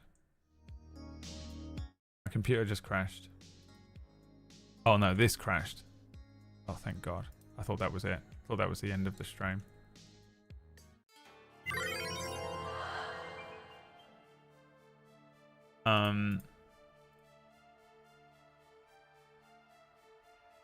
There he is. Get Phantom Liberty at S. Yeah, it is an S tier game, but that's not what this list is. What you think this list is at first glance is not what this list is. This is the list of the year. It takes into account viewership, metrics, memes per minute, as well as what the game is. So it's not just like how I rate the game. Were I to rate the games, this list would probably look a little different. You know what? Let's do it real quick. I do want to go. I'm going to save this list. There's the list for 2024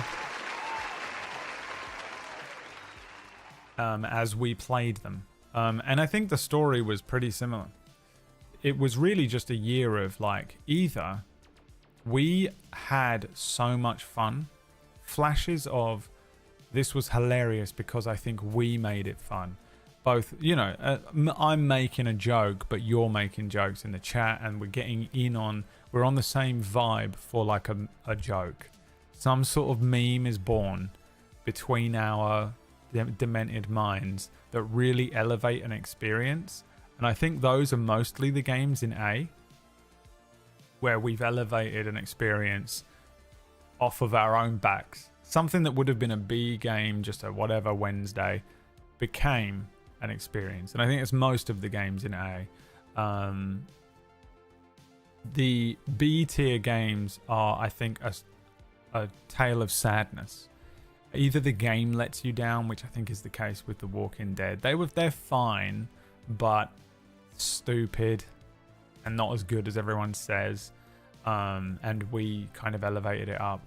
Or it's a story of an S tier game that was ruined by the fact that no one showed up to watch it or something like that. Like these games that are absolutely incredible that I just am not allowed to play on this channel.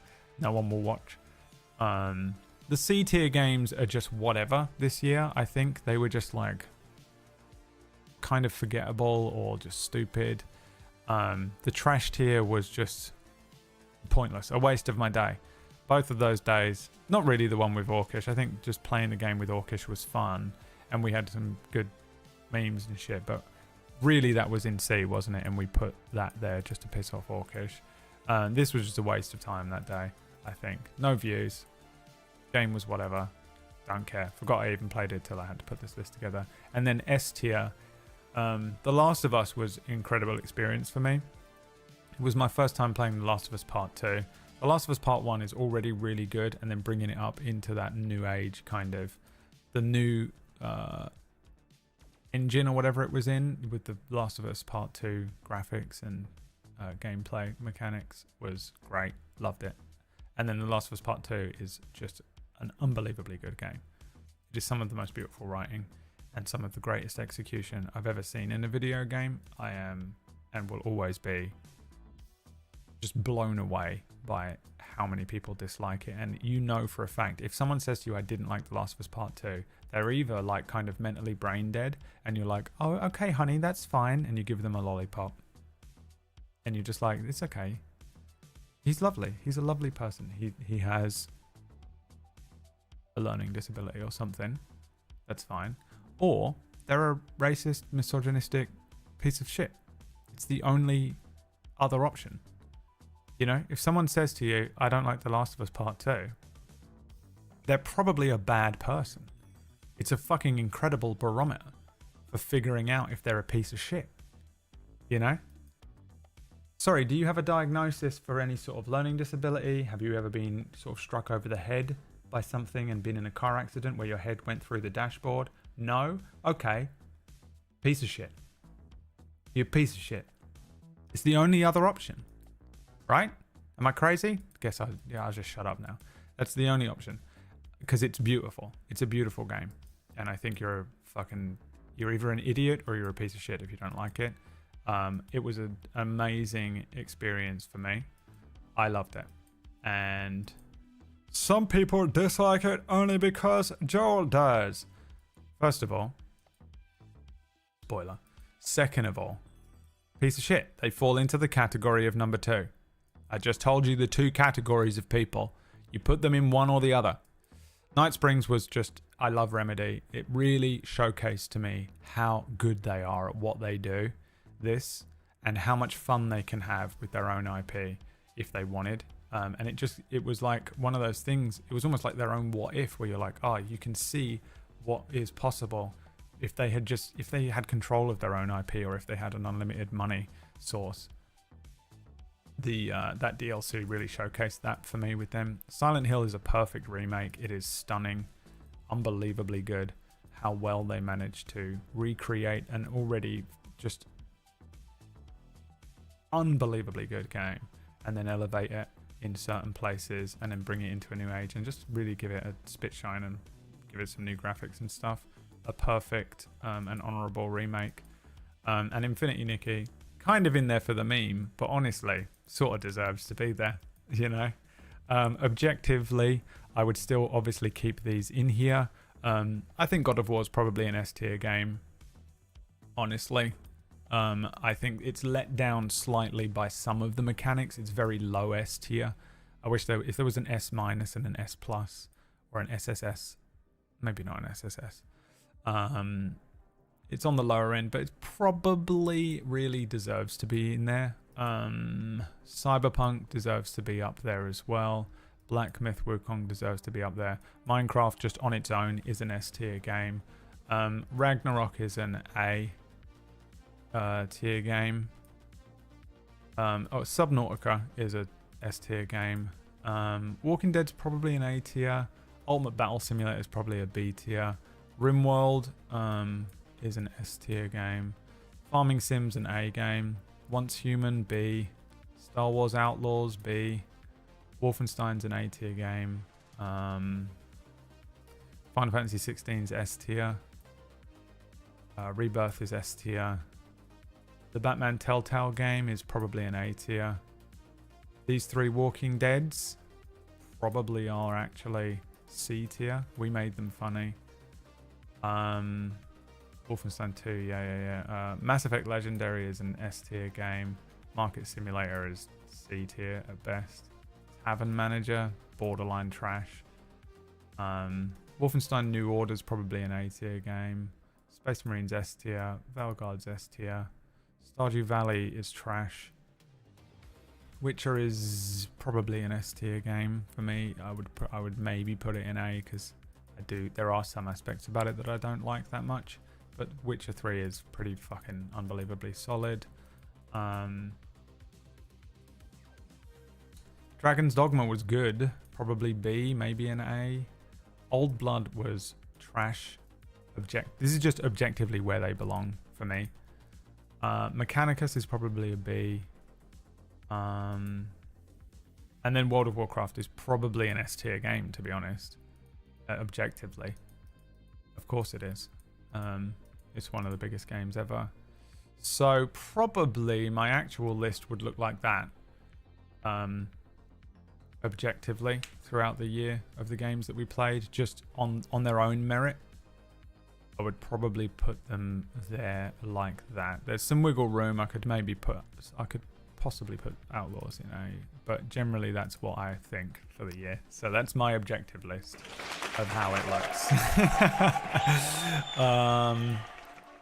Yeah. That's it, man. That's it. That's the year, baby.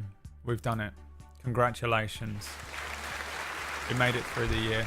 Again, for me, an absolutely horrible year. I've really hated it. I can't wait to see the back of it.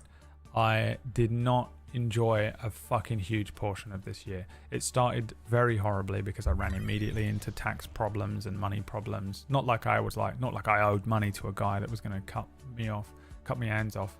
Hi Replicant, thanks for the 15 months, my friend. Happy New Year.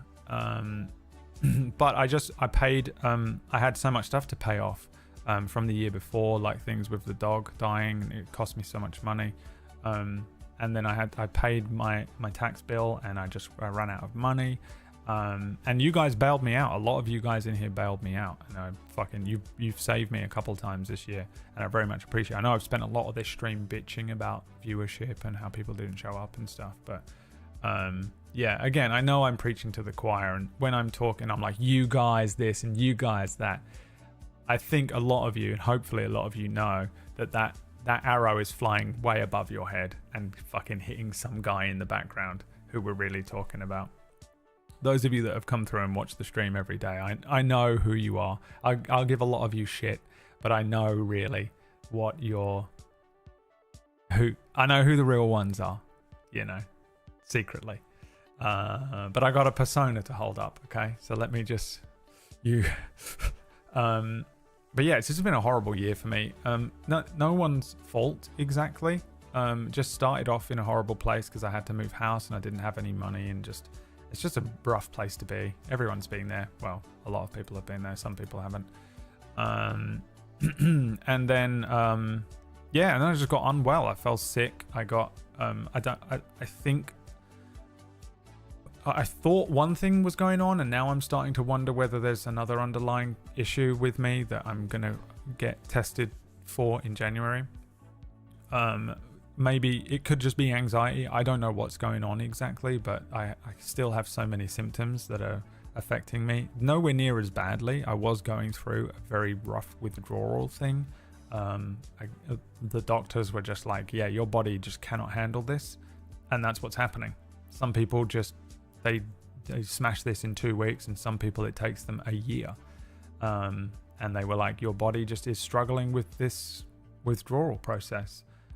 You were on a drug for 2.5 years, so it's fucking you up. And you're gonna have to go on this drug, which you will then have to slowly withdraw off of as well at the end of it. And I don't know if I'm still just in that process, or if there's something else that's in here that was exacerbated by that process, or if, you know, or maybe I'm just broken because the whole thing fucked me up so badly. I now have like a long, like an extreme anxiety thing. Apparently you can just develop a lot of physical symptoms from just relentless breakdowns, because I've just had a really horrible few years for just things that have happened to me that are negative and have caused me to have sort of horrible mental literally just I've had like 6 mental breakdowns and just had to just keep bouncing back, you know. And then this is a weird job to do that with, and just have to get up every day and be like, hi everyone, let me crack a joke, but inside you're dying. Yeah, this year wasn't really too bad in terms of like that kind of stuff, but I've felt so unwell for it. I've literally just been clinically and chronically unwell since May. And it's just been varying degrees of that. Some weeks were I couldn't move. I couldn't do anything. I was just crippled by either just an unbelievable amount of like physical symptoms, or even just mental stuff was just really fucking me up. Because when I feel sick, my mental defenses drop as well. So since May, I've just had all these different weeks. One week I felt okay, one week I felt really bad, one week I was really, really dying. There was one week where I thought it was all over. I got so much done in that week. I was like back to being me again. I was like, oh my God, it's over. I thank God. Oh my God. And then it just fucking hit me again. And it's just been a really shitty year for a lot of that kind of stuff. Other than that, it's been boring. I haven't done anything. I haven't done anything major. I moved house, I guess. I like my new place. I'm comfortable. I've saved a good amount of money, you know, for my tax this year. I mean, not like I'm sitting on a fucking Scrooge McDuck hoard. I'm not going to run into, I don't think, the same problem this January as I did last January. So that's nice to have in the back of my head. And a lot of that is down to the fact that, you know, you guys have been supporting me throughout the year. And, you know, every year I like to say thank you for that. And I really appreciate everyone that comes out and watches the stream. Even if you're not a sub, if you're just watching the stream and enjoying it, great. That, you know, every view helps. It helps my metrics. My metrics get me sponsors and things. Makes me feel better when that number on the screen is higher, you know, just it's just streamer things. But I very much appreciate the people that came out and fucking supported me throughout the year with money, because it's insane that any of you would ever give me money for anything that I do here. It's dog shit. Yeah, you came through for me a few times. That you bailed me out at the beginning of the year. There was times when I really just needed to come up with like some money out of nowhere, and people have been very supportive and have helped me out a few times this year. There have been people that just randomly will send me like offline donations, who I know were in the stream that day and they didn't want to freak me out. And I know what you're doing, and I really appreciate that as well. And there have just been people, there are people that watch the VODs that come through, and, you know, they still want to get involved and they support the channel. And I remember it and I hold it in my heart, and I'm really bad at like thanking you, and I'm not going to cry, but I do acknowledge it, and I really sort of sit there a lot when I know when I'm on stream I'm being silly and I'm making dick jokes and I'm calling you all lame. But I do, when I'm off stream, sit there and think about it and digest it and think like, you know, some of you are really good people, really good people, I think, and you've genuinely helped me and got me through some fucking rough days. Not just with money, but obviously we're talking about that part right now. And it's just crazy how many people will support me and help me out and stuff. And you know, I came up with the idea to do the D&D game with chat in an attempt to keep my head above water in terms of money and subs and stuff.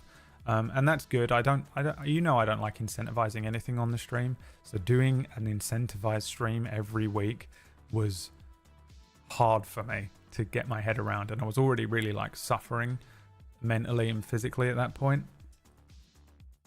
But I'm glad that you guys have enjoyed it and have come out, and I'm surprised at how much you are still willing to just fucking gift subs for the spin wheel shit, and you know, and just even when I'm like, oh guys, I'm fucked up again, it's been a year where my stream hours are down an enormous amount because I haven't been strong enough to stream, whether it be physically or mentally strong enough. There have been days when I just can only manage 2 hours, and I know that I have to end the stream, and I'm like, fuck man, this is so hard to do because working 2 hours a day is just not enough. It doesn't make me feel good. I feel like I haven't earned any of the, you know, subs and stuff, and I haven't, you know, I'm like, I should just fucking pack it all in and, you know, freak out. But yeah, I haven't been able to stream very much, and it's horrible. It's a horrible place to be when you just want to be you want to stream 6 hours a day, but you can only manage an hour and a half before you're really gassing out. And the fact that so many of you are still watching the stream and still enjoying it, and so many of you are still supporting this channel after this year is crazy to me, because I would have turned this shit off. I would have turned this shit off. I know a lot of you are like, yeah, you were sick, you couldn't help it, but I mean, it doesn't matter.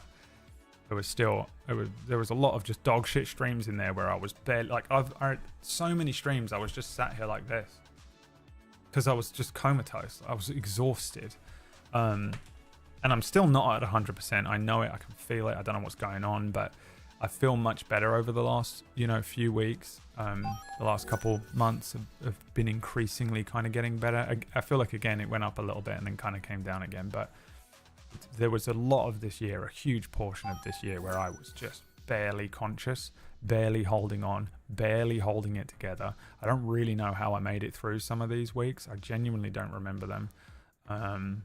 Just really struggling because I felt so unwell, and because of that it was impacting my mental health. Yeah, I'm just surprised that any of you fucking would ever subscribe to this. And I know that some of it is just, you know, we did the D&D streams and stuff, and I really dragged myself to the computer for some of those streams. I've been really trying to make sure that I show up on a Sunday, because I think it genuinely is the only thing that helped me get through paying my rent. I think I was almost homeless a couple of times this year. I say homeless, but I would have like just fucking had to go and sleep on Liam's floor or my mum's, you know, sleep in my mum's kitchen or some shit, you know, something I don't want to do. Yeah, I really appreciate everyone that has come out and supported the stream through this shit, because it has been horrible. But also, there really is nothing. I don't know if it was worth subscribing for any of it, you know. I know that we joke, and it's $5 is not enough, or it's not too much, but like it is a lot. That's the thing that she doesn't understand. It is a lot of money. I've worked horrendous jobs for like $5 an hour. I want that hour back. If I spend $5 on something that I don't want, I would rather have my hour at that fucking job back. It's brutal. Obviously some people have more money than others and stuff, but it is it's hard to earn that money. And if I feel like I'm not doing something that is worth it on this channel, even if I come away and I've made a couple of good jokes in that stream, I feel better about the fact that I've earned that money. But if I can just at least make the few hours a day that you tune into this, or you jump in and something's happening, you know, something, then I feel much better about it. And I don't know if I've delivered on that this year, because I've just felt so sick. I really hoped that the games carried me. I was hoping the games would carry me through them. And I don't know.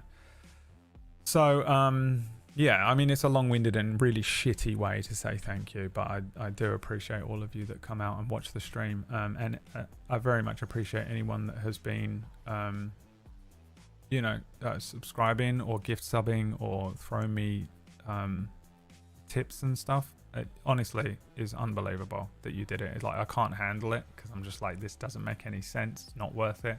But if you did think it was worth it, then great. But from the bottom of my heart, thank you very much. I deeply appreciate you. And hopefully it was worth it, and hopefully you've enjoyed the streams. I do mostly try my best. Obviously, there are days when streamers have to phone it in, but I've had to phone in a lot this year because I just have had such a rough go of it. Yeah, I'm really grateful that you got something out of it if you did. If you didn't and it was a waste of your money, you're not getting it back. And I'm sorry. But I really think, like, you know, I really think 2025 is going to be better. Famous last words. Because if nothing else, I shouldn't hopefully feel as bad as I felt this year. So at least I'll have my brain on. I hate nothing more than sort of having brain fog and having to do a stream. So being able to at least crack jokes or fuck around or whatever it is the minimum that I try to apply to here. And also we're doing a lot of stuff on Table Story. I know a lot of you really enjoy Table Story. Some of you don't, that's all good. But I also run a D&D channel called Table Story with Wax Steven and Pumpkinberry. And we're working on some we're doing a lot of stuff. It's really a lot of work that we put into that channel, and we're working for the next few days on some stuff to set us up for 2025. So the next few days there'll be no stream. Hi Shaz, there's another one who I owe an immense amount of gratitude to.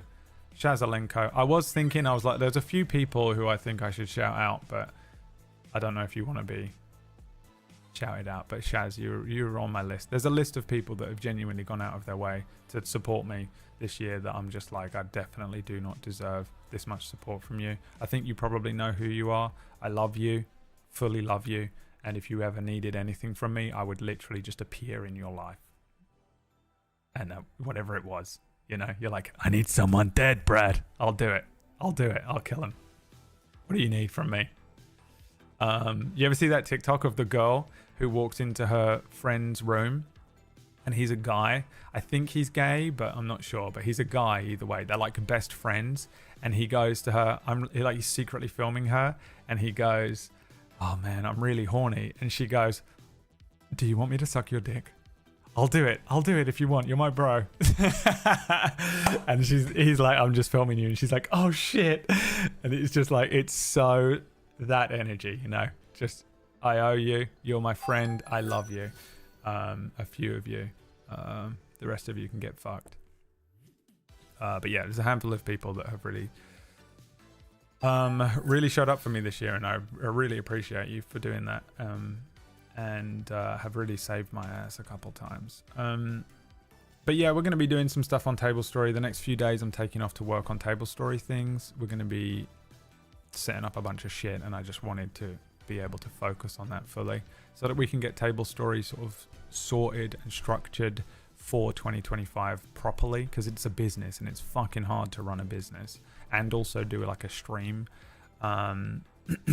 So we're doing that for the next couple of days. So the next stream will be Sunday. We're going to do a D&D stream, and then we go in and I'm probably going to do what we said, where we just carry on playing some of these games, a couple of different games here and there.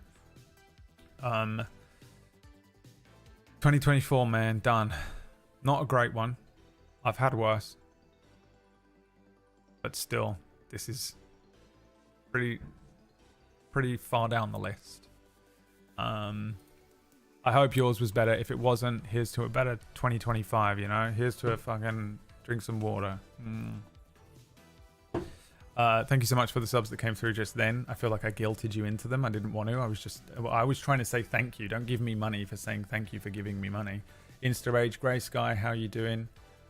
Cloudsea, Chen, Nick the Neptunian, Nayana, Bilton, Dongbong, and of course Valorant. I'm not even streaming on my birthday. Well, you'll get more viewers, won't you? Go and watch Kip Kip on his birthday. Don't know when it is. Don't care. Frankly, don't give a shit. Yeah, we're gonna have some stuff going 2025, I think. Plus table story things that we're working on. That's gonna be pretty fun. Yeah, man. Thank you again, everyone. I really hope that this year has been better for you than it was for me. And if it wasn't, we're in it together, I guess. Sucks. And we'll do something. We'll do something next year. If nothing else, the way that I see next year is like, it kind of can't be worse than this year. Touch wood. But whatever. And thank you for watching the stream. Thank you for supporting the stream. I hope you've enjoyed it. I actually genuinely still enjoy streaming somehow. I still love it. A lot of you do make it for me. It would not be the same without a lot of you in here. Some of you I could do without. Some of you I could do without. And obviously there are a handful of band people who we never wanted in here. But yeah, you make this experience much more enjoyable for me, and I hope that what I have provided is good enough and that you've enjoyed it too. That's it. Thank you for watching. There you go. Kiss on the forehead for you. I'll see you next year. It's technically not next year for me yet. It's only 7 in the evening. But have a wonderful New Year's. Whatever you're doing, I'm doing nothing. I'm probably going to play Marvel Rivals and try to go to bed early with the fireworks going off. Have a wonderful rest of your year. Manta Ray. And I'll see you on Sunday. More Lyri. And back to just whatever next Monday. There will be table story streams, so they continue. Non-canon Friday. Other than that, having a couple days off of this. See you next time. Mwah! I love you all. And I only say this once a year, but I mean it. Goodbye.